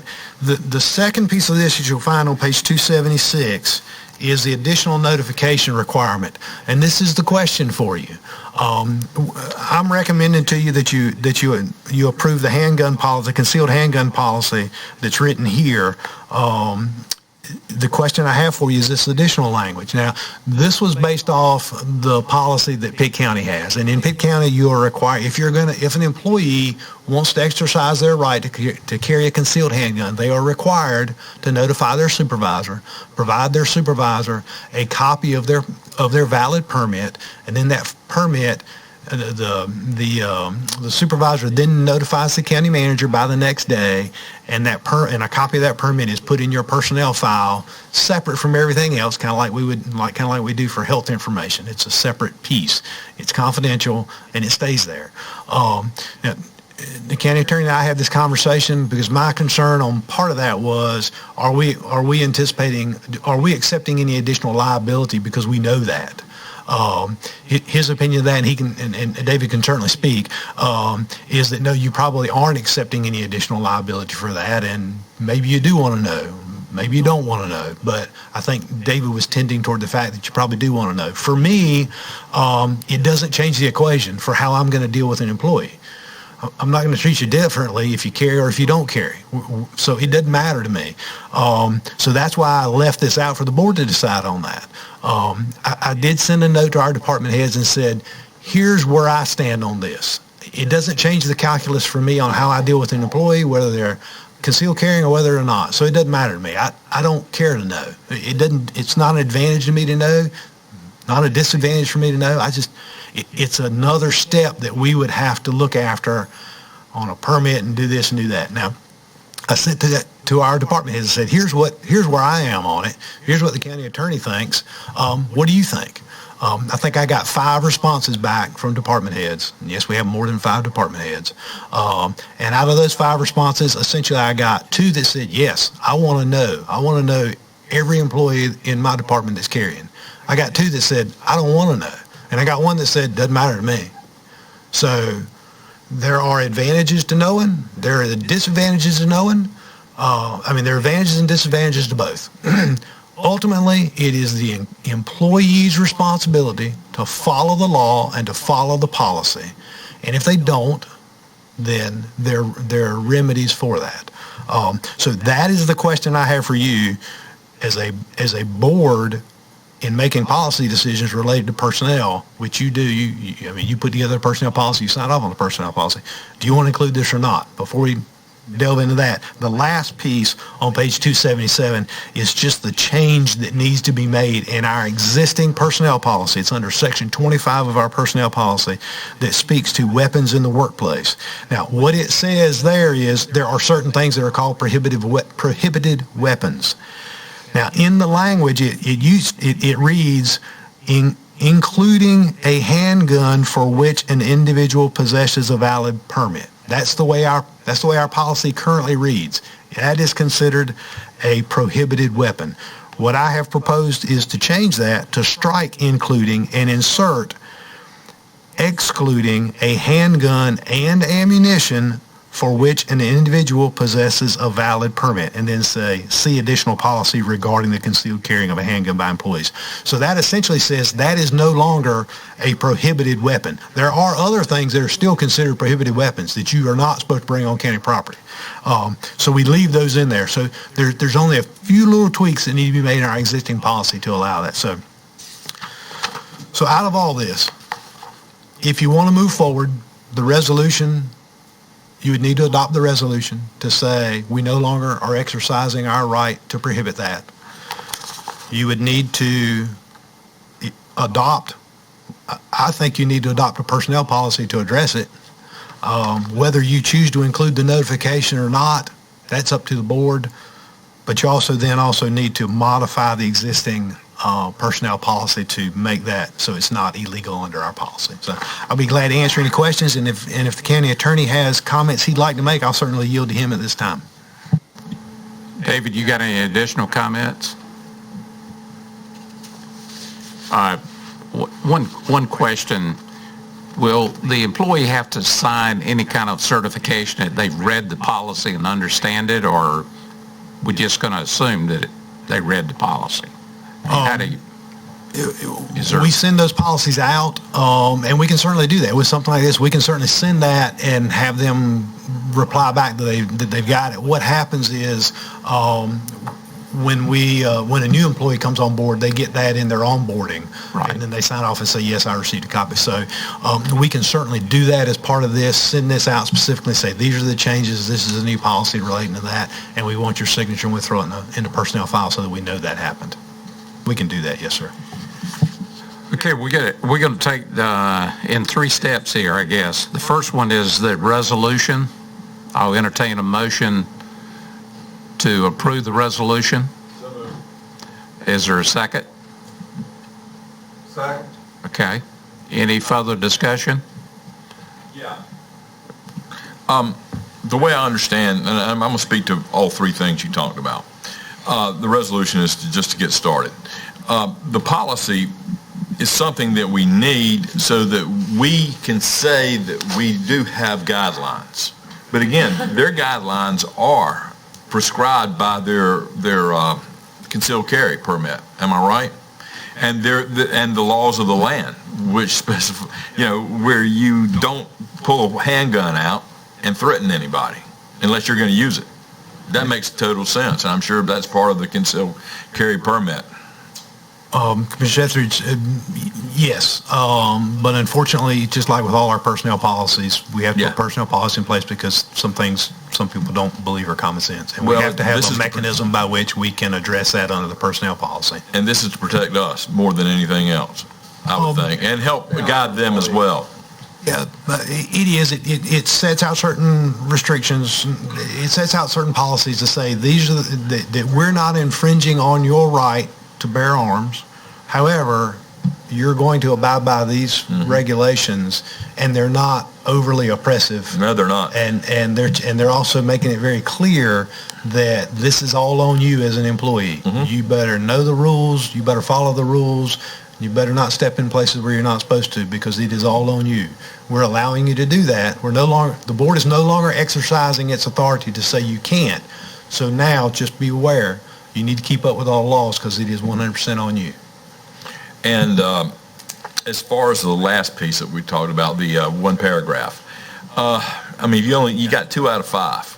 And a lot of folks just didn't even think enough of it to even respond. That almost makes me think that it's a non-issue. We might want to not even include it.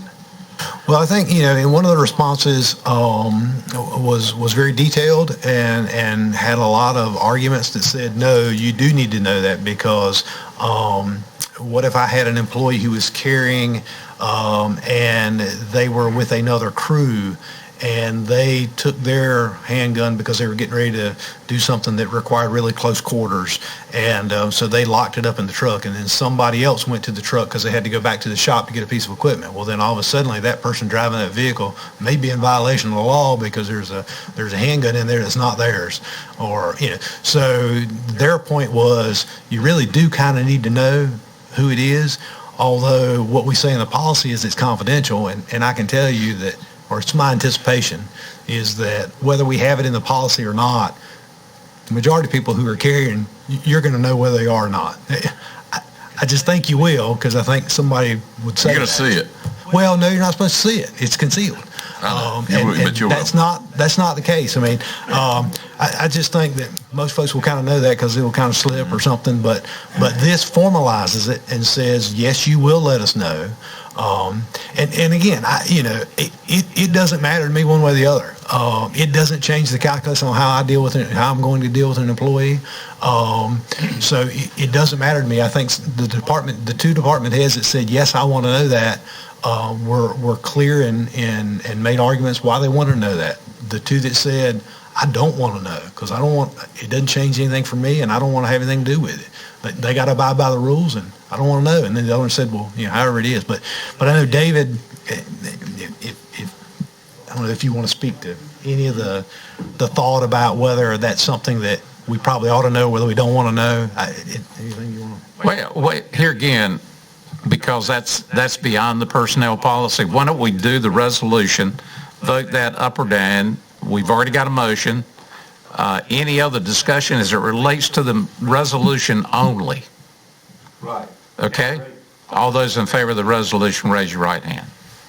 Those opposed? 5-2. Now we're going to go to the personnel policy. And, okay, we got a motion. Is there a second? Now, this is personnel policy without page 277. That's right. We'll take that as a separate discussion. All right, I'll second. Okay. Any other discussion as it relates to the personnel policy? Okay, all those in favor, raise your right hand. Those opposed?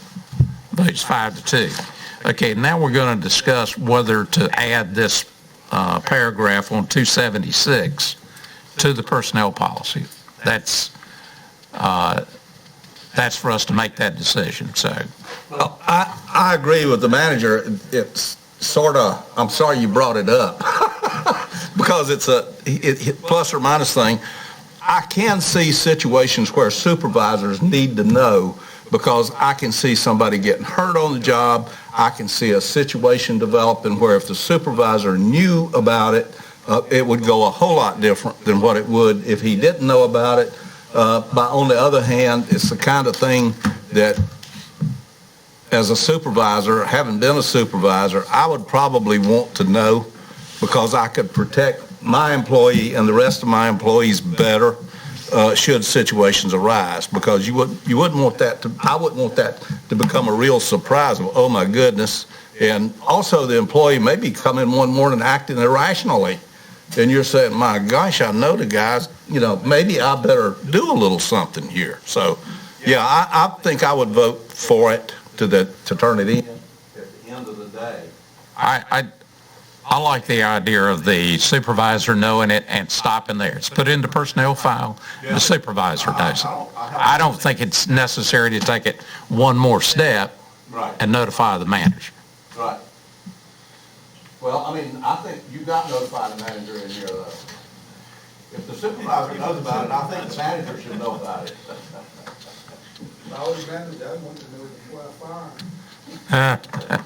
He's already stated he can't use that in making a personnel decision. The manager needs to know. If the supervisor knows, the manager needs to know. All right. Or you want to make that a motion? I move that we accept the motion as presented on page 276. Second. The resolution as presented on 276. I'll second that. Any more discussion? I'll go with the consensus. The only thing I was concerned about was additional liability for the county for us knowing too much for something that they have a right to have anyway. You got more liability knowing nothing. That's beyond me. Okay. No other discussion? All right, we're going to vote on this. We want to call it an amendment or a change? Addition, okay. All those in favor, raise your right hand. Those opposed, vote 5-2. Now, do we have to do anything on this last one, Brian? Yes, sir. You definitely have to do this, because this is your existing personnel policy. You need to make that tweak in there to allow. Okay. That. I'll entertain a motion. I move we accept the personnel policy change on page 277. And a second? Second. And we have a second. Any discussion?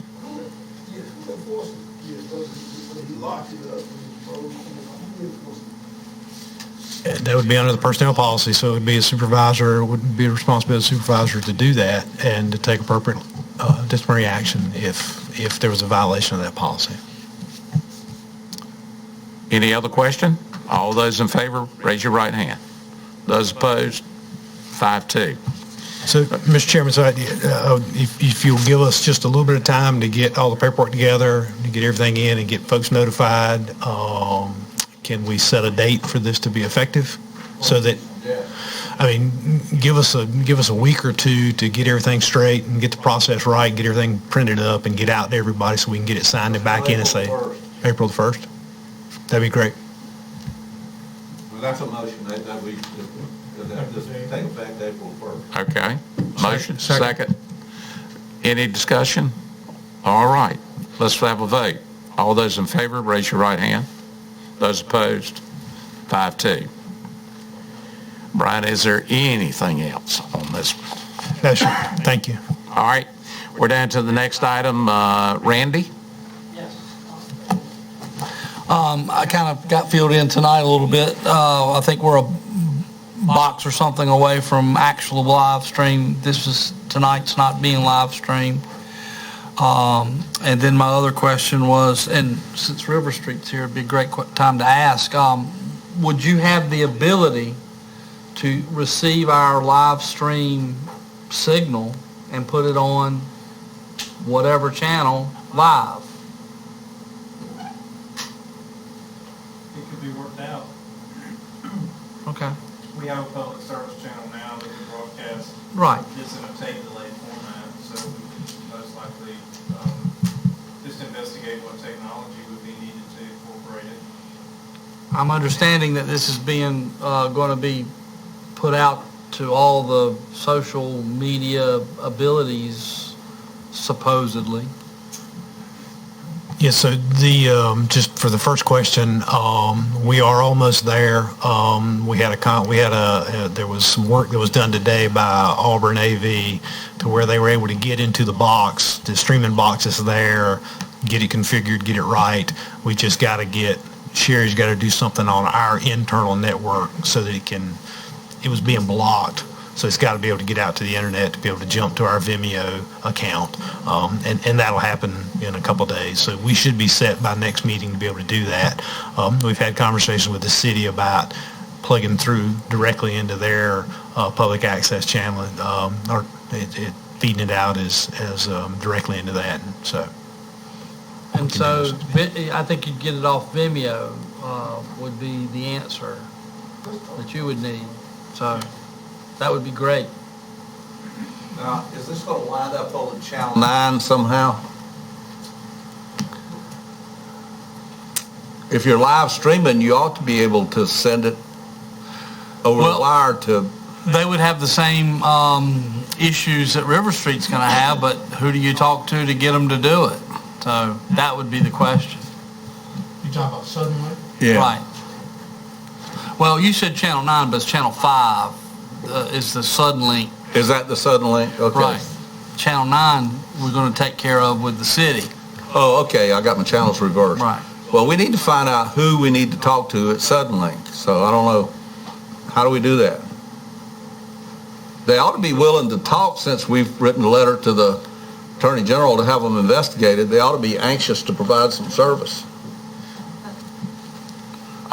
We'll just have to look around and see what we can find. John's trying to ask a question, and we got too many mics. You want to cut yours off, Randy? I've got the name of the regional governmental affairs person for Suddenlink that we could probably talk to. Okay. But also keep this in mind as we move forward.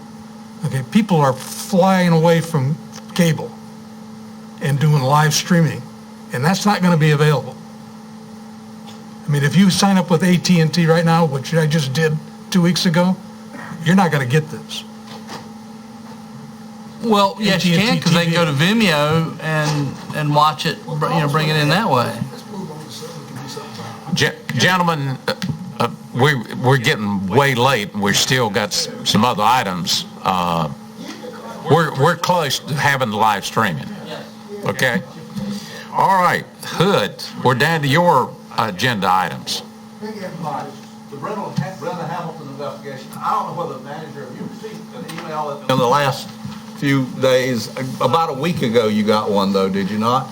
Well, I heard from the lady at the University of Georgia about a week ago, and she had intended to have this thing complete by this meeting, but the reason that was given was that she's in Gainesville, Florida, but the reason she gave was that it had been so wet in the research triangle that she had not been able to finish this. So I don't know what the deal is, whether they're using computer services up there or what it is, but she thought she would be complete by the 10th or the 12th of March.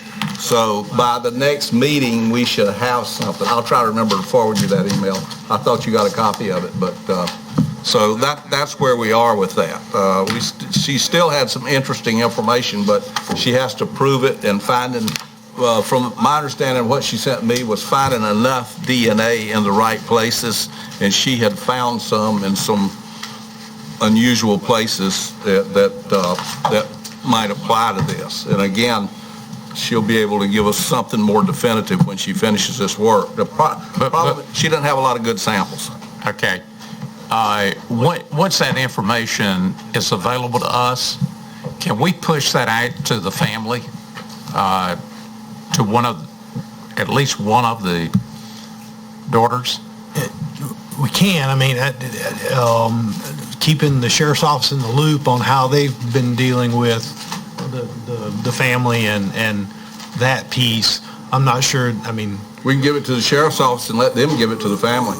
Right. I mean, I think they have that contact. I don't want to step over anything and push something too fast. I want things to run their process. Charlie, I think you're already aware of this, but Mr. Hamilton passed away. Yeah. So, but he does have a daughter local. We have been, and we're still in contact with family. Okay. And we've been given updates all along, but yeah, as soon as, really pretty much the only thing that we told them that we probably wouldn't give them was photographs of the scene. Right. And that still remains to be the case, but anything else we'll give them. Okay. Thank you. That's where we are with that one. County Police Force update? That's the next item. No, the next one is jail door. I thought. The jail doors. Okay, well, I'll ask the question, are there any problems with the jail doors? They're still operating properly, and we're still having repairs made to the jail doors? I know Christina said they still had a few things to do the last time she was here. Yeah, I think, from now until forever, we're going to have issues that are going to come up. When something does come up, we send an email to county maintenance and to our vendor, and then it's taken care of. So We don't have any problems at the moment, or do we? I'm sure they do. It's almost probably like plumbing. You don't have a problem, and then you have a problem, and then you don't have a problem. Yeah. But anything that comes up, we're notifying, and then we're keeping it up on it. Nothing major, though? No, sir. Okay. All right. County Police Force update, that's the next item? Yes. Well, the committee has met. There's a set of minutes that have been sent to committee members for review. And basically, where we are, the manager's certainly welcome to weigh in on this. He sat in the committee meeting. Where we are is planning to meet with the Gaston County Police Department and officials, whoever, sometime in April. Maybe the COVID thing will be dying more than it is now, and make a trip over there. There are a lot of questions to be answered. We invite any of the commissioners to give us any of the questions that you're concerned about or any of the problems that you may see. We have a copy of the enabling legislation, which pretty well outlines how they do things over there and what works over there. And we have some extensive police reports. The police in Gaston County turn out something like a 112-page annual report on what they're doing. And then they give a monthly report that is very extensive also on what they're doing and how they're organized. So we're just getting started. Mr. Manager, do you? Okay. You want to go to the lockdown and public policy? Well, the lockdown is the same thing it is now. What I'll say is this: I'll probably come back next month and see what the governor has done. He's easing up a little bit, but I still think some county needs to bring a lawsuit to get this guy off the nut and get people back to work, because we've had the percentage of deaths in Beaufort County have all been comorbidity deaths. The people who are healthy and that we've already proven are mostly unaffected by this when they have it, need to be returned to work. The school system needs to be open. The elderly, those of us that are elderly and have comorbidities, need to be protected, need to be in quarantine, and we need to get back to normal, because this is destroying wealth every day, and there are a lot of people who are not going to be able to pay their bills if we don't get back to work. So I'll have more on this next month. The Beaufort County school system budget discussion, I think that probably the only thing I won't say on this, I intended on saying more, but I think it's pointless, is we're going to want to see a lot of detail when they give us their information for the budget, because what they've given us is inadequate to do what we need to do in order to be able to analyze how much free cash we think they have and how much cash they're not going to spend. So that concludes me, unless somebody has a question. Okay, and no questions. All right, Stan? I think it's remarkable that I have to even bring this up. We've been, piggybacking on what Hood has just spoken about, the lockdown, and about people that are sick, the people that are more susceptible to COVID than others. And we're in a situation where the school system, and we're finding out more and more, is at the center, the heart of our community.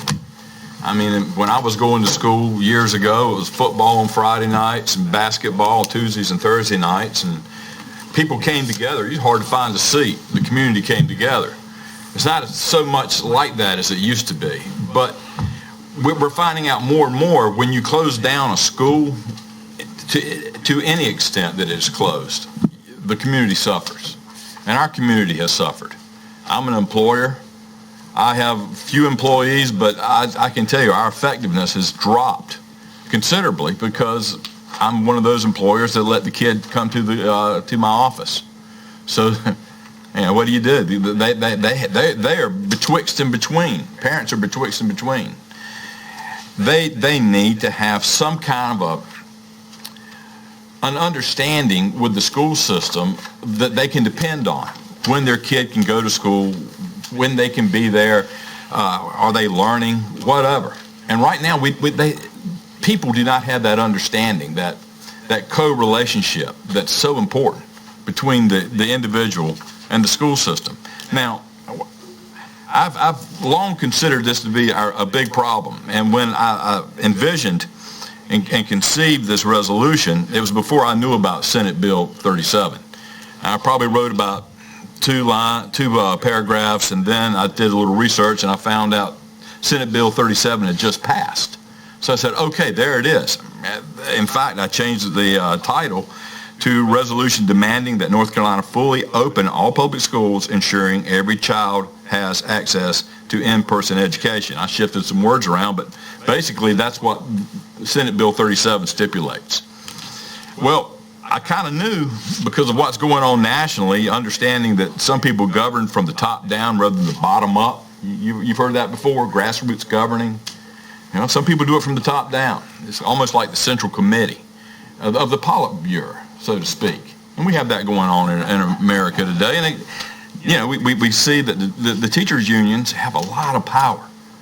We don't have strong teachers' unions in North Carolina. But if they see that the teachers' unions have a lot of power in other areas of the country where they can, a president who says, we got to go back to school, and then the teachers' unions speak, and guess what? We're not going back to school. Right now, they're talking about at a national level, maybe one day a week.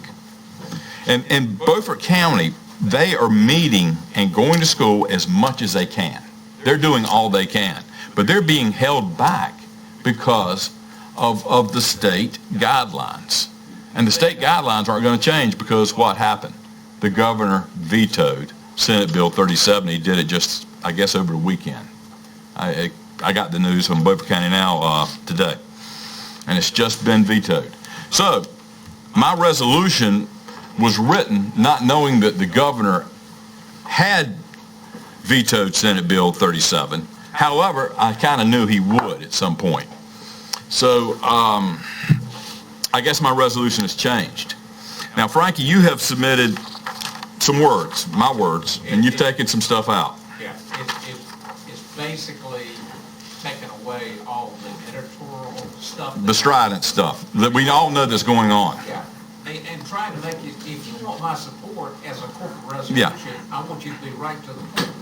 Well, there's a point to being to the point, and then there's a point where you lose all contextuality. And I think that's what we might be losing if we take everything out. Now, I can agree to some of the stuff, but I think the part where we talk about how we got to this point and the part where the kids are involved, I think that needs to remain. Yeah. Well, make a motion on either your resolution or mine. One or the other. Nothing in between? Let's move on. No negotiation? It's late. It's late. It doesn't really matter that much at this point. Yeah. All right, I'll make a resolution. I'll make a motion that we accept my resolution with some amendments, if as the pleasure of the board might be. I'll make a motion that we call let down some trees. Excuse me, you're out of order. There's a second, all right? All those in favor of sticking with your motion, your... The resolution with some amendments, as would be the pleasure of the board.